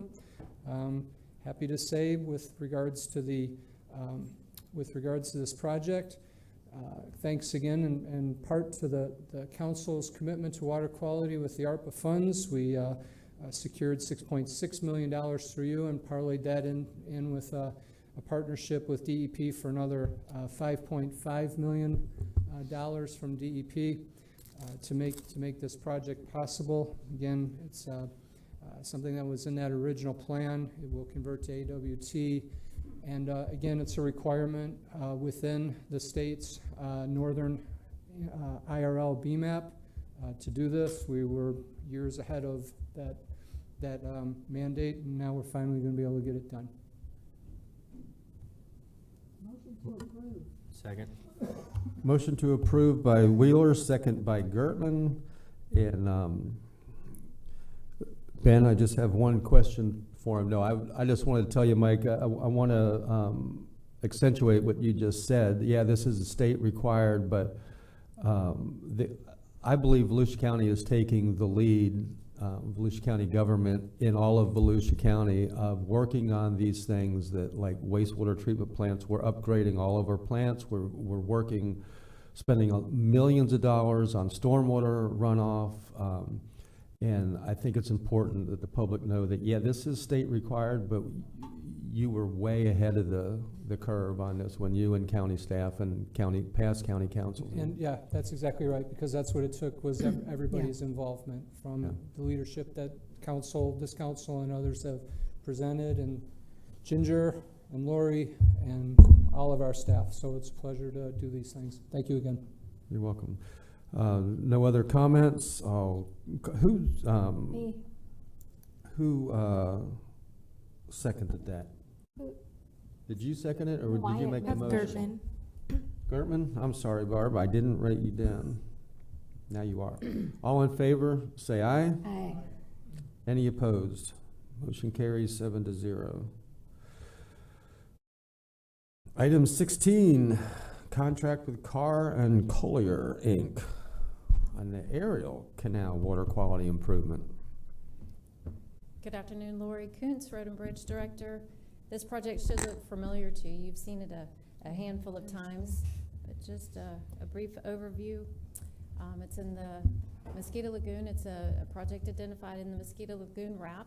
It involves an area of Volusia County, Edgewater, and Oak Hill for the Ariel Canal Basin. We're in River Breeze Park of Oak Hill in Councilman Robbins' District 3 area. And it's a stormwater treatment system construction to reduce nitrogen and phosphorus for discharging into the Mosquito Lagoon. And it's funded by a $900,000 DEP grant, a $450,000 St. Johns River Water Management grant, and the Stormwater Utility Fund will pick up the remaining $505,000. The recommended motion in front of you is a construction contract award to Carr and Collier for $1,855,770. Motion to approve. Second, Wheeler. Motion to approve by Robbins, second by Wheeler. Any discussion? All in favor say aye. Aye. Any opposed? You always want to get us after lunch. Mr. Chair, I see that. I did want to say, So many of these projects are just wonderful. You look at the cooperation and the collaboration right there, you know, that's the way it should be done. It's just so great to see things like this go through. Thank you. Item 17, agreement with Aramac Correctional Services. Mark Swanson. Good afternoon again, County Council members, Chair. Item number 17 is the county solicited proposals for 2 inmate food services. And the staff recommends selection of the award to Aramark Correctional Services LLC for the initial term of 5 years with two subsequent 2-year renewals. The estimated cost for the year contract is approximately $1.8 million. And the price per meal right now could be subject to an annual 3% adjustment. Any questions, corrections here, Director Flowers, and lower bounds? Motion to approve. Second. Motion to approve by Robbins, second by Post. Any questions for the team here?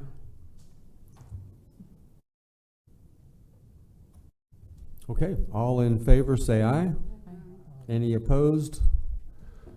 You got off easy. Motion carries 7-0. Item 18, premium pay for county employees. You're going to start. Yes. Thank you. Good afternoon, Chair, Council Member Staff, Dana Page Pender, Human Resources. Here today requesting approval of the resolution regarding premium pay for county employees. The resolution includes premium pay in the amount of $1,000 for all eligible permanent full-time and part-time salaried employees earning $74,030 or less annually, as well as eligible permanent full-time and part-time hourly employees. In addition, the resolution provides for a lesser amount of $500 for all eligible permanent full-time and part-time employees who earn $74,030.01 or more annually. In addition to federal regulations, state statute requires that there be an evaluation plan and an evaluation period to be eligible for the premium pay.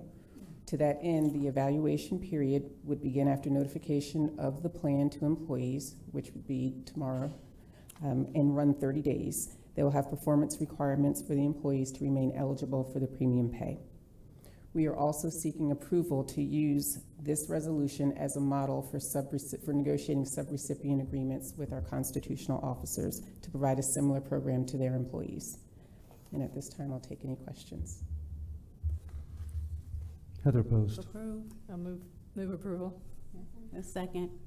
Okay, so I think the motion to approve came from Wheeler. No. I mean, Gertman. Was it Barb or? Take your pick. It's all good. I'm just glad we're getting it. I don't We don't care. Okay, the motion to approve was by Heather Post About time. and second by Gertman. And discussion? No discussion? All in favor say aye. Oh, don't vote yet. We had a member of the public that wanted to speak. My apologies, sir. Let's go ahead and vote. John Nicholson.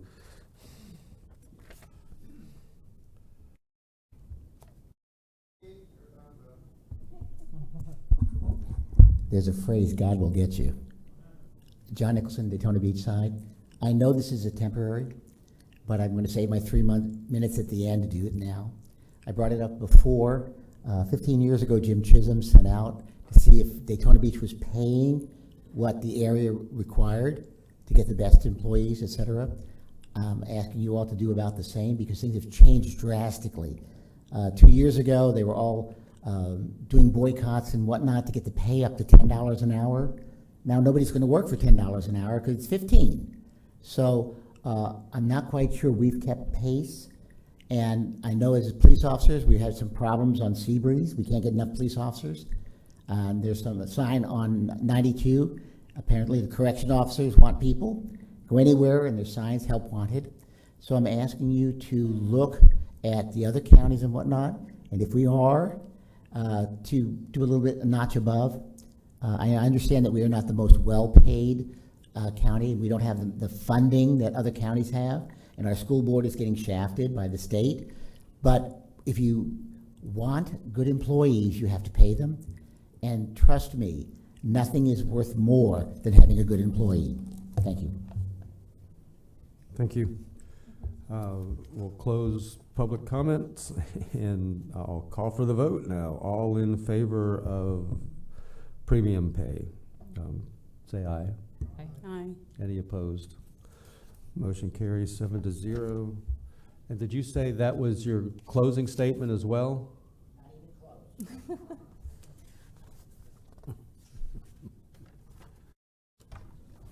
Item 19 is sponsorship request from Embry-Riddle.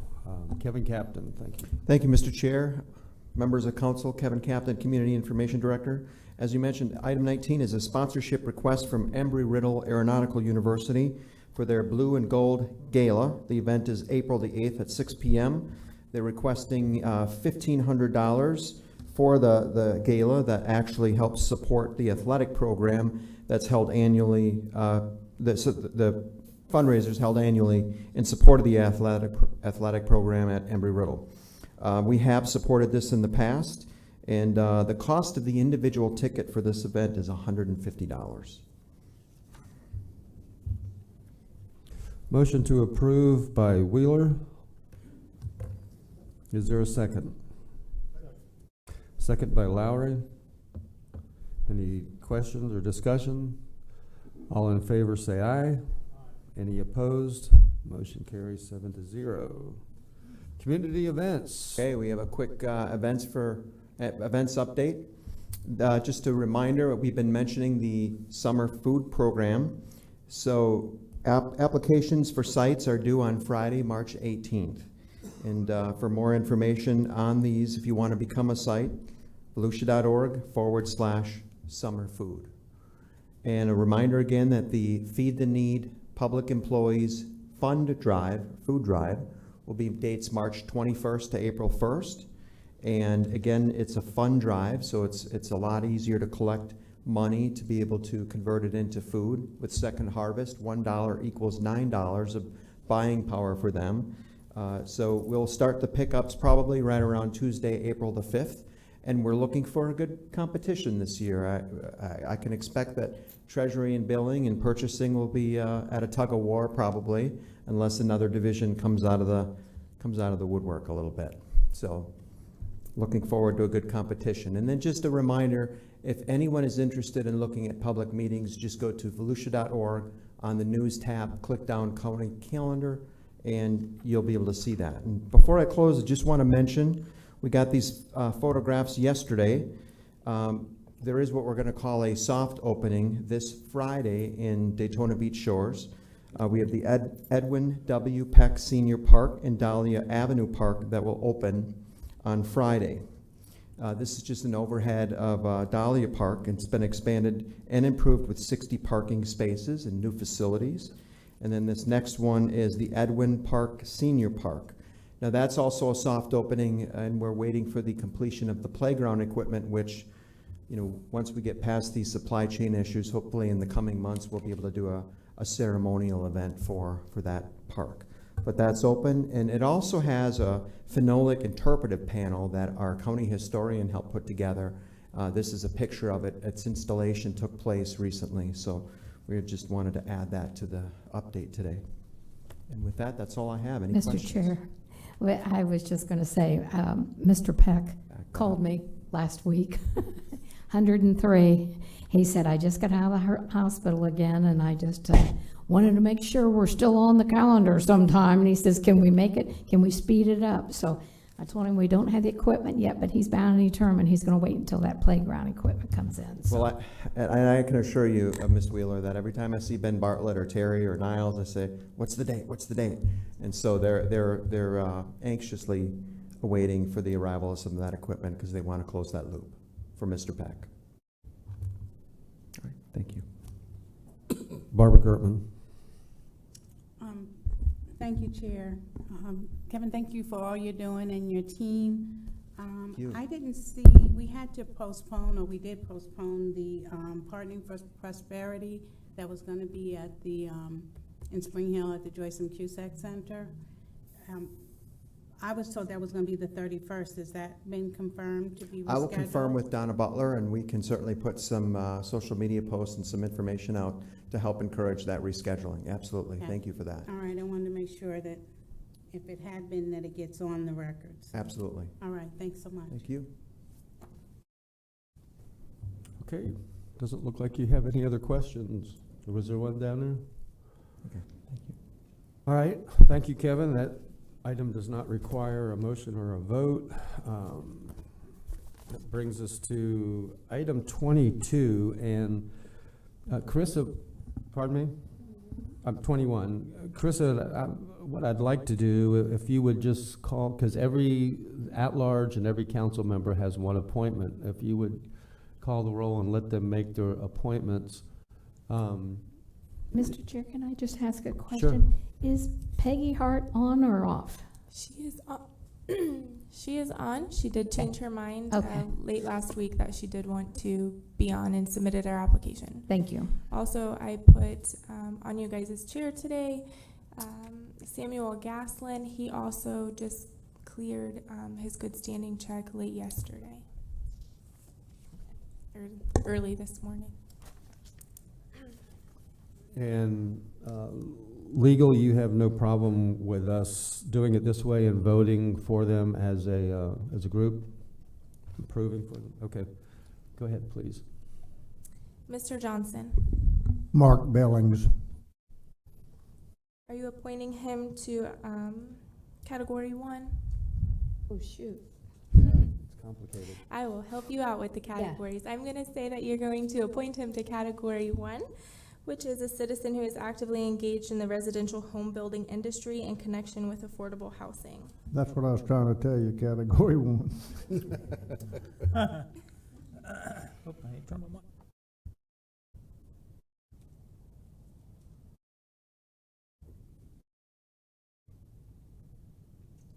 Dr. Lowry. Am I to understand that the people who are serving now will want to be reappointed with the exception of Peggy Hart? No, she does. Peggy Hart does. Oh, okay, okay. But I didn't see, when it said applicants, I didn't see my person on there that I was going to reappoint, Tony Casada. Correct. He has not filled out an application yet. Okay, so he is not eligible.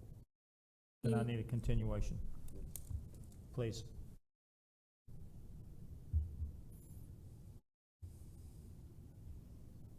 Ms. Post. I'm going to appoint DJ Lebo as a citizen who represents essential services personnel as defined in the local housing assistance plan.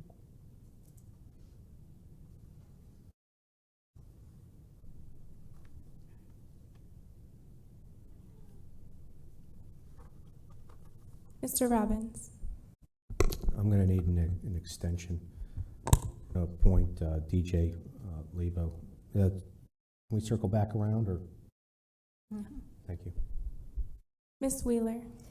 I would like to appoint Ann Evans as a citizen who is actively engaged as a not-for-profit provider of affordable housing.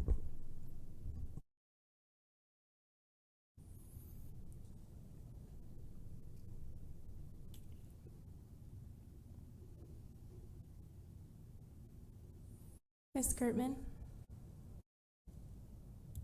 Waylon Neese, a citizen who is actively engaged as an advocate for low-income persons in connection with affordable housing.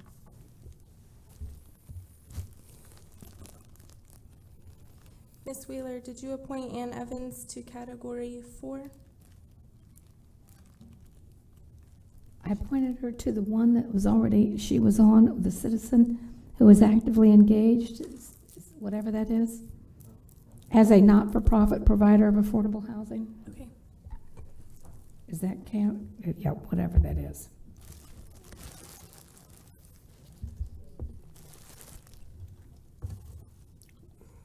Ms. Gertman, who did you appoint again? Waylon Neese to number 4. Mr. Brower? And I am also going to ask for a 2-week extension to the next meeting with Dr. Lowry and Danny Robbins.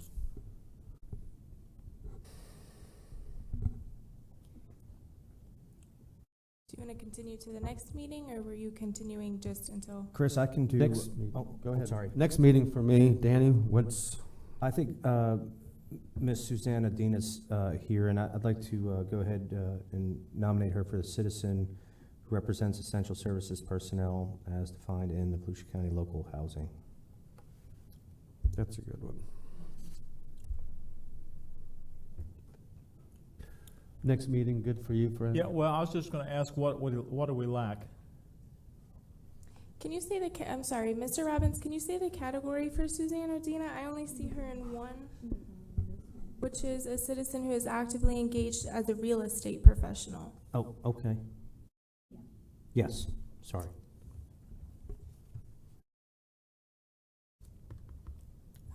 Which would mean that you, Dr. Lowry, to answer your question, you would need one person that would fill one of the categories that is currently open and left. Okay, what categories are open and left? Category 2, a citizen who is actively engaged in the banking or mortgage industry.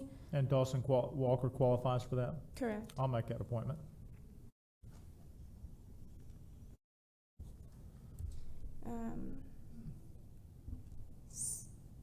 So then, Mr. Brower, your appointments could, they don't have to fit within the category, which could be Sarah or Peggy, along with any of the other people that do fit into the category as well.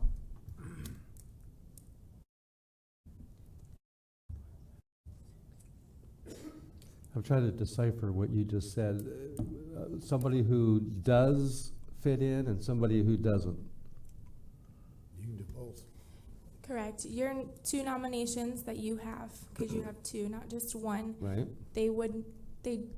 6 of the 8 members have to fit into the categories, and so since we already have those 6 categories filled, your two nominations do not have to fit into a category. So 2 applicants that do not fit into a category are Miss Sarah Ulrich and Peggy Hart, Margaret Peggy Hart. So you could appoint them because you no longer need to fulfill the requirement of being in a category. Where does Samuel fit in? Samuel Gaslin. Okay. Unincorporated. So also that one, right? Correct. So there's 3. Samuel Gaslin as well. Left. Okay, I'll nominate Margaret Hart in, also in affordable housing. And then, I'm trying to find the name. Who else is left that's already been approved? Give me one moment.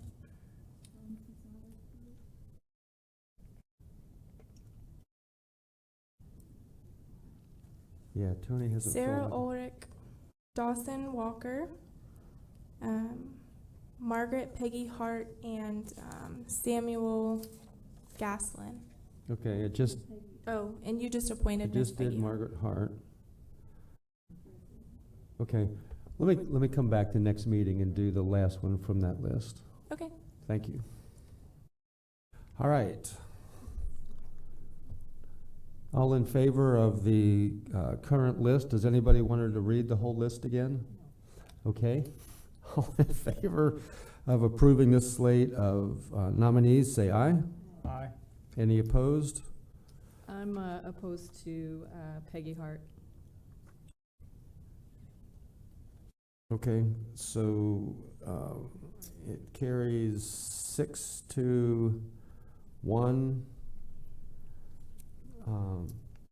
7-0 on everybody, 6-1 on Peggy Hart. Can you tell me who made the motion in the vote? No, I can't. Will somebody?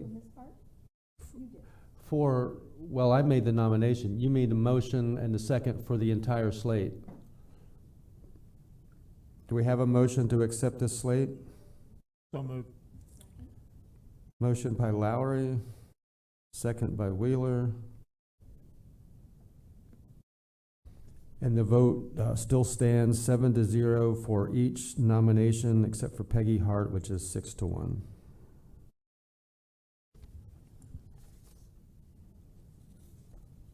So can we break it down if we do the motion for the whole slate?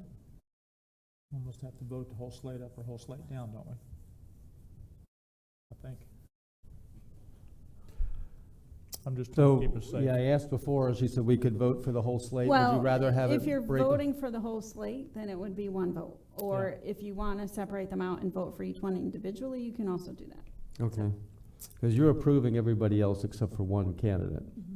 All right, call the vote on each one. Mr. Johnson had Mark Billings. Correct? All in favor, say aye. Aye. Any opposed? Who would be the motion and the vote for that? Yeah, I want just to make clarification. We had the vote, motion was for the whole slate, and the second, we either got to vote it up or down. And then we're going to need it, if we're going to change and do each one, we can't do that right now.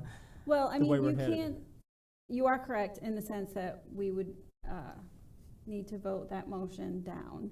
But technically, you don't have to have a motion for each nomination. Someone can make a nomination and then the body can vote on it without a separate motion and a second. So it depends how you want to do it. You have historically done it with a motion and a second, but that does not mean that you have to do it that way. Okay, but right now, we have to take care of that first motion and second and vote that up or down, correct? You are correct. Yeah. Okay, we have a motion then to accept the whole slate, and a second. But I was fairly certain that you did vote with Ms. Post voting it down, with Ms. Post voting against. I thought. Well, she mentioned one particular name, and then we got Right. off the rails. Right. Yes. So we can either record that as a 6-1 for the entire slate, or do them. Let's do Which that. would be the accurate thing to do, probably. probably. Yeah. I think that's the way it should stand. At 6-1, we can make a note that the no vote was just for one candidate, but that would apply to the motion and the second that was on the floor for the entire slate. So the vote stands 6-1.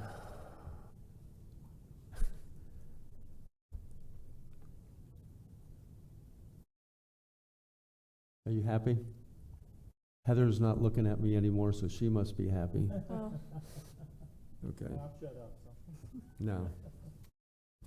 And in 2 weeks, we'll do it again for one person. Okay, item 22, public protection budget and service level presentation.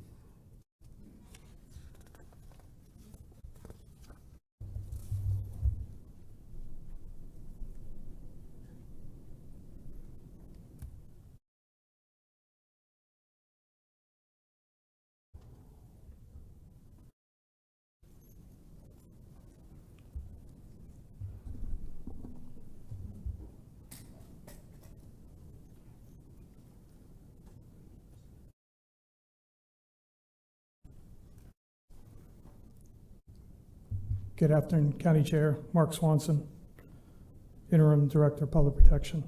We'll be presenting budgets, service levels, and future challenges for the divisions today with the divisions within public protection. And if I can get this to work.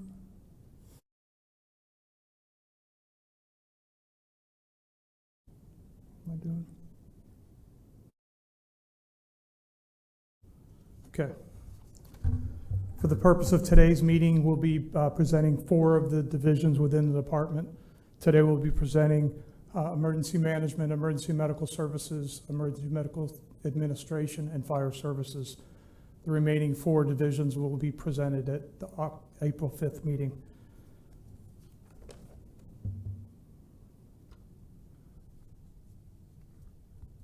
Sorry about that.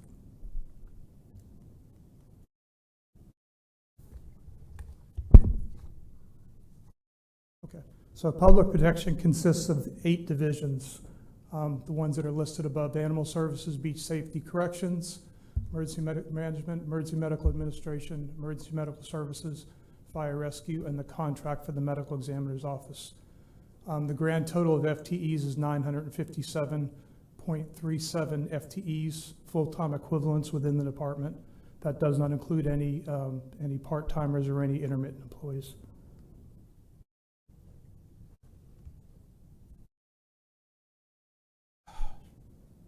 Sorry about that.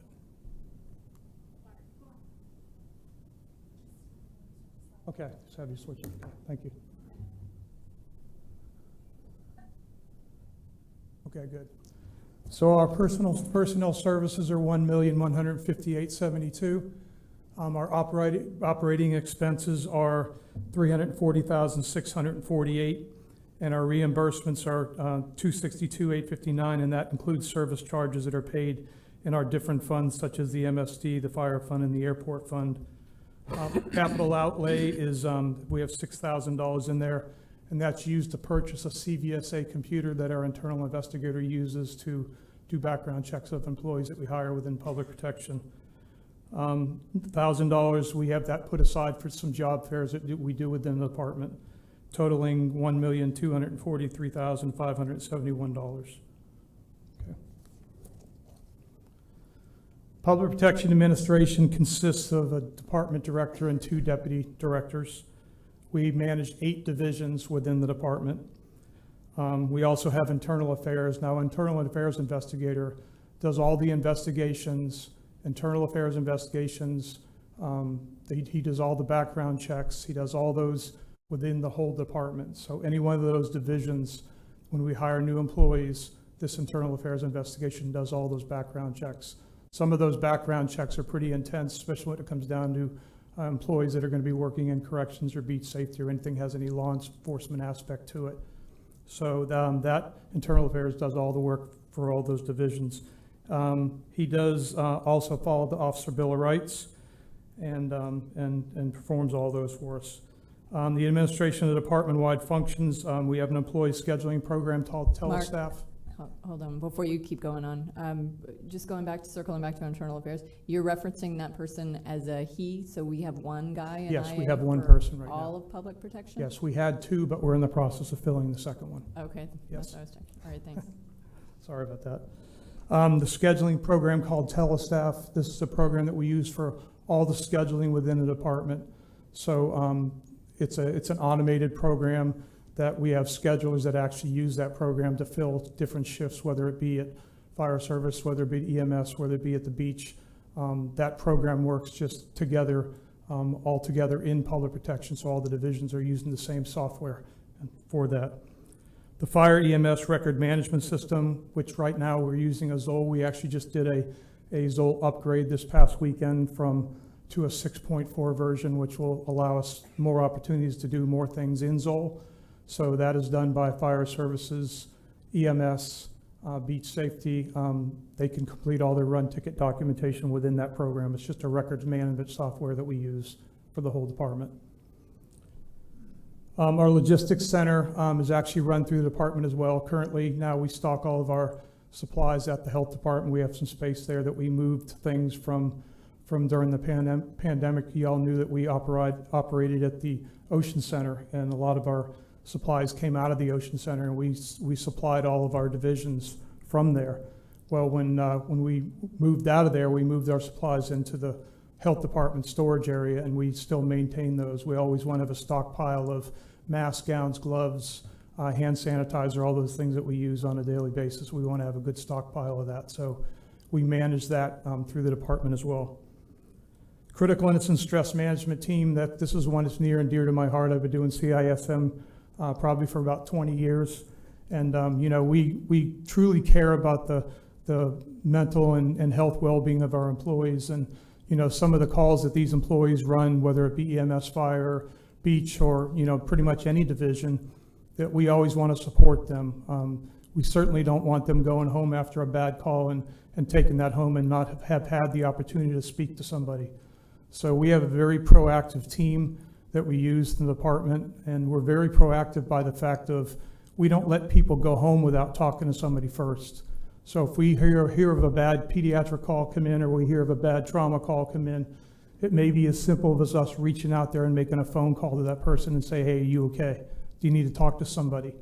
It's simple as that. It can go as far as to doing debriefings or diffusings for our employees. So like I said, we take it very seriously.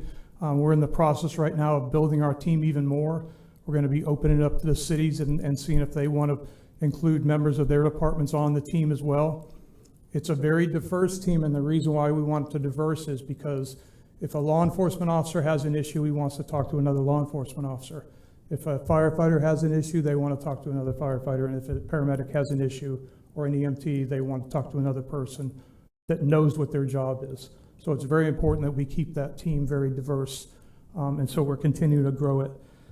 Grants, we just received a COPS grant for $119,000, and that was for CISM. So what that grant allows us to do is over the next 2 years is to provide some additional training for entry-level CISM personnel. So, we can't use the money for advanced training, but we can use it for entry level, and certainly we want to bring more people onto our team. So we're going to be utilizing some of that money for that. We use what they call the Mitchell model. So we're going to be bringing in Jeffrey Mitchell, who is one that actually created CISM. So we bring him in to provide our training for us in-house. Okay. Our software license, of course, we have these programs like Telestaff and Zoll and all that. Of course, we have licenses that go along with those. We have maintenance contracts that have to go along with those. And so we use that $234,000 for that. Our vehicle replacement charges, we have 4 vehicles within our division. The 2 deputy directors' vehicles, the director's vehicle, and we have a investigator's vehicle. The remaining, of course, liability and insurance, $12,318, and our remaining operating expenses is $70,868, and that includes things like office supplies, equipment, communications, fuel, computer replacement, things of that such. So because I told you that we're going to break this down into 2 sections today, the next section we're going to go into is emergency management, and Helena Weatherington is going to do the presentation for her division. Thanks, Mark. Good afternoon, Chair and council persons. A pleasure to be here today. We're a small division of 8 people. 6 of those are funded through the General Revenue Fund, and 2 of those are funded through grants. We have a total budget of just under $1 million, with half of that being spent for personnel services and about $364,000 that's being spent on operating expenses. We annually receive 2 grants. The first grant is from the Emergency Management Performance Grant. That's a federal grant that comes from the Federal Emergency Management Agency, and we use that grant to fund our 2 positions that are grant funded. The second grant is from the Emergency Management Preparedness and Assistance Trust Fund that comes from the State Florida Division of Emergency Management, and we use that primarily to augment our preparedness capabilities through contract services. A brief summary of our operations. We are active in all phases of emergency management, including preparedness, response, recovery, and mitigation. On the preparedness side, we focus primarily on maintaining a total of 92 plans, procedures, and policies. Those have to be updated on a 4-year cycle. We also conduct about 30-plus trainings a year for all of our partners, not just internal, but also external. We work with local, state, and federal partners in conducting our training. And we try to conduct at least 2 exercises, whether they be tabletop exercises or full-scale exercises, every quarter of the year. In response, the heart of what we do, of course, is activating our Emergency Operations Center for man-made and technological hazards, whether that be flooding, tornadoes, hurricanes. Most recently, we've been getting more and more involved in the cyber terrorism field and being able to properly respond to those types of incidences, which are a little bit new on our radar screen. In the recovery side of the house, we look at supporting incidences the consequences that happen after a large-scale disaster, whether it be damage assessment, points of distribution, disaster recovery centers, the whole range of activities that happen on the recovery side, and we plan for those in advance as well. And the mitigation is probably the biggest growing area within emergency management, and that is ensuring that we can build resilience within our community, whether that be through looking at projects such as the Hazard Mitigation Project, where we look at building resilience for residential structures or hardening our infrastructure, a whole series of activities that are coming now through additional federal funding. Public outreach and education is always an important part of what we do as well to ensure that our community is prepared. We do a series of activities, including media interviews, we do social media, we run our website, we do outreach activities where we do presentations for homeowners and those types of events as well. Our operating expenses from our general revenue, we total, I think, $364,000 a year. Most of that is spent to maintain an extensive amount of technology that we have, our emergency operations center, our building, our security, our web EOC program, which is our missions tracking system, our weather tracking systems, and a series of other technologies. And you can see the other expenses in terms of property insurance, computer replacement, vehicle replacement. We have 3 vehicles that we maintain as well.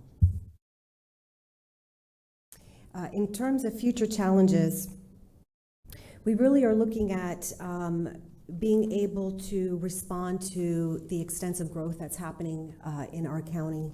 Most recently, that's going to affect our evacuation and sheltering plans. We're looking at being able to address those. Similarly, we're also looking at the impacts of climate resilience and how that might affect us, the federal funding streams that are going to be coming down for projects that we'll be able to do and that the federal government is asking us to do as well. As I already mentioned, cybersecurity is a whole new area that we're immersing ourselves in. We actually have a brand new emergency support function called ESF20 Cybersecurity. We're working with Brian Whiting and his staff to be able to build our capabilities within that area. With climate resilience, we're also looking, of course, at the stronger events that we're seeing. We've already seen record-setting tornadoes that we saw in Kentucky, some of the biggest and largest record-setting hurricanes that are also being set every year, and a record number of them as well. We want to be sure that we are ready for those when they do occur.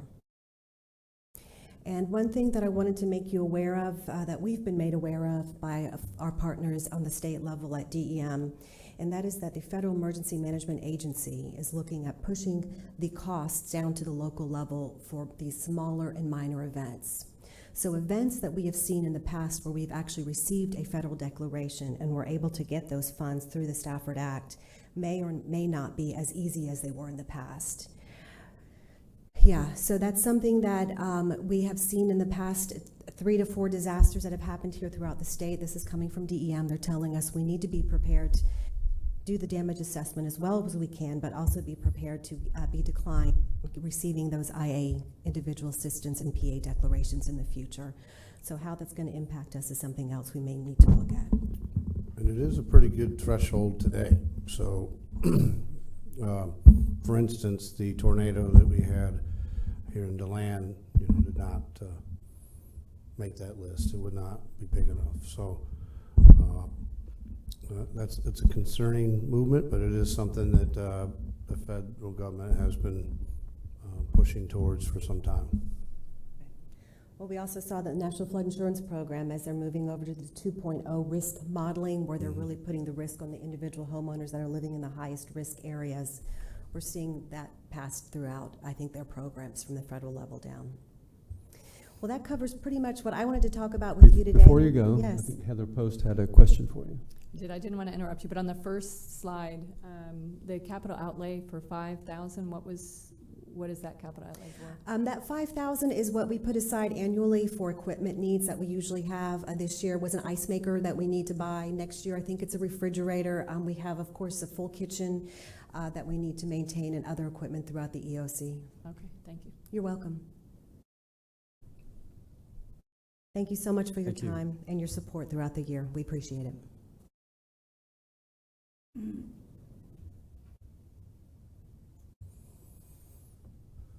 Good afternoon, Council. Mark Walcott, Emergency Medical Administration. I'll jump right in and talk about our organizational structure. I think we are still the smallest division in county government. Myself, a staff assistant. We employ a full-time medical director. It's an obligation we have as an EMS provider is to have that medical director. It's a statutory requirement. It can either be employed or it can be a contracted service. We've opted for the former. We've offered excuse me, we've employed the physician and we've gotten some extra benefit out of that, as he also serves as our occupational health physician. And in the past couple of years with COVID, he's been an invaluable resource in-house for us. We have a deputy medical director under our medical director, and that serves primarily to fill the void when he's out of town, as he is this week. So that medical director, or deputy medical director, excuse me, is budgeted for about 4 hours a week. So their primary purpose is to fill the void. The light blue section on there is a special projects coordinator, and that is an employee that is on assignment to us from the EMS division, not part of our payroll, not part of our structure, but he's on assignment and works well with us. Boy, 3.5 people, $9 million, but we can explain most of that as a lot of pass-through dollars. And I'm going to start from the bottom, just above the total line on the interfund transfers. It's $7.17 million. That's general fund money that passes through emergency medical administration to the EMS division to offset their costs from entitlement write-offs and other bad debt. Mr. Coleman will talk about that shortly. Above that in grants and aids, all but $750 of that $1.15 million is earmarked for the Public Emergency Medical Transport Program.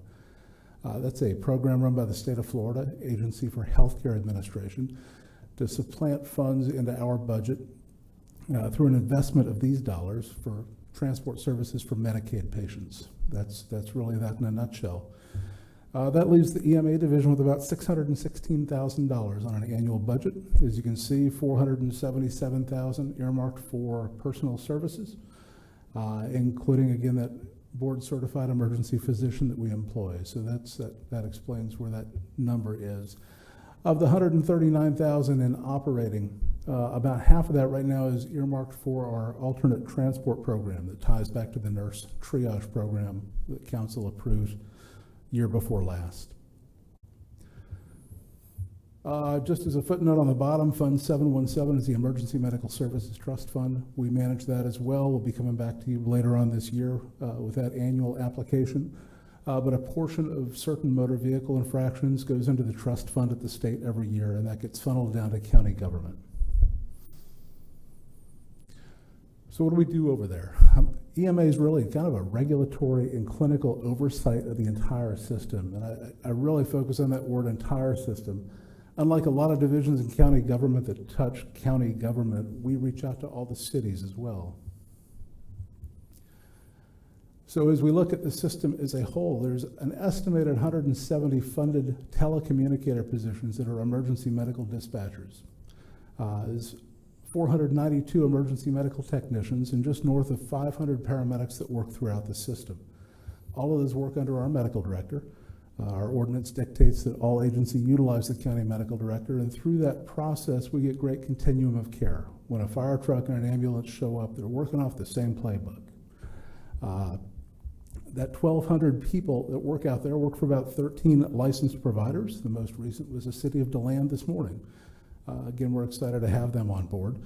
And collectively, they either help transport or cause transport of about 60,000 patients a year to the 4 hospital systems you see on the right side of your screen. To the 7 local Advent hospitals, about 37,000 patients. You can look and see the numbers, 25,000 to the 3 Halifax facilities, 1,400 to the newly rebranded HCA Lake Monroe Hospital down in Sanford, and one down to Parish Medical Center, and a handful of others, a respectable handful of others, to other facilities throughout the state. Our big numbers. Everybody talks about EMS and what we do.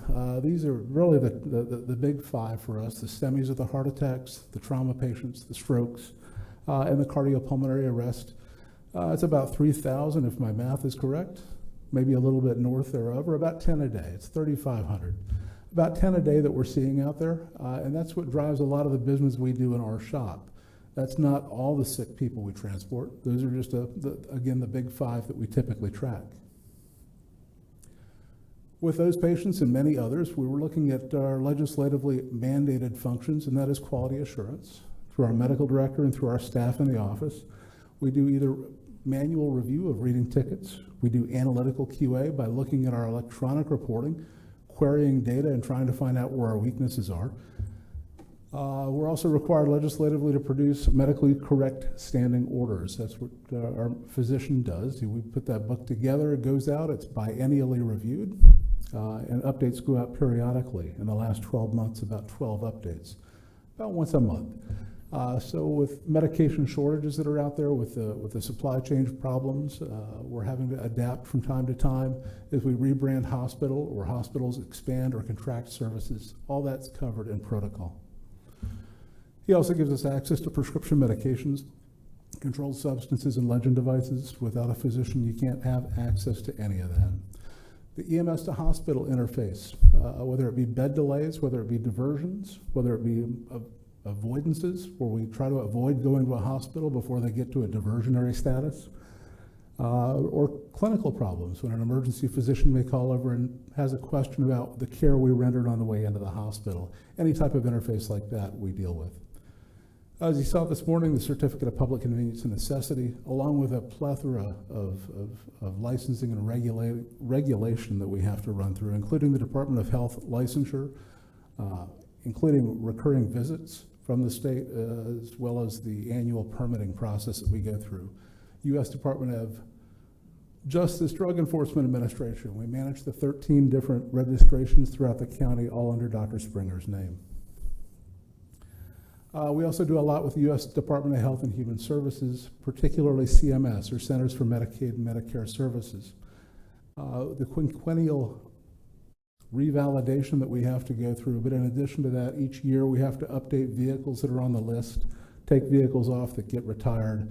We have a list of excluded individuals and entities we have to go through and vet each year to make sure that we don't have somebody on our program that CMS is forbid from being on the program. As well as some other laboratory waivers that we need for the rudimentary testing we do in the field. Credentialing of paramedics, provision of continuing medical education or approval thereof, as all those 1,000 paramedics and EMTs need that certification every 2 years to be renewed, and that's all done through Con Ed. The electronic patient care reporting that Mr. Swanson talked about, again, just a big update, and we're trying to migrate, for the first time ever in the history of this county, all services onto one platform. That will be huge. That'll give us a true, clean picture of what we're doing in this system. With that, we hope to get hospital feedback so we can determine patient outcomes to make sure we're doing the best job we possibly can. In other ad hoc programs, the naloxone program was a big thing for a long time. I know we've looked at AED programs in the past. We're looking at them again going forward. And different projects that different agencies bring forth, including community paramedicine, the right size response program from the fire chiefs, the BLS initiative that we're putting in place out there to take some of the load off the ALS ambulances. All of those are pieces that we're involved in. What are we spending the money on? $138,000 in operating. About $70,000 of that right now is earmarked for alternate transport. That's a service that's being run out of EMS, but the funds are in EMA.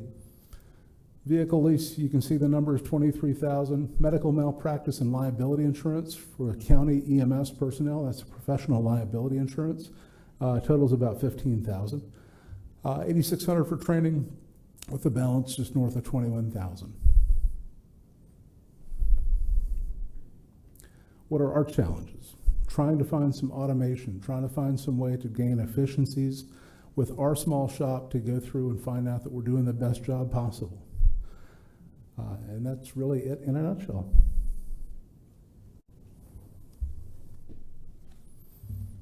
Heather Post. I had a question, again, the first slide, your special projects coordinator, you said they're part-time or they're temporary out of EMS? It's a full-time equivalent. The position control number resides with EMS, and it's just been on assignment over to EMA for a couple of years now. And what is their function? Do a lot with the quality assurance. It's a paramedic. It's just not assigned as a paramedic. Older gentleman with a lot of experience, and we use that experience to go through and look at the tickets and make sure the care that people are providing is accurate. There's also, this particular individual has a lot of technical expertise, so as we rolled through this software upgrade, he's been very instrumental in testing and moving that progress forward. Thank you.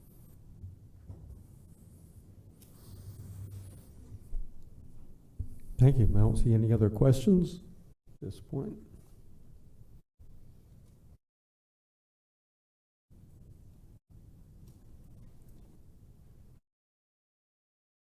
Good afternoon, Council. Michael Coleman from EMS. You're just going to flip for me? Oh, there. Thanks. Appreciate it. Here's our organizational chart.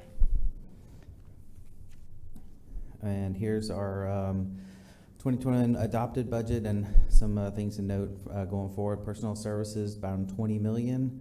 And we've requested some additional staffing, which we're going to talk about at the EMS workshop tomorrow that we've already talked about a little bit. Operating expenses of $5.7 million, and obviously we're, like everybody else, concerned about fuel costs, and then medical expenses as those medical supplies seem to keep going up and up. Capital outlay, so next year is our big year for starting to replace our cardiac monitors, and then reimbursements for our CPR cards through our American Heart Association process. So we got about $8.6 million in reserves, and that brings us to a total of just almost $36 million. And we have 231 full-time employees equivalents. Okay. So here we go, ambulance fees, so charges for service, around $17 million. Bad debt recovery, so we do have a collection agency that we reach out to, and they collect us about $1.2 million. Our PEMT program, which is some matching federal funds through Medicaid, which is $3 million. Management fees, and so these are fees that are collected through our billing department for the fire transport agency. So that's $326,000. That's the 10% that they collect for that process. The $7.1 million general fund transfer, and then miscellaneous revenue for sales of equipment, investment income, and miscellaneous user fees. So we have quite a lot of requests. I mean, almost every day we get piles of mail for people who want medical records, depositions, and things like that. So we charge for those services. Vehicles, so about $3.14 million. So our vehicle replacement program, so we have 56 ambulances, and so they're on a recurring schedule to time those out before they become problematic and start breaking down, which we don't really want that, so we want to get ahead of that.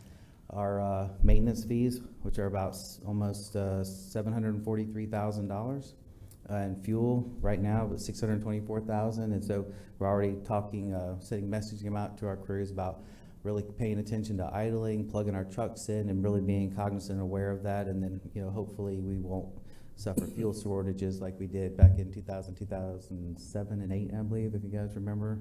We really had a hard time getting diesel and things like that. Our medical surgical supplies, so $1.188 million. Liability and property insurance is $365,000.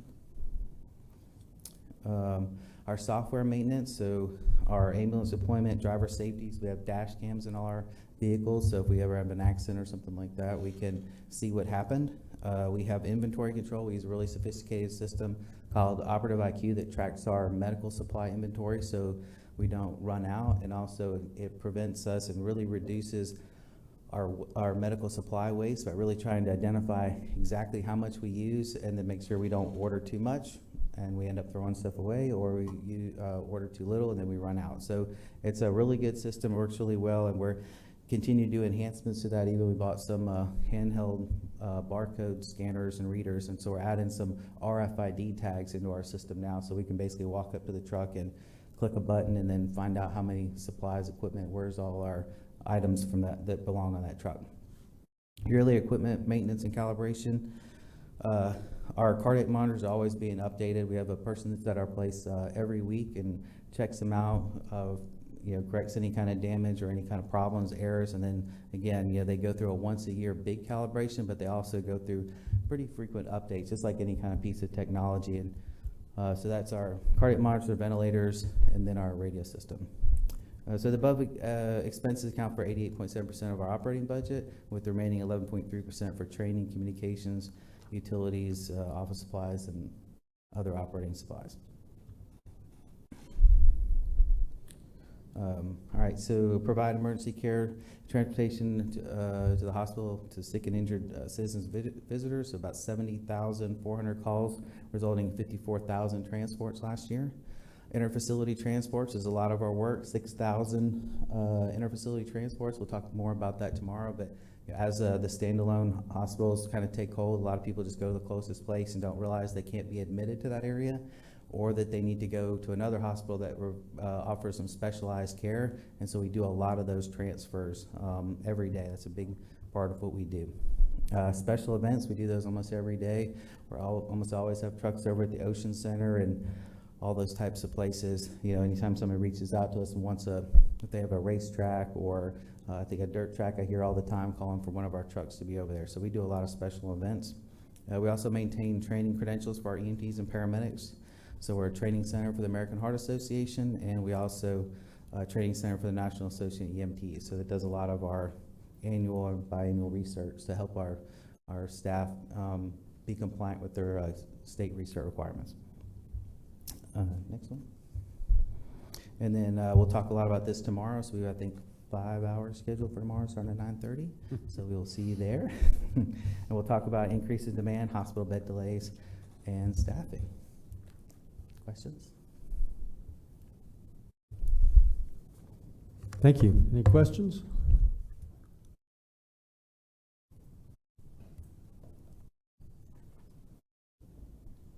Good afternoon, Council. Howard Bailey, Fire Chief, Volusia County Fire Rescue. And this is very convenient, thank you. Okay, overview of our organizational chart, as you can see there. I'm good with that. All right, so budget, all funds across. Some of the highlights here are, first one is personal services. What the special note for 22-23 is obviously the SAFER grant that we brought to council and you've approved, and hopefully in June we get good news there. So those additional 12 firefighters, again, are going to be used for shift relief, so we're very excited about that. The second big item in this slide is the capital outlay for a replacement of cardiac monitors. We typically will marry up with EMS to make sure we try to buy at the same time to get the most value for what we're purchasing, as well as our first 4x4 ambulance. Now, where we transport on the corners in Oak Hill and Pearson, we currently have a rescue engine, and we're converting over to an ambulance four-wheel drive type. Over the years, we have experienced some issues with that vehicle and some of the road conditions that warrant a four-wheel drive transport unit, so we're excited to get that in place. And then also station alerting system, which we continue to work with IT, and as the radio group catches up with that project, we continue to keep that funded so that way when we're ready to convert to a new alert system, we'll be ready to go there. A brush truck and a tender on the capital outlay side. And then next big item there, capital improvements, a lot of fire station related stuff. Again, previously in council, you've approved us reprioritizing our fire station construction, but also in here is some renovations of some stations. We are working very well with facilities. I might want to just add a quick note there with Janine Jennings and Corbett, and we're working through them to ensure that decisions we make are the most fruitful ones for us from a budgetary standpoint. But we continue to work through every year on either some type of upgrade. We're also got some ADA inspections going on starting this year, so we're going to get through our entire list of fire stations. We got renovations planned and approved. We got stations planned and approved. So very excited. I don't know that our fleet of stations could be in any better plan than they are today. And then down to reserves, just highlighting on this slide, we will utilize the capital reserves for replacement of the cardiac monitors this coming year that we have in there.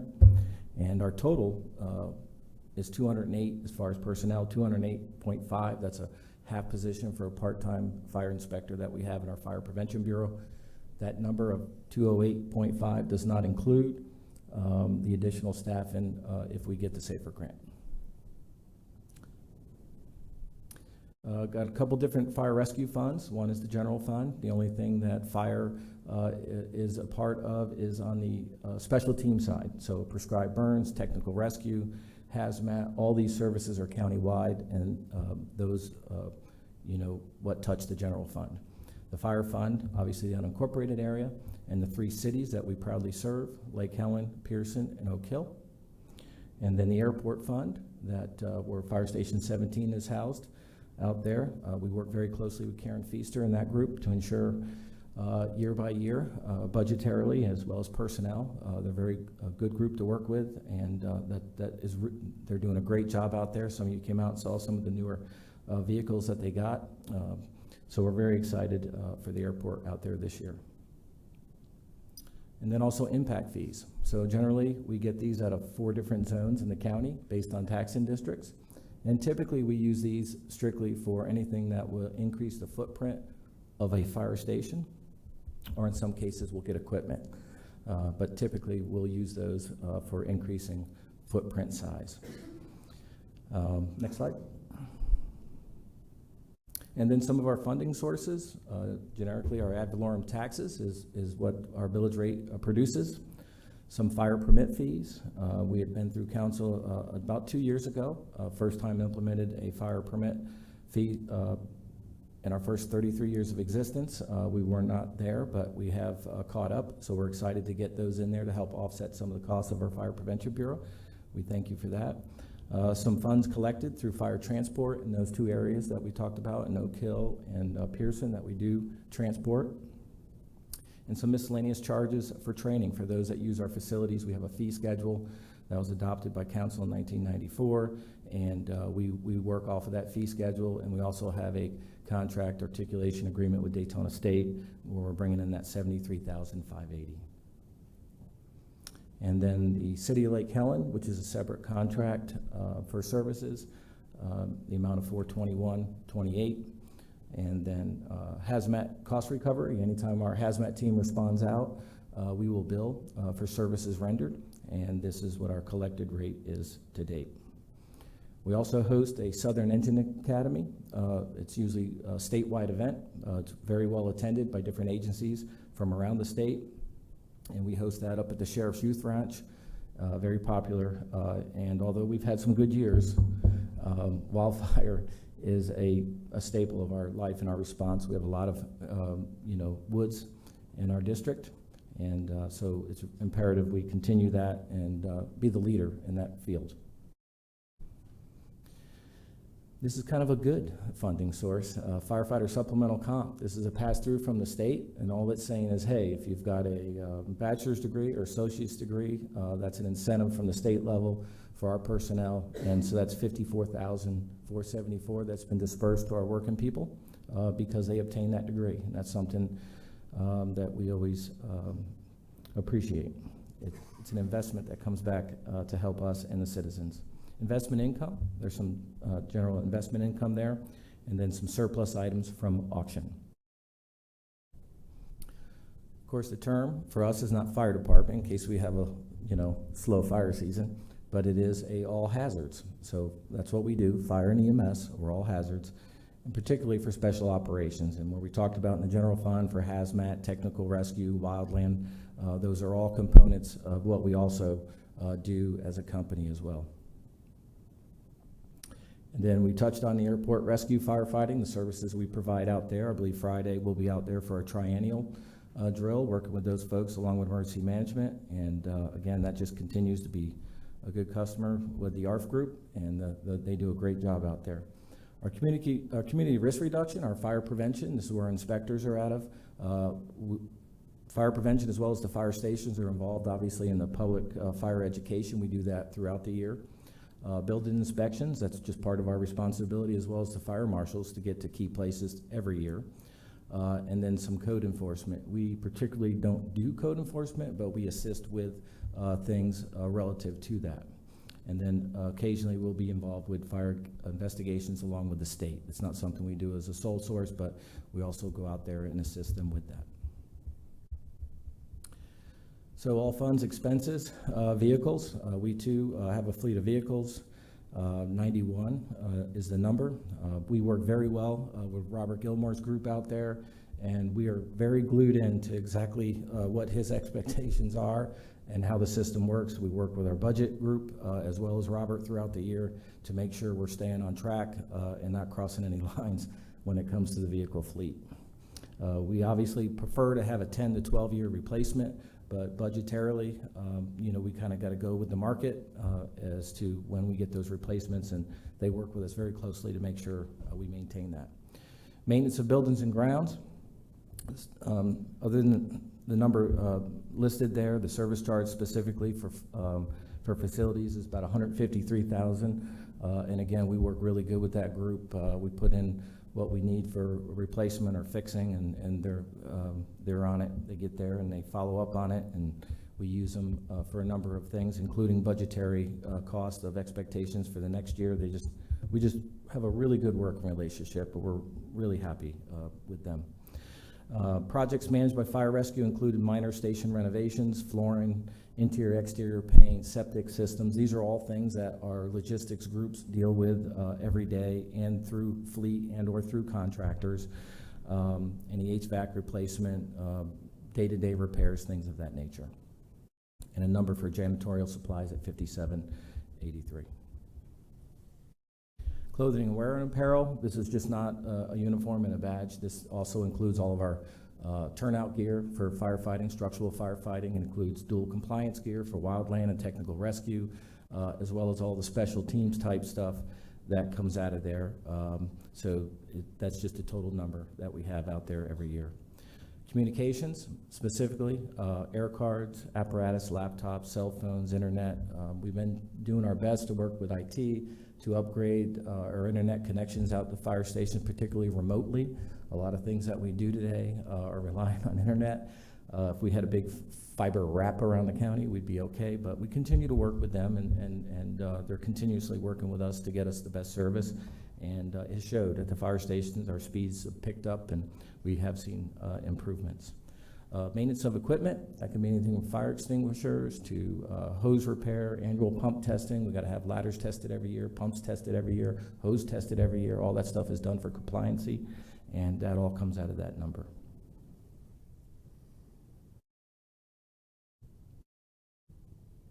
Utilities, got to pay the bills. That's our annual number there. Of course, we do predict a little bit of an increase there. Payments to government, this includes contracts with the municipalities. There are areas or enclaves in the county that we can't get to, that we work with the cities to provide fire rescue services in those enclaves, so we pay them a fee to do that. We also pay for fire hydrant maintenance to municipalities in the county, as well as forestry, Department of Agriculture for pennies per acre to work with them. And then of course we still continue to support the Spring Hill Community Redevelopment, or CRA, for that area. Administrative costs for county services about 1.5. Our fees for service from the property appraiser about 1.1. Property and liability insurance about $426,000, and of course this is for everything that we got, all of our buildings and liability insurance combined in this number. And of course remaining expenses, contracted training, mileage reimbursement, miscellaneous things there. Next. All right, so future challenges, and these are, as we started the strategic plan and brought it to council and got approval to move forward with our accreditation, we picked up on this when we worked with the community, went through the entire process, did some outreach, but I'm really happy to say a lot of this stuff that I'm going to talk to you about now is either been in front of you, approved by you, or is on the way to you. So this is an exciting, I don't know if I should be calling it a challenge, but it's definitely something we got to walk through. It's probably something more we need to walk through because we've continued to get your support, and it's appreciated. So station infrastructure I've talked about. We've got a few stations lined up. Now, it would be unfair, and I'm sure you've heard this in any presentation, although we've got some things slated a little bit because of the inflation or because of building cost. When you go from 250 a square foot to 500 square foot to 700 a square foot, it may have to slow down, or we may have to push something a year or two, but we have to work within the budget, and that's understandable. So there are some times there that If it slows down, when we update, we'll just tell you, hey, this is the current plan and this is the current projection based on that. So station infrastructure, we got a good plan. We're working forward through the ADA inspections, through the renovations, and through construction. And again, working through facilities with that to make sure we're doing all the right things there for not us as a whole, but also the men and women in the fire stations to make sure they're adequate for living and response purposes. Next. Staffing. Again, we've got a plan. Over the last couple of years, you've approved positions, and we've been fortunate enough to get them in the door. We've had really good luck bringing in some really talented men and women, from around the area, coming out of school and from other departments. But we've had a really good luck bringing in talent. We're really happy with the folks we've been bringing on, and we'll continue to bring that through April. We'll have a new hire academy for the last group of 6. And if all goes well in June, we'll be ready to hire in October. Apparatus and equipment, I just told you we had a pretty good program in place with Robert that is funded, and we continue to make sure we look for all the efficiencies we can, not only within, but with him as well. And most recently, the ops chief and I were having discussions even on fuel reduction plan. How do we do what we do and come up with fuel reduction? So we are trying to do things like that because every bit helps. Last is the training. This is probably an area that will just always be continuous. I don't know if we'll ever catch up with it, but trying to create a career development plan for our folks of all ages to do the things that we do today and keep them updated is constant training practices. So we've had a West Side training facility in the thought process. We have talked with our West Side fire chiefs and tried to look at some partnership type ideas. Everything is just discussion at this point, but we definitely know we are looking something to develop out on this side at some point. Develop a plan to replace our burn building. Built that in 1994, and at some point we'll start putting in there to get some type of replacement. Probably wouldn't be a refurbishment, it'll probably be a replacement for that, but it is a live fire, Class B, Class A fire training unit, which if you haven't been out there, we're always open for a visit. Enhanced, of course, special operation training to meet local and regional needs. A lot of times throughout the year, certain types of events happen, like the Surfside. Our technical rescue group obviously was aching to get down there and assist. That they just weren't taking resources from up this way for that. But we continue to train in all the different disciplines and special ops, and every year they get faced with different challenges. So we try to train and prepare for those. So that'll be just something ongoing as well for our special team folks to meet ongoing training. Some of our other challenges when we went through some of our stuff for our accreditation. We want to continue to implement alternative water supply concepts. Water is gold, right? So we're always looking for water. Continue to enhance the health and safety measures of our folks. Bolster community risk reduction initiatives throughout the county. That's something we do every year. We highlight it through fire prevention, but we continuously, when we go out and speak to the public, we always want to improve on that and make them an educational format. Improve the current ISO rating. No guarantee, but we hope to go from a 4 to a 3 during our next inspection, which would be pretty significant. We were short a little bit on the training last time, but our way we're documenting our training and the schedule we have, we should be able to reclass as a Class 3 the next time around. And of course, insist in the development of any type of department-wide logistical warehouse space. I know we have logistical issues with space, and we would love to partner up, particularly public protection as a whole, and share a common space. Next. Any questions? You seem less concerned about staffing than some other departments, almost every other department and businesses in the area. Why is that? How are you attracting good Everybody people? wants to be a firefighter. It's okay, you can tell me.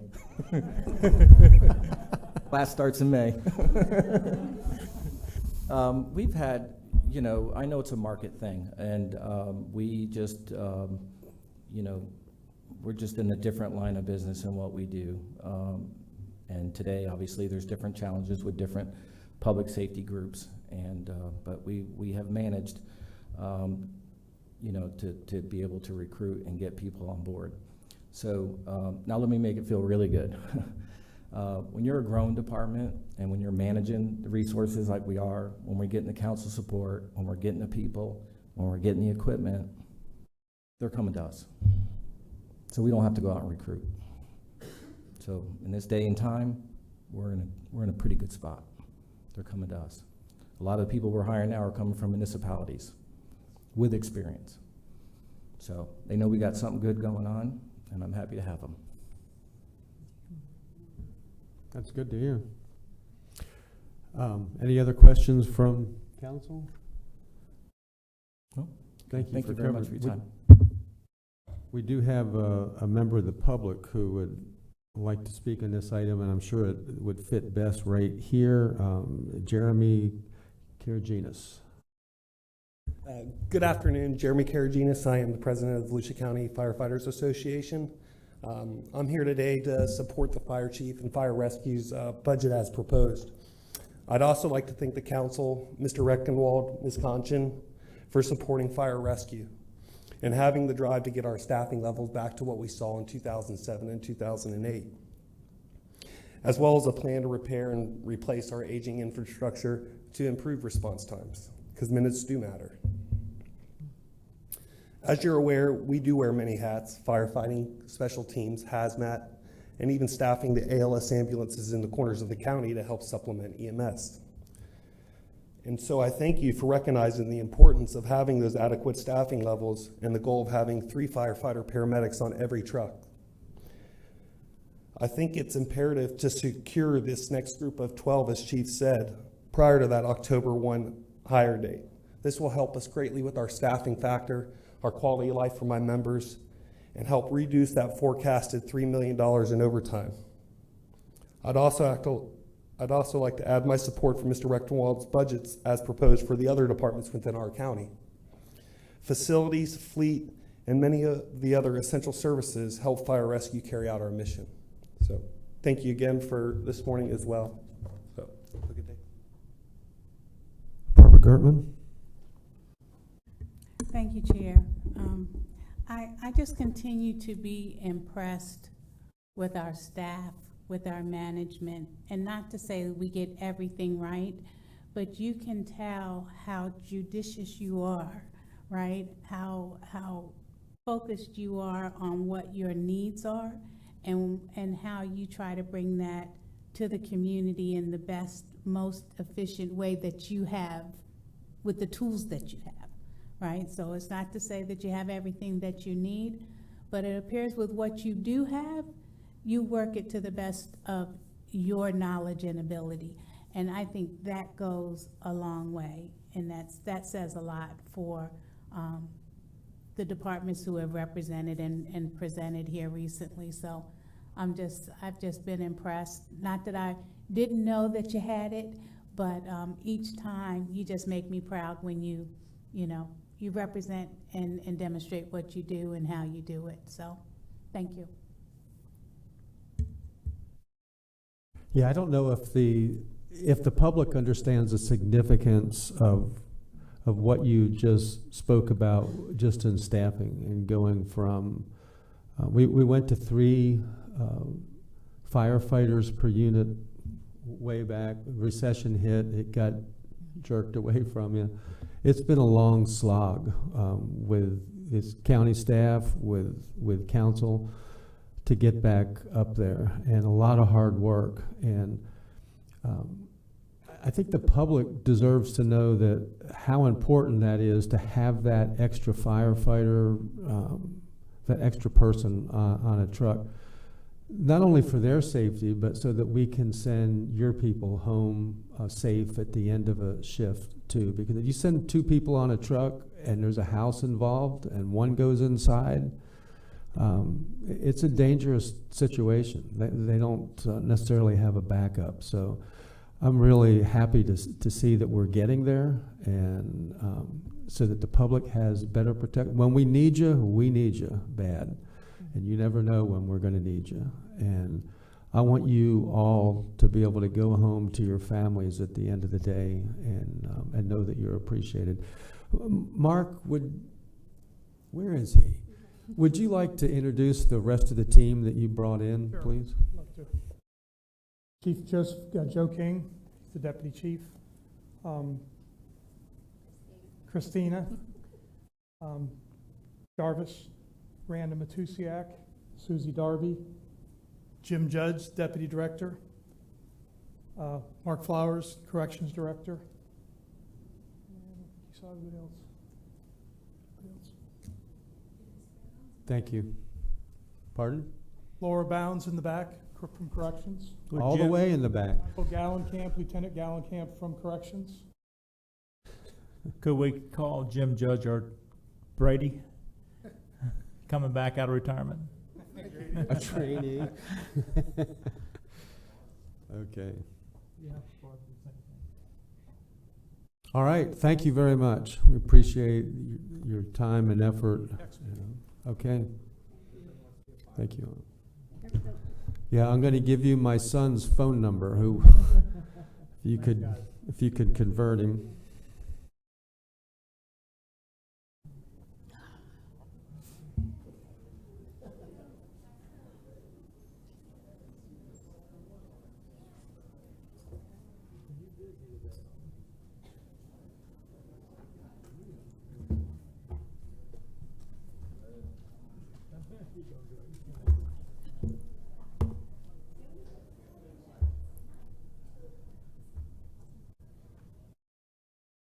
Okay, and as the three people that are still in the gallery know, that we end this with public discussion, public comments, and we do listen. We have one request to speak.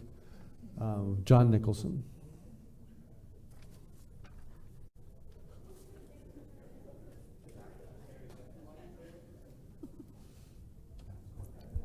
John Nicholson, Deltona Beachside. Now, do I get 6 minutes, or do I get a 3-minute penalty and get 9 minutes? Okay. Not my fault that the 6 didn't show up. Going back to 6, I didn't get a chance to speak on was the advertisement. I just want you to be cognizant of the fact that some of us worry about what is going to be advertising. When I got here in spring break 40 years ago, there was a huge condom in front of the old Marriott. It is not the kind of thing that Daytona Beach would like to have in this day and age. We are changing. Tampax is another one that's advertised all over the place.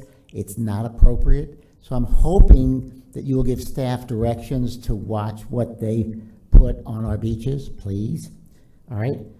Secondly, there are several things that I'd like to control. Sorry, it's an issue. It's done. Okay. If you find it in Okay. the sand, we could advertise for it. I brought up a couple months ago the loss. We will lose 4 of you now permanently. She's not running. So it's going to be a new council. We have several months left, and I've attended probably 3,000 or 4,000 county and city meetings over the years, and this is the best council, best group of people that work together that I've ever seen, and I'm going to hate missing you guys. I've talked to 2 people that possibly, maybe, sort of, will be on this council, and so I'm pretty relatively happy with your replacements.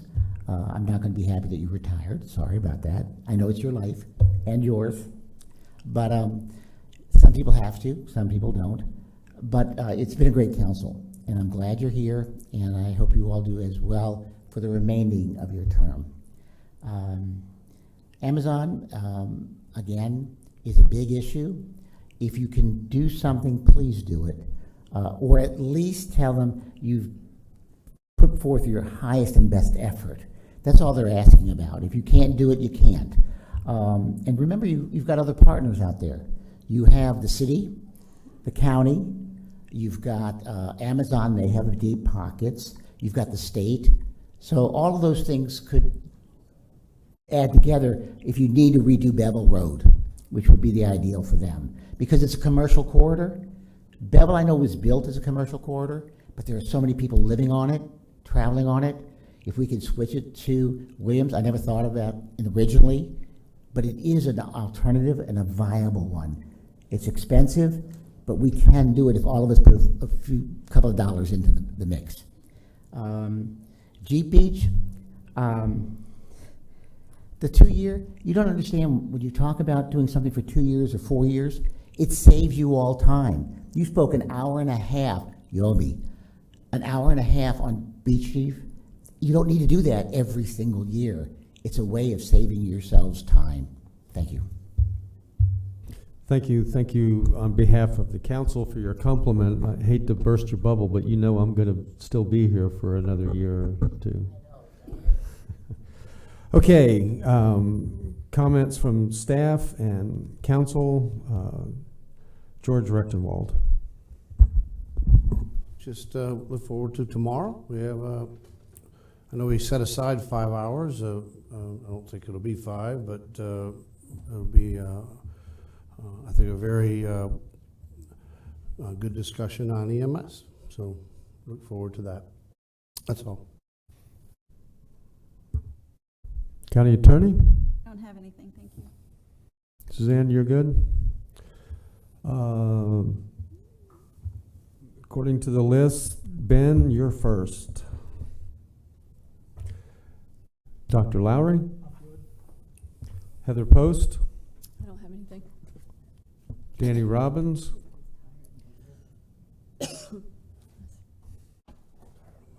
Wow. Barb Gertman?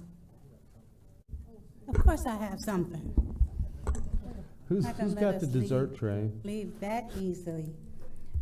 But it's only 2 things. Well, maybe 3. Partnering for Prosperity that was rescheduled for March 31st. That will be at the Dr.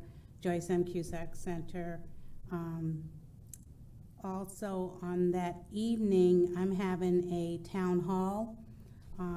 That's March 31st, 6 to 8 at the DeLand City Hall, 120 South Florida Avenue. And on the 24th, there's a Women's Empowerment Month talk also at the Dr. Joyce M. Cusack Resource Center that I'll be speaking at. And lastly, last night I attended the strategic planning meeting for the city of DeLand. And I was surprised that there was no public participation. After all the concerns that are going on, I was just surprised. So, but I did let them know that we would, or I would certainly support continuing to connect, communicate, and collaborate on joint concerns and issues regarding especially infrastructure and some of the other needs for our region and community and for Zone 4. So that was it. Billy Wheeler. Yeah, thank you. Just a real quick thing. I did receive an email last week from Jennifer Robinson, the Specialist Community Involvement on Volusia County Schools, inviting me to be the governmental representative, since it's in my district, for the new community center at Turry T. Small Elementary, which they are building a new school, which should be done in 2024. So they're wanting to make a really wonderful community center in the existing building. So I'm a part of that process, and I've asked staff to be with me on a meeting on the 24th that we're going to be looking at all, breaking off into groups of what all is to be included in that. Really a lot of good participation on the first meeting, and really kind of excited where we can take that. And then the second thing is just again, I think everybody heard Pelican Bay the residents, and we've certainly been hearing.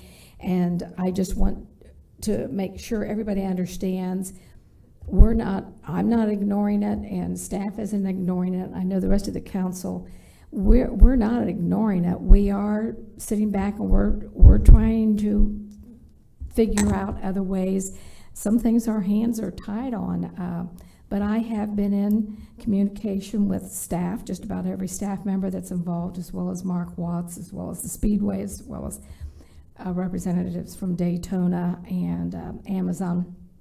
So we're trying to figure this out as well as we can, but again, we can't make promises, but we're not hanging up the towel. And so I just would ask staff to make sure that you keep all of us included on the conversation as it moves along, because we're getting constant questions in regard to it. And if at all it can be done, and I know FDOT holds the key on a lot of this, but if we can absolutely, as Barbara always says, think outside the box on this. Obviously, this is critically important to this entire area on Bevel. That is in my district. It is a busy road, and there's a lot of homeowners that come out onto Bevel. So just, if everybody can just look at another way, if it's possible, then let's go for it. If it's not, then you know, that's the way the comp plan stands. But I would just ask that we all just if there's a way, any way possible, I would ask that we get some help on it. Thank you. Thank you, and I'll just, that's what I was going to talk about too. I think there's always a way. I was going to ask staff if, you know, I would like to have a meeting with them to update on all the questions that the public had, but I know that everybody that sits up here is concerned about this. So George, it might be a good idea. Let me ask this a certain way. I think it would be a good idea to bring this back to the council and update us all where we are and some of the questions. However, I know that the attorneys are negotiating with the developer, with Amazon, and I don't want to interfere with progress with that. So if it would be better to do it privately with each individual council member, but we really do want to be kept up to date. I hope they're keeping you up to date, because we don't, you know, we're going to lose the opportunity to affect it. You know, Amazon, the interesting thing is that the people that live in Pelican Bay, I'm still hearing that they want Amazon. They want the jobs, and you don't get it without the trucks. So but we have to keep them in mind. There's some things that we can do. I know the attorney's working on it. And Mr. Chair, one thing, if I could just add to that, I'm sorry to interrupt you, but your comment on even meeting with us individually, I think it's really important that you may be asking a question that I didn't think about. I think it's really important that we, you know, if they have to send it to a joint email that we can't answer back, but that we're all given the same information. It's just really important. That is, as long as we're not interfering, you know, hampering any negotiations, because it's. I'll talk to the project team and find out if there's any risk with any negotiation that's going on. I would like to clarify one or two things that I did hear today. There was a statement made about all of the employees using the Pelican Bay entrance part, and that's not true. We actually have worked already. There's some things that have been done, but really the employees they are going to be directed to other places, the other two entrances, which will be Williamson and Bellevue. So they're already trying to divvy these trips up to the best of their ability. And so it's ideas like that. There's a whole list of things that they're going to be talking to the Department of Transportation about. We met with the Department of Transportation for other reasons, and of course they're very aware of the situation, and we'll be talking, and this may become a TPO issue, but really you've got a lot of growth that will be occurring up and down the I-95 corridor at those intersections. So, and so we're going to work with the department on possibly doing some planning all up and down that corridor to see what can be done, and expansion maybe of Bevel would be one of those. Of course, we already know the issues at LPGA. We already know the issues at US 1 to the north, outdated interchange up there. So we'll continue to work with them. But I'll find out and we'll put together a little update as long as there's, like I say, no issue with messing anything up. But I will say the team has worked really hard. They have worked with the city every step of the way. They have worked with Hillwood, the developer, and because there's more to come. See, that's the thing. It's that intersection being what it is, two interstates come together, and that has to be factored into the equation. If we do these onesies, then that is how you get in trouble. And so when you take it as a group and you understand what could be on the other properties in that area and take the information that we do know, that has to be factored in. It doesn't do us a lot of good to throw everybody in one direction. And like I say, now we do have that leverage because we are in talks with them. But you wouldn't throw everyone in one direction and then come back later on and ask them to go in another when something else comes in down the road. You really need to plan for it all, how the whole thing would work. And that's what our folks are doing. And I have a lot of faith in the minds of our engineers. They work very hard and they're very experienced at this. Okay, thank you. And we don't need it, but I think the council needs it. If anybody would like to make a motion to adjourn. Second by Lowry. All in favor say aye. And another one for the history books.